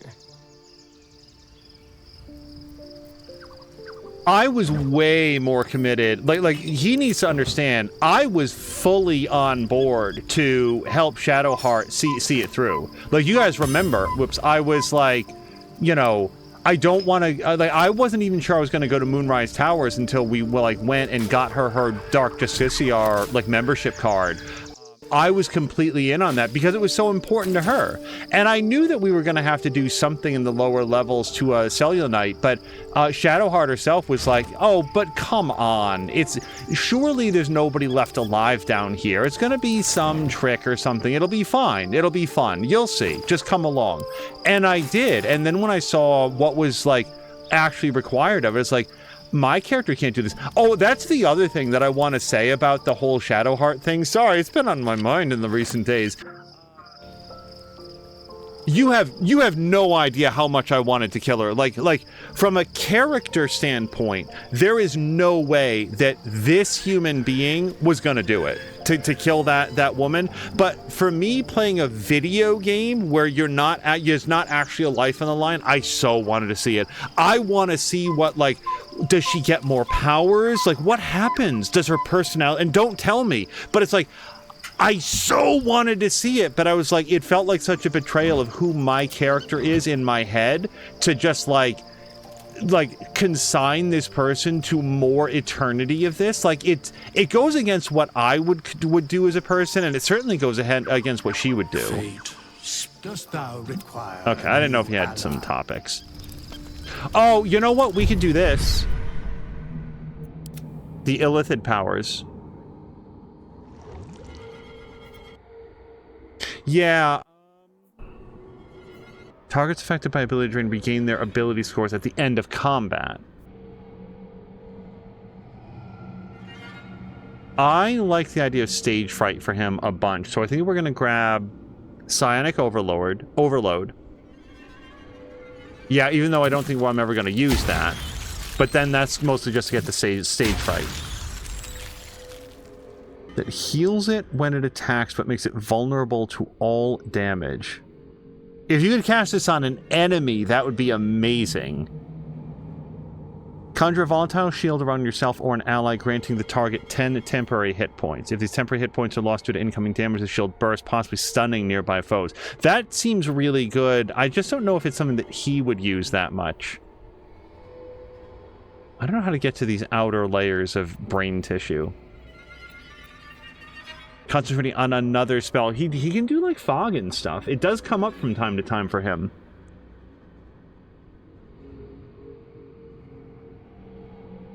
Let's go with Concentrated Blast.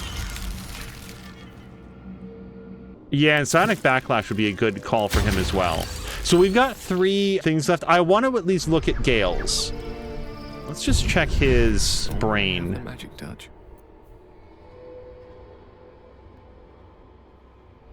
See, I don't know if attack roll qualifies as a spell attack roll as well. Oh, but this moves into critical hit. He does get critical hits sometimes. And this we've sort of gone on. Maybe I should save our parasites until we can get these, like, further areas. Yeah, I'm gonna save our parasites for now. Oh, hold on. When you bring a creature down to fewer hit points than your number of evolved illithid powers, it dies and all nearby creatures take 1 to 4 hit points. This makes... Like, look at this. We've got 1, 2, 3... Well, I don't know if that counts. 1, 2, 3, 4... 5, 6, 7. So anybody that we get to less than 7 hit points keels over dead if we take that. Yeah, I think we're going to spend 1 more for Astarion here. That seems like a pretty good ability. Okay, but the last 2 we'll save because there's a whole rung of ability scores, abilities that we can't get to yet. All right, I'm going to F5, but I feel like we've done everything that we meant to. The events of the last days weigh heavily upon you. Sleep's rest is slow to come to one whose mind is so full. The Absolute is not a god, but an elder brain controlled by the chosen of the Dead Three. They mean to use it to take control of the Sword Coast. All who carry the tadpole are governed by the brain, and by extension the chosen.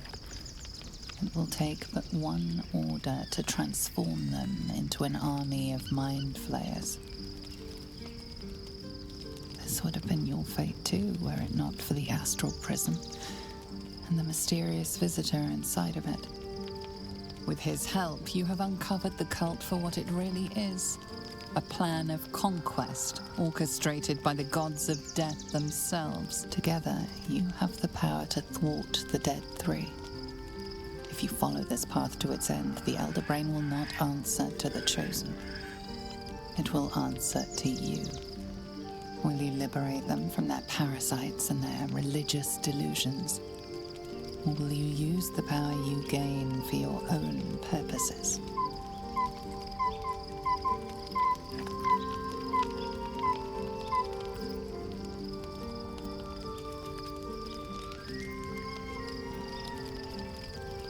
When the moment comes, I'll do what feels right. I feel like that's very much... Let's avoid commitments, but I feel like we're going to be the hero that saves Baldur's Gate. We're certainly not going to dominate everybody, but let's do what feels right. You will not have long to wait. All you need to do now is sleep. But sleep is not for you.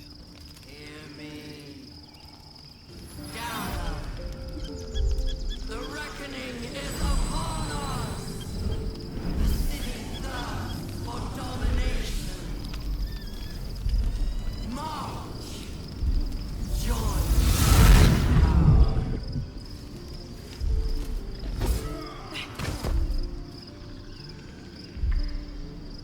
Under attack! Help me!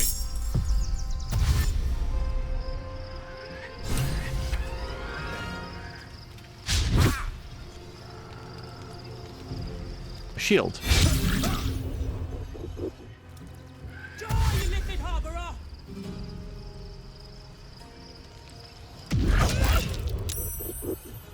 Fight your way to the portal. Blue Sky is saying... Oh, hold on. That Halson would have been dead. There's a certain point or portal where you can lose him, according to my friend. And I came real close.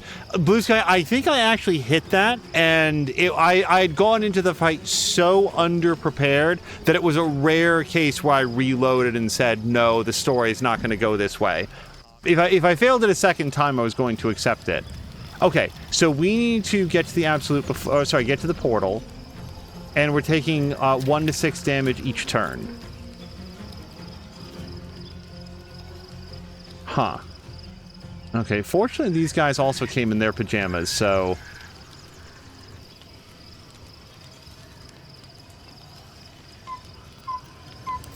This person goes next. 55 hit points. I don't think that I can burrow through 55 hit points on our way out. Ranger's Companion would really come in handy. Here's what we'll do. We're going to put on our Ranger Mark, and I'm going to shoot her with my bow for a while.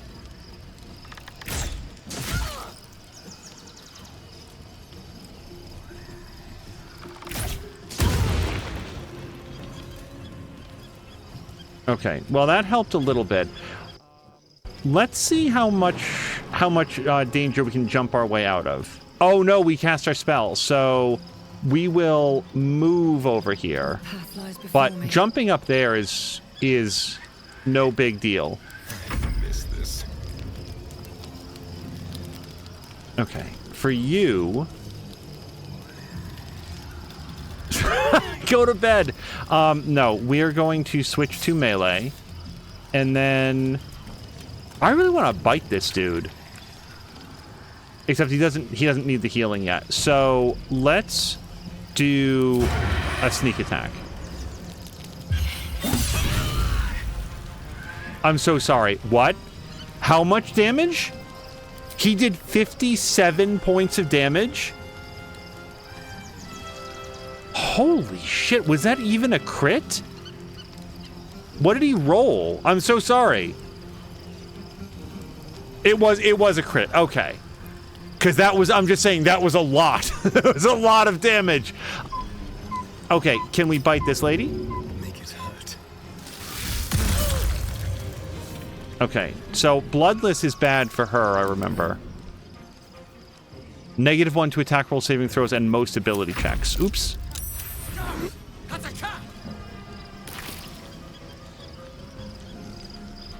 Reroll with advantage. What is Fist of Unbroken Air? 4 to 40 damage, and it knocks him prone. Let's try to reroll. All right. Charm. Sure, why not?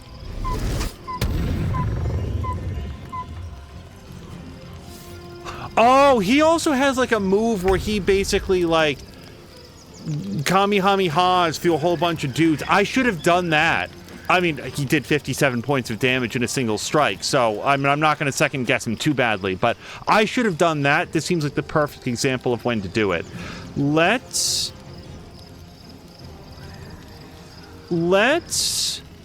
go, or distracting strike this guy, or goading strike this guy. Hold on, I really want to hit him. So we're going to do precision strike. And then goading strike, so hopefully this person has to hit Lae'zel. Another critical hit! This is great! The goading strike might have been a waste. And then again, maybe not. Can I pommel strike? It's only 1 to 4 damage. I don't think it's worth it. Yeah, instead I'm going to actually take the attack of opportunity, but we need to get up the stairs. And I'm just not afraid of that person. Go. Go as far as you can go. Let me recite their demise. Grumpy, can confirm Miami is still a hellhole. Grumpy, I'm glad that you made it okay. I hope it was an okay flight at least, and hopefully your visit will be short. So now, because we took the opportunity attack, his reaction is cooked, so we can go.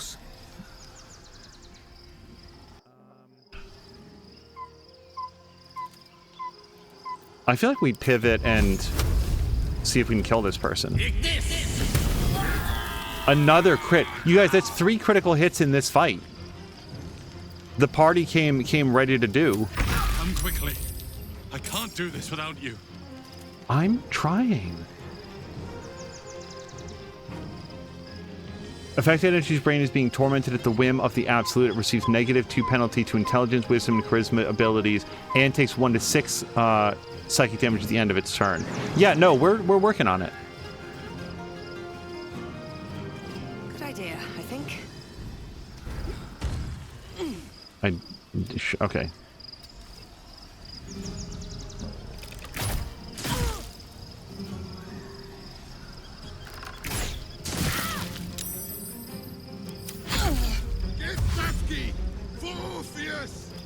Wait, we're also pro Orpheus, man.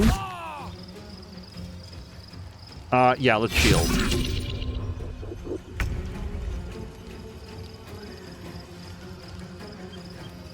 Yeah, Kay said, good lord. I think that was probably to the 57 points of damage. That is the highest attack roll that I've seen. I'm sorry, which of us is this guy? Yes.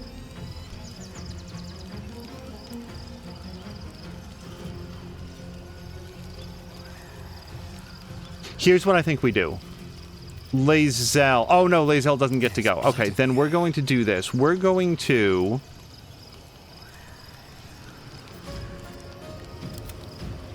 So I want to stop her from doing what she's about to do. So why don't... That's an action, though. Shoot.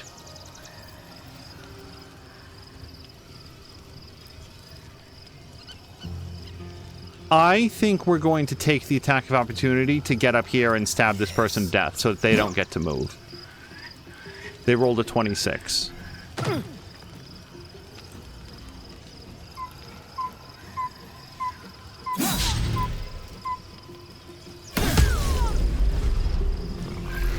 Okay, good. As long as she's dead, and then we'll loot the body on the way past. Okay, so now we've took that person's turn away. Let's try to make it, at a minimum, what we're going to do is step up here, swing, swing, and then hopefully... Oh, no, actually, I don't think that we do need to eat his opportunity attack because Astarion already did it. Okay, we're going to do the reverse for him. We're going to use our bonus action to jump. And then, why waste our... Oh, because it's too dark? That's fine.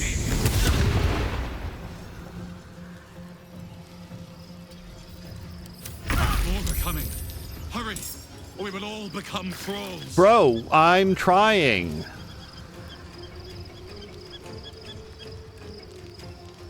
%72% to... But, and not enough movement. Okay, then we have to dash. I'll give it a shot.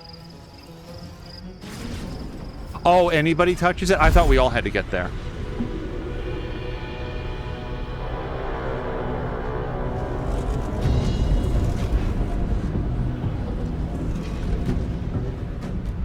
The storm's going to blow, and soon.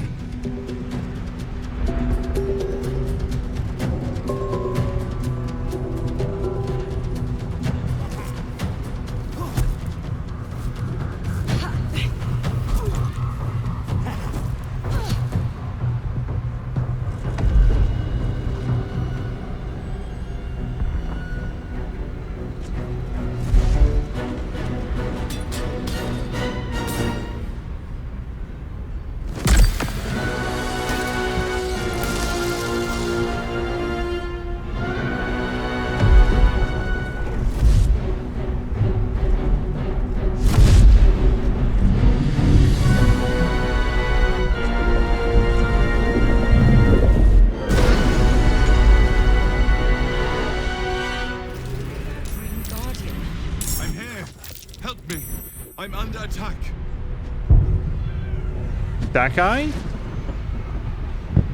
Where? Define here. I guess we're gonna go down over there.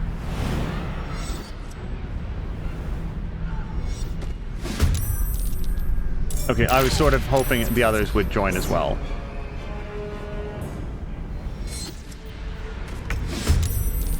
Quite ready for you. Gale, can you do some, like, blade ward on yourself first, though?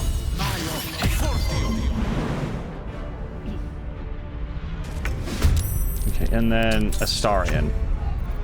I don't know if Astarion has any prep work that he can do. Does it do blur? Yeah, sure, let's do blur.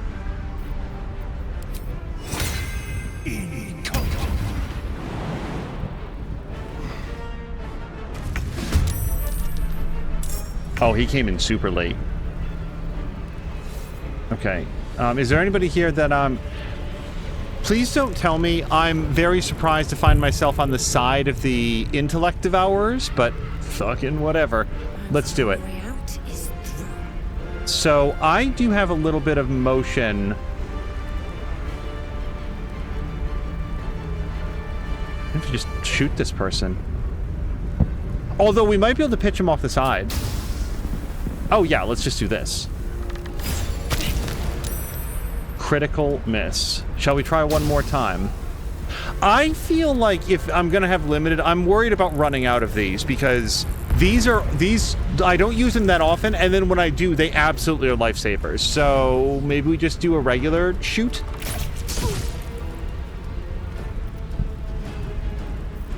Should have put the spell on. Oh, I need Corvus. That's very sloppy of me. We need to get Corvus in here. I'm gonna say that these guys have it handled. We're gonna get over here.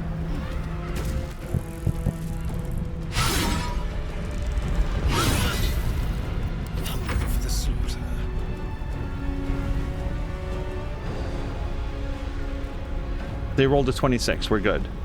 Do not react. Victory's assured.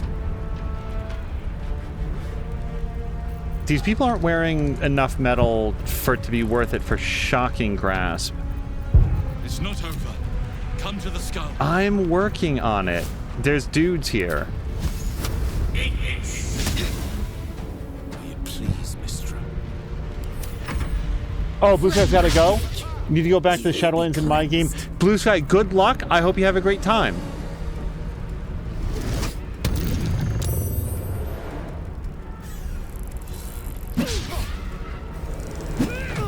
And thank you for stopping by also.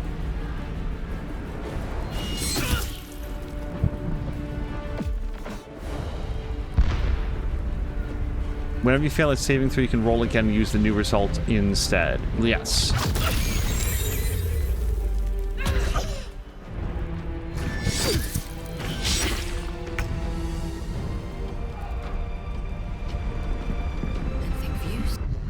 Sure, that accent wasn't what I intended to click on, but...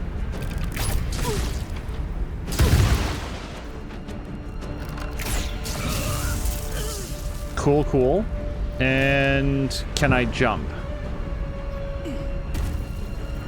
Victory awaits. Okay, are we heading in? There's a gigantic skull over here, but the question is, like, how do we get to it? And I actually feel like the answer is probably not necessarily up.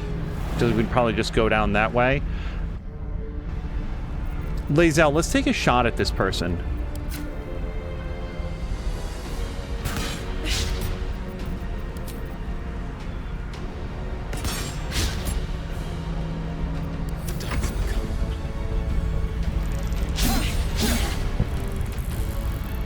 Rough tempest I will raise.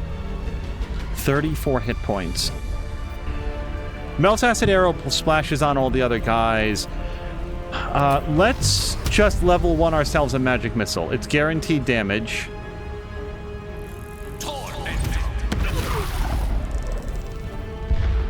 Okay, seems good. And then let's start moving ourselves in this direction.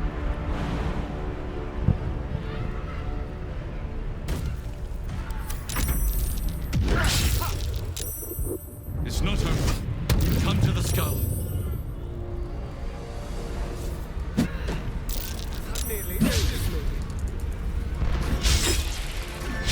I gotta say, thank God for the blur. Can you imagine how much more of a beating he'd be having if not?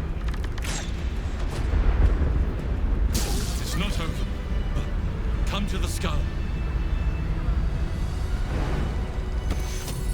Okay, I kind of want to go down here, I think. Hurry. I can't hold them back alone.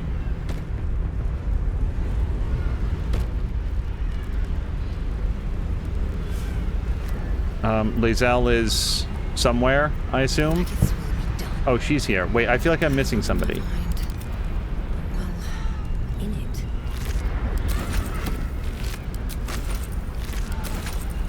I'll be right with you. It's just a lot of brains up here. I need you now. Pick up. Get. Okay. I need to give Astarion some healing.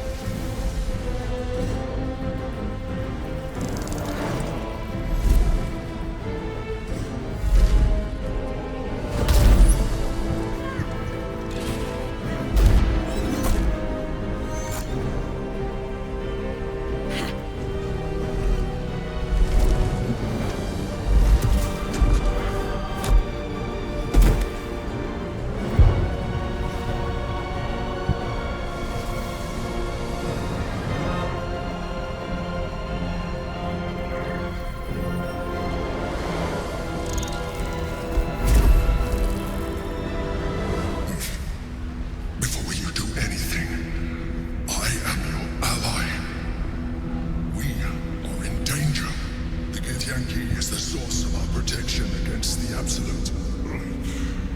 I must subdue him, or everything we've worked towards is lost. Don't let my form deceive you. I am the one that's been protecting you.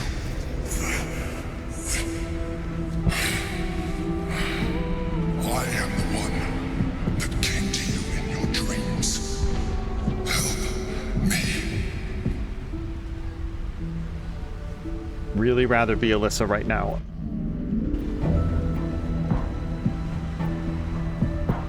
Prove to me that you are who you say, even though I already believe him. You saved a child from a viper back in the Druid's Grove. You saved the Asima Night Song from her soul cage. I told you about my room in the El Sol Tavern. That night when you held me, I was vulnerable. You comforted me. Your continued existence as yourself, and not a mind flayer, should be all the proof you need. Now, help me. I simply don't have any reason to disbelieve the Guardian. How do I help? The God. Destroy the God. They prevent me from subduing their master. Do it now. So, I'm just going to note here that I suspect the Githyanki that the monks are trying to save is Orpheus, because the monks that kicked their way into the camp were like for Orpheus. Shit. So let me talk it through. I don't know how to talk it through. Here's where we are. I have not had good experiences with the Githyanki. I have had very good experiences with the Guardian. The Guardian is currently saying that the Githyanki that's coming out of the skull is the one who's actually responsible for protecting us. Like it's his power. I have absolutely no reason not to believe that the Githyanki would want to continue extending that power to us in order to stop this Elder Brain thing from happening. And as we just saw from Night Song, I'm not a big fan of keeping people in eternal forever prisons. Shit, man, I don't know. And I'm not going to go with what Astarion would do, because Astarion would just flip a coin.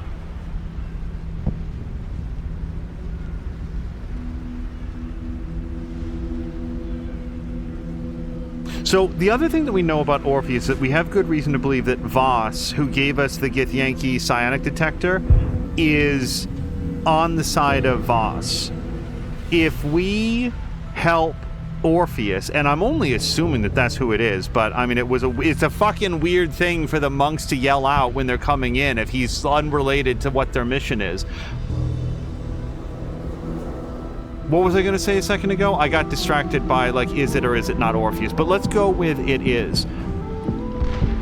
Orpheus is not only a solution to the Mind Flayer problem, he's a solution to the Githyanki problem. He's the rightful ruler. I don't think I can join with this dude. No. Fool! Without me, you will perish. It's not over. Come to the skull. Whose side are we on now? Or are we on our own side? Oh, we're just on our own side! We don't even get to join the... Wait, whoa. I might have misunderstood this whole thing. I thought that we were choosing which side we were going to be on. I didn't realize we were choosing no side.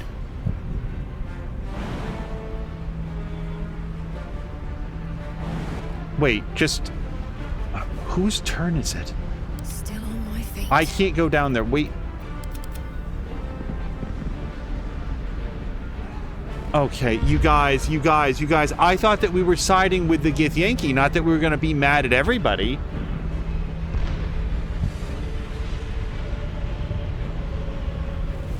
This is not what I thought. This is not like I don't like the consequences of my actions. This is that I didn't understand. I thought that we were going to go help the Githyanki. I don't care that he's an Illithid. I thought that he had a bad idea. I think I'm going to reload and say yes to him, because this is not what I signed up for. Now we just fight everybody. Prove to me that you are what you say. Yep, we did that. We did that. We got that. Your continued existence. Now, help me. Okay, how do I help? The god. Destroy the god. They prevent me from subduing their master. Do it now. And the issue is that... Oh, hold on. We cannot. We must not. Your blind loyalty will be your undoing, Lae'zel. Fight with me for your own survival. Yeah, at issue is that my character has a real thing against like keeping people in prison forever, which is what I feel like has been happening with Prince Orpheus over there. But no, now that I know, we're going to join the Mind Flayers. And in fairness, I don't know exactly what happens when you say no, but... Together, we can turn the tide.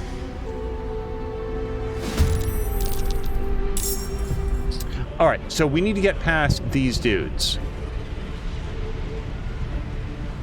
Oh yeah, it straight up says Orpheus. Hold on, let's learn a little bit of... Can I look at him? Apparently not. Alright, well, let's see if we can mess these dudes up. Can I get high ground anywhere? Not really. Alright, we'll just shoot. I'm gonna do... Can we go for hand, like prepare or anything like that? Brace? No.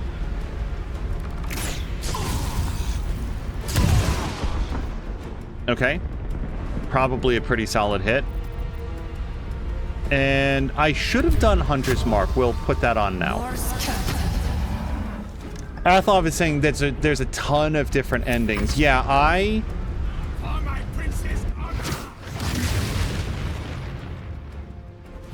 I'm very much a believer in, like, I'm trying to, like, do it the best that I can and mostly live with the story choices. There's been a couple times where, like, there was one particular prison break where I couldn't figure out the mechanics of how to do it, so I absolutely, like, went ahead and reloaded when I was, like, trying to figure out, like, what even am I trying to do.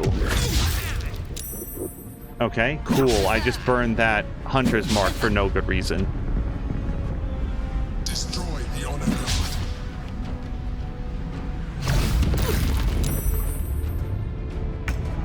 Kay is saying, I saw somebody lose a party member because they picked sassy, uncaring dialogue choices too many times. They were so close to reloading, but stuck with it in the end. Yeah, that's the sort of thing where it's like, if that's how I chose to play my character, I'd want to like have that experience.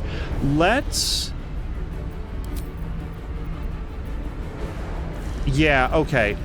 Okay, here's what we're gonna do. We're gonna precision attack, since this person's hard to hit. And then I want to do a distracting strike so that everybody else also gets advantage. Good. Alright. And then I want to get in range of this person, also to give the enemies... Lae'zel is very heavily armored. She's stunned, though. Lae'zel, like, come on. Okay, Corvus is here. Corvus is our dire crow friend. And apparently too far away to join the combat. So here's what we're going to do. We're going to do a... I don't know what the difference is between these two dashes, but we're going to do one of them. And then we're going to fly as far as we can.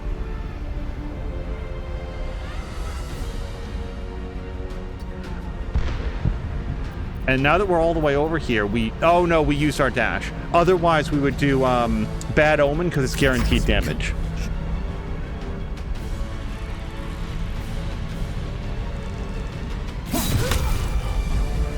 I don't think we need to react to that. Okay. High, garish person, I don't know, Gishra we'll go with, is down.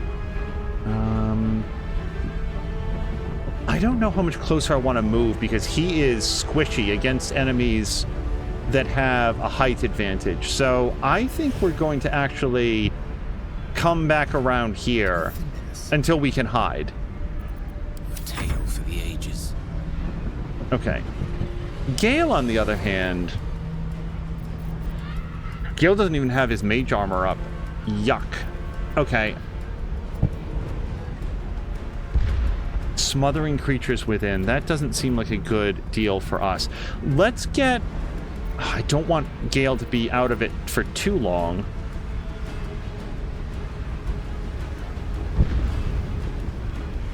Then again, we do want him to be in range so that he can start doing some counter spells. Okay. Let's... With haste. Discretion is the better part of valor. We're gonna lean back here, get our mage armor on. And can we do anything cool with a bonus action? We could... No, not really. Athlov, thank you very much for the follow. So our ranger here no longer takes a penalty against, like, firing from lower ground, but that's no reason to give up the low ground, or the high ground. I think that I'd like to try to knock this person down, so we're going to go like this. How about we knock her directly into her friend? Nope. Missed. These guys are very dodgy.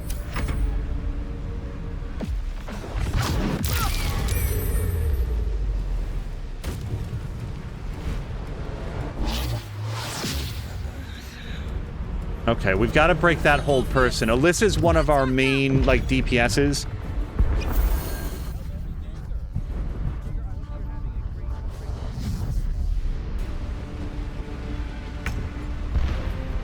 Okay, so Lae'zel has a pretty good hit that she can do here. I don't know if she's got cleave, but she did pick up...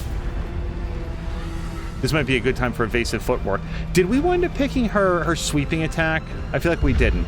Let's go with second wind. And then... I think we want to get this prelate to attack her. Let's go with goading strike. That's going to be a tough hit. She's only got one superiority dice left.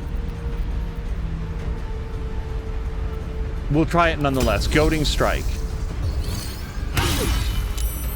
Okay. Goading strike would have borderline forced her to attack at Lae'zel. That's off the table now. Let's go for our second strike. We're going to use action surge. And then we're going to probably continue to hit her to the extent that we can. Okay. More hits than misses. Code says, I've played some runs where I've had to cliff companions and stay on course. Although after that, I've had to retrain others to fill the lost roles, which is pain. I was very lucky in that the party member that I lost, I feel like has been largely replaced by a different party member that I picked up around the same time. Oh, dominated. Okay, I missed that. I missed that update. That's great. Let's fly right in behind this person. And I think we're actually going to try to blind them. Awesome. Oh my gosh, he's good. So yeah, this person's going to have a lot of difficulty landing any of those unarmed strikes.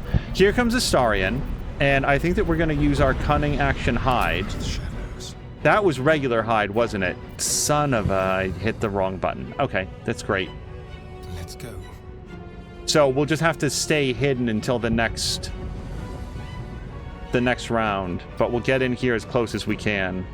What a waste. There's a different button here that would have made it a bonus action. I speak, they burn. Okay. Now that we've got mage armor up, and frankly there's fewer incoming attacks, do I know anything about attacking this person? They're very resistant to psychic damage, but otherwise... Resistance to psychic damage and a +3 bonus to... So don't do anything that requires a saving throw. Maybe a Constitution saving throw, but nothing else is getting through. Okay. Melts Acid Arrow, but the trouble is there's 2 allies right next. I think we're probably going to do Magic Missile. And I think we're going to, like, really wallop with the Magic Missile. Like, let's do at least a level 2.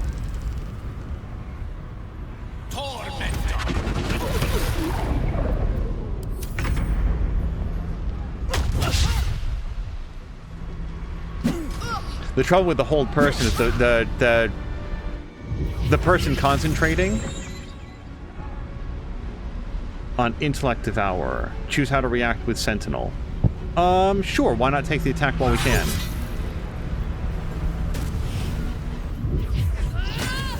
Ow. I must regain control of the Githyanki prince.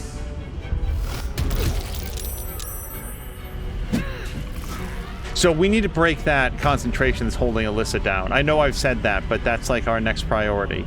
This person's blind, so I do feel like we can jump up here.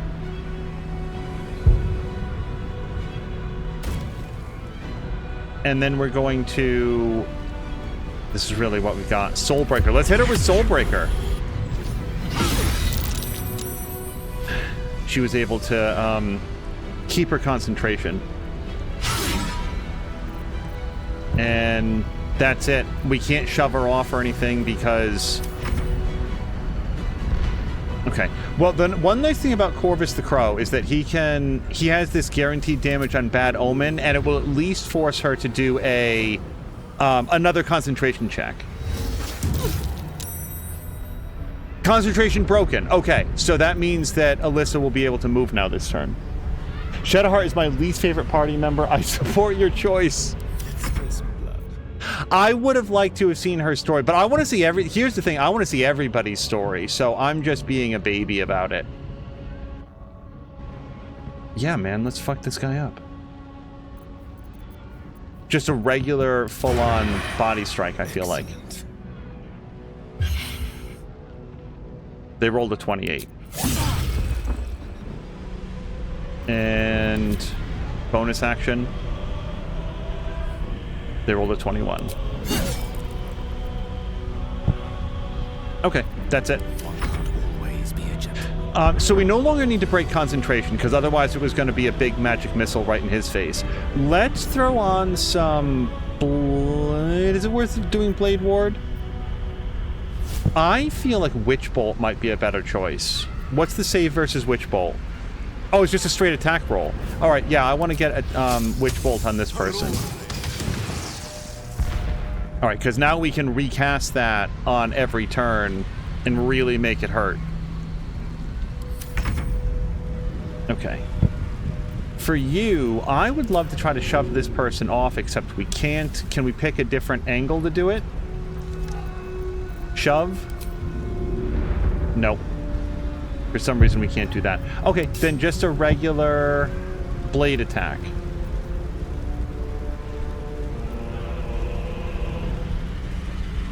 I'm gonna do the poison. Okay. And the poison... Well, that's not fair, because I think the poison did some extra damage, wouldn't it have?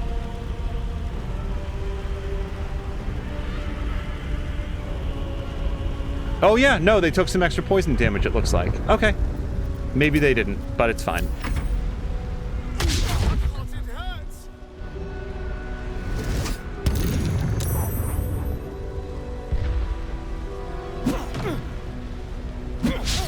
Oh, that was a very lucky critical miss. Astarion has 1 hit point.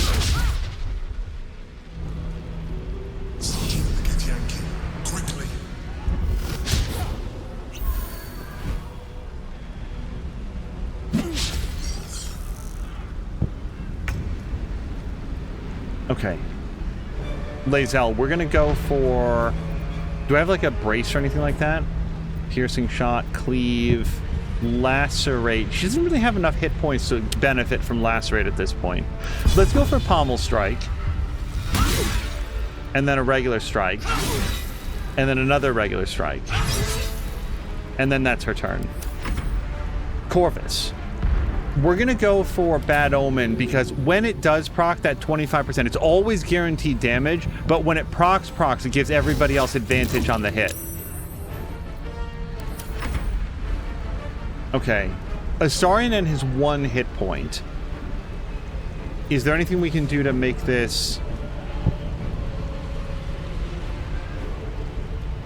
There's only 1 guy left, otherwise this illithid power would be really good. No. No. Push anything and anyone, and it seems to do... Well, it's a strength save. How strong are these people? Not very strong. Let's go for... I do have 2 attacks, but why don't we go for this repulsor? Or what was it? 2d6 force damage. 60%, or 65% if I just stab. I don't know. We're gonna stab.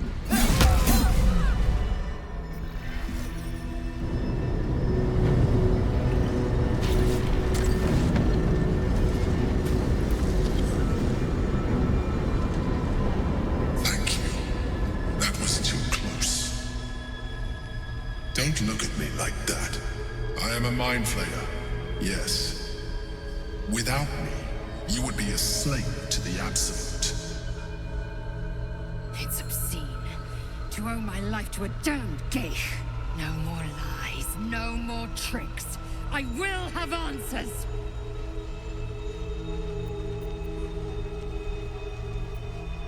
I never suspected that he was a mind flayer. You were in the prism all this time. Why'd you deceive me? I prefer the other version. Tell me everything. I'll tell you what, none of this would be happening if we weren't saved. Like, I believe him that he has been keeping us free from the Absolute. So I don't see any reason to not have good manners. Thank you for saving me. If I'd known you would be so open-minded, I would have saved myself a lot of effort. But I'm glad you're not here to judge. It's like I said before, I'm just like you. An adventurer. I came from Baldur's Gate, though I was never one to be constrained by circumstance. I longed for more. That longing brought me to Moonrise Towers on a search for treasure, to a colony of mind flayers who caught me, changed me into what I am now.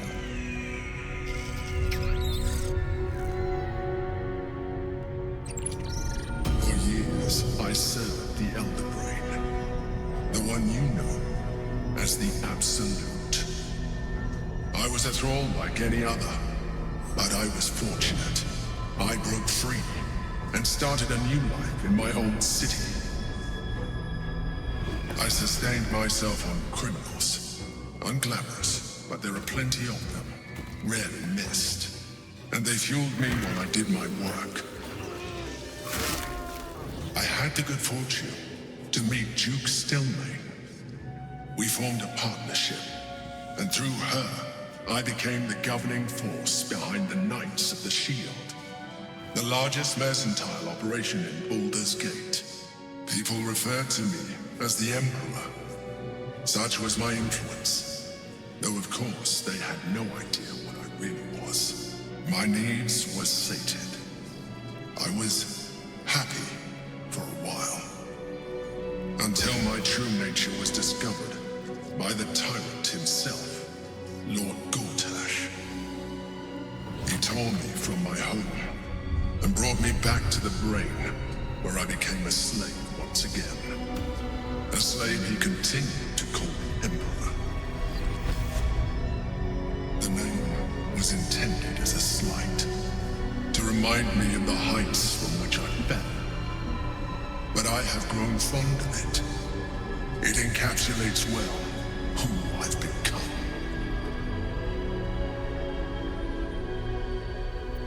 Was one of the chosen in the colony? Did you have to eat criminals' brains? I mean, I had to eat somebody's brains.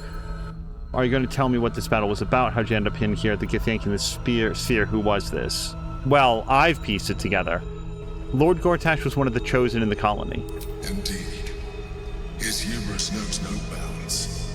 To enslave me, that was his nature. But to enslave an Elder Brain, a questionable decision. I shall look forward to sharing his downfall with you.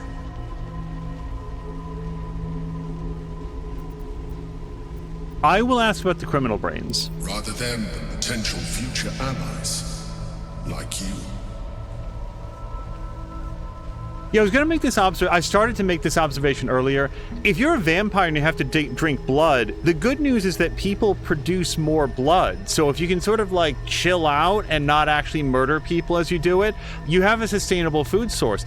Very few people have multiple brains. Like Illithid seem like, I hope the one brain keeps you going for a while, because if you have to eat 3 a day, you're going to run out of stock. It seems like a big damn deal. How did you end up in here? God has sent me on a mission to retrieve the astral prison. I was one of many, but the first to find it. How Gortash or the other chosen learned of its existence, I do not know. The moment I found it, I felt it change. My free will returning. I followed the feeling inside, and found the Githyanki. I realized what the prison was for. Containment. While my body was within the prison's bounds, my mind was free.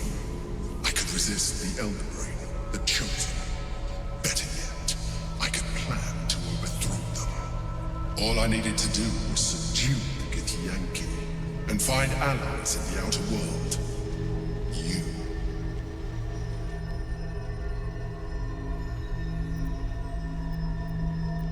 I'm going to ask about the Githyanki and the sphere. That seems like the natural next point. Prince Orpheus, son of the first leader of the Githyanki. Orpheus? Impossible. He was slain by Justil Kithrak himself. Quite possible, I assure you. His power has been the source of your continued protection against the voice of the Absolute. The power to disrupt hive mind communication. It is the same power that enabled Orpheus' mother to bring about the fall of the Illithid Empire eons ago. A power she passed on to him, and that I leveraged for you. When Orpheus' mother left, a usurper took her place. Blackith declared herself queen of the Githyanki. Blackith wanted his power, but Orpheus rose against her, and so she sealed him and his honor guard within this prison. Bound by infernal chains, Orpheus could never leave. Bound by duty, his guard never would. They were close to breaking my hold on their prince. And if they had succeeded, we would be lost. I am relieved. You have embraced your potential enough that you could help me eliminate them. Alone, Orpheus will be much easier to control. Control him? Skvar! You must return him to his people. That would be a terrible idea. Well, but why? What happens if we free Orpheus, which is what I want to do? Was it you or Orpheus that Blackith wanted us to kill when she ordered us inside the prison? Who cares what she wants? What happens if we free Orpheus? The moment he is free, he will attack you. Your only defense will be to kill him. And in so doing, you would doom us both. Even though he is subdued, you feel Orpheus's revulsion, a pulsing hatred that cannot be contained. The Emperor is telling the truth. To him, you are just another wretched Illithid. You carry a tadpole. As far as Orpheus is concerned, you are already a Illithid, a sworn enemy, just like me.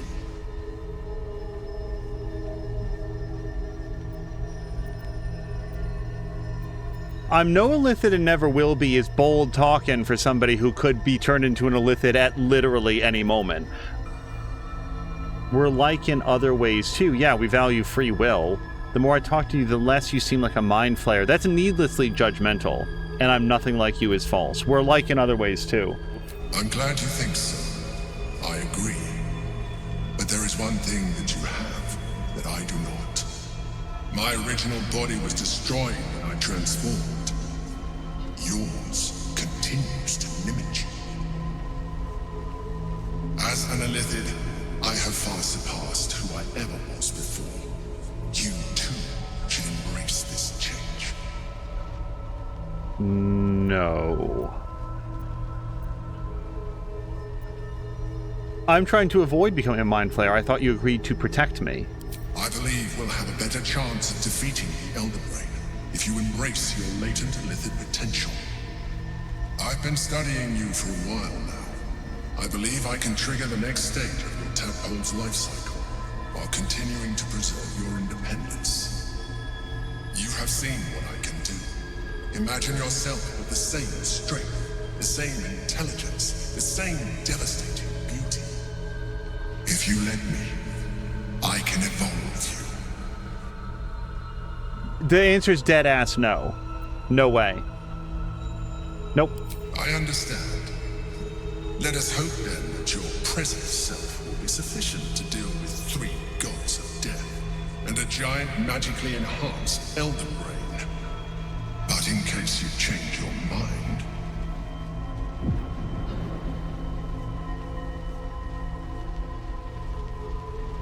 I really don't want this. Look after it. Use it when you're ready to evolve. You or your allies. It has vitality enough for you all. But we mustn't lose focus. We need to resume our journey. You heard the Chosen. The Brain has gone to the city, and the army marches to follow. We must not let them reach it. We must find the Brain and bring it under our control.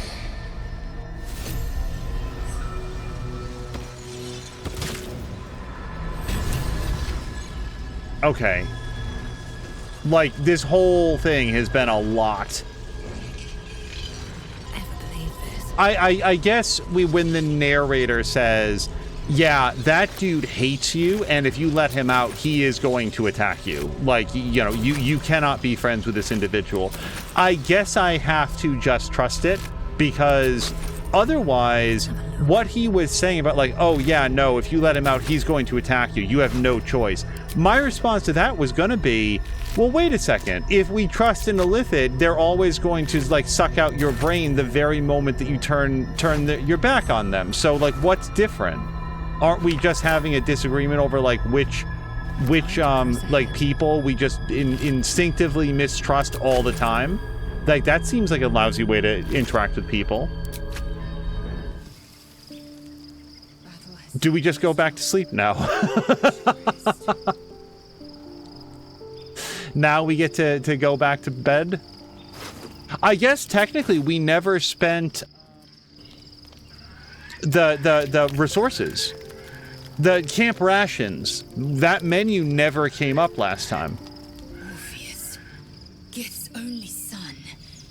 He lives. It is not the Ghaik visitor that Vlaakith would destroy and Voss would set free. It is Orpheus, the blood of the mother, the prince of the comet. Who is he exactly? Listen close. The Emperor spoke only in half-truths. For you to know the tale of Orpheus, you must know the tale of Gith and of Vlaakith. Long ago, when we rose up against our Ghaik slavers, Mother Gith made for the Hells to secure an alliance with the archdevil Tiamat. Tiamat gifted the Githyanki our red dragons. Gith remained in the Hells, and Tiamat's envoy proclaimed Vlaakith our ruler. The first Vlaakith of many. It is Vlaakith 157 whom my people now call Queen. That's a lot of Vlaakiths. Yes. Our current queen has claimed undeath and reigned for 1,000 years. But it was the first whom Orpheus tried to slay. Orpheus is Gith's only son. He led his mother's own honor guard in a coup against Vlaakith I. It was Kithrak Voss himself who slayed the prince in vicious battle, or so the Varshes teach us. Yet the Prince of the Comet's been with us, subdued by that repugnant Illithid. Should Orpheus go free, he would tear Vlaakith's empire to pieces and build new glory from the scraps.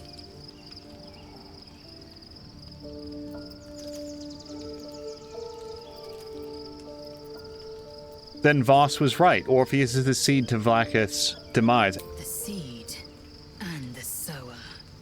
Every word Voss spoke, he spoke true. Orpheus is the living proof of the Queen's lies, and the living weapon that conquered our Geich slavers. One word from his lips, and the people would doubt. 2 words, and they would rage. 3 words, and they would bow to the true heir. If the Githyanki are to be free, the Prince of the Comet must lead the way.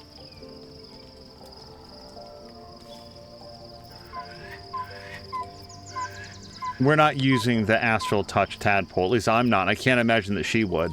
By the way, I've like my character has used one illicit ability one time in a life or death situation, and the game acts like the Emperor there acts like we've just been downing tadpoles, just shoving them into both eyes, both nostrils, just loading up. It's like, no man, I did it one time because I needed to not die.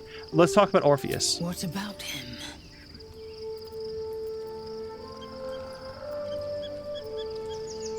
Why is he called the Prince of the Comet? The historical slates describe Orpheus as a fearsome, terrible creature, powerful beyond measure, and enthralled by the Geich. So mad with power, he'd smash through the Githyanki Empire and deliver the shards to his illicit masters. And glowing with such psionic force that he and his red dragon blazed a trail through the skies. A lethal comet careening towards my people. Lies, of course.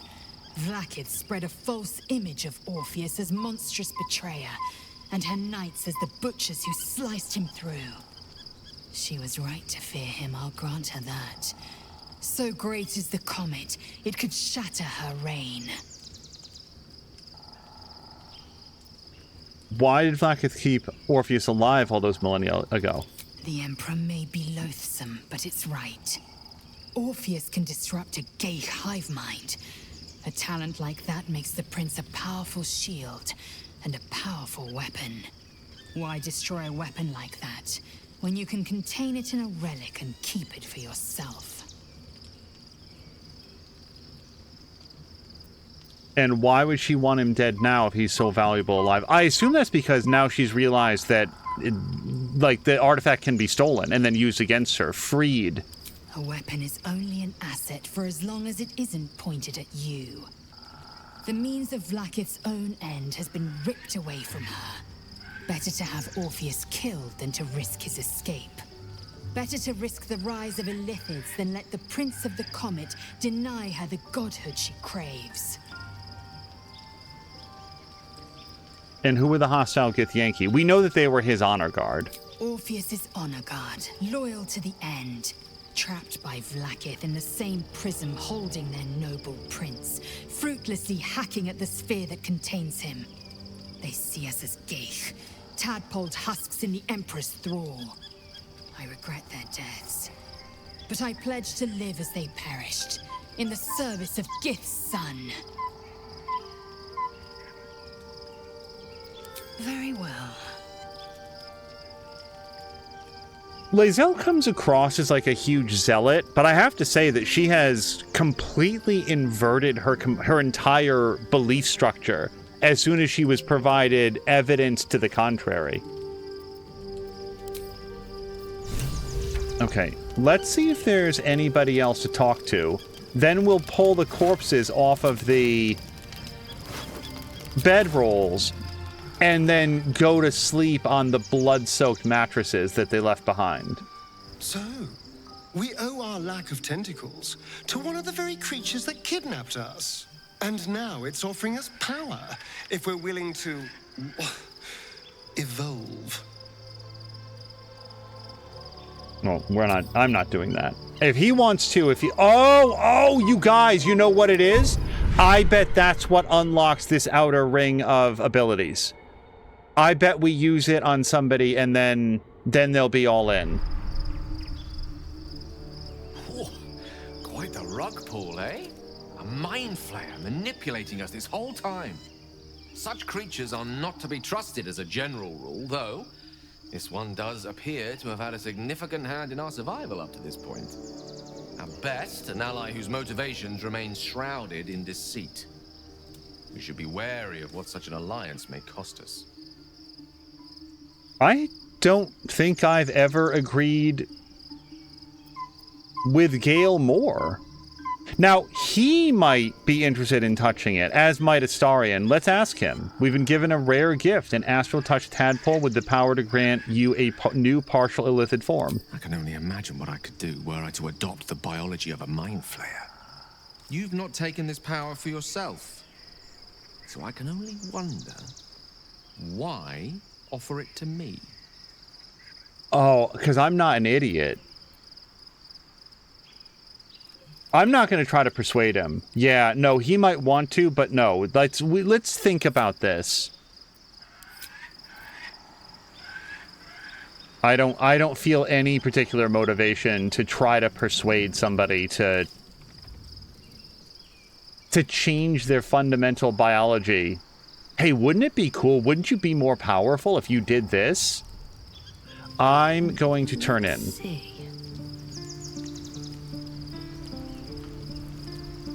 This was a busy trip from Act 2 to Act 3.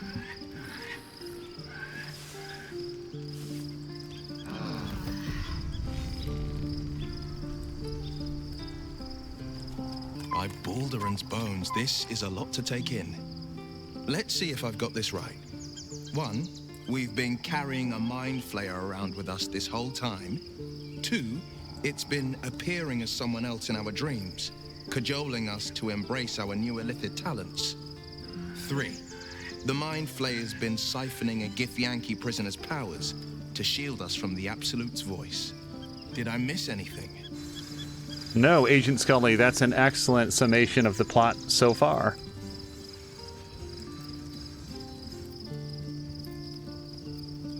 There's the matter of Duke Stelmane and the Knights of the Shield. Yeah, this was a brand new thing. And by the way, well, I thought that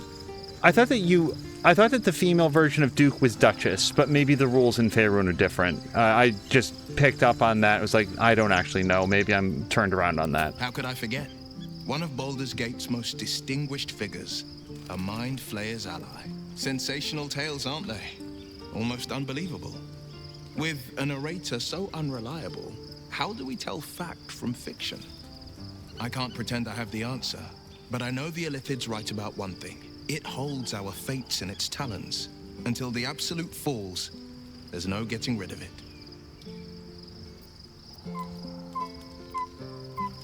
Okay. So your mysterious artifact, Tamer of Parasites, is only another parasite itself. How do you feel? Knowing the cost of keeping your transformation at bay. Not great.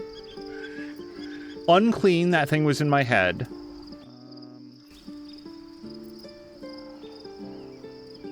The Emperor was an adventurer like us, a protector of the city that has to count for something. Well, up until the point where it's like, yeah, and also being an Illithid is pretty cool, actually. You should try it out. Unclean, that thing was in my head. Still is, probably. Along with a tadpole that, lest we forget, is just waiting for a chance to split your skull. Illithids are monstrous creatures. But in the end, they are only that. Creatures. And if it can, a parasite will keep its host fat, happy, and safe.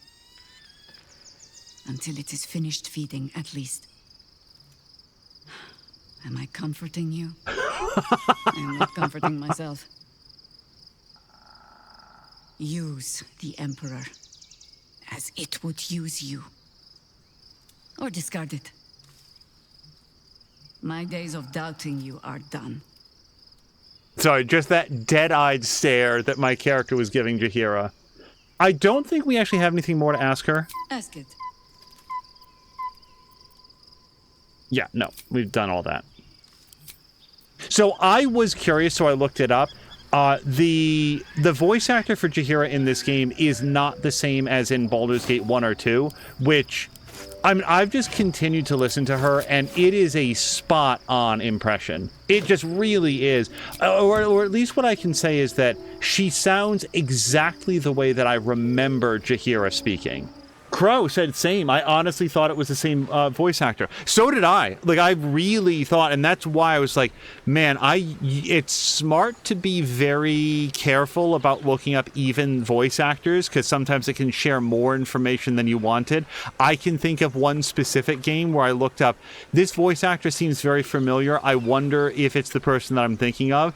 And in the credits on IMDb, they gave away that particular person... It gave away a lot of the plot. I don't want to risk giving it away here, but not this game, obviously. It was a completely different game. It was like, oh boy, if only I hadn't been so curious, because who would have known? But yeah, I was so curious in this that I did look it up, and it's a different voice actor, but they nailed it. We will see you guys again later this week for some more Baldur's Gate 3 as we go into Act 3. And until next time, you guys, thank you so much, and I hope you have a great night.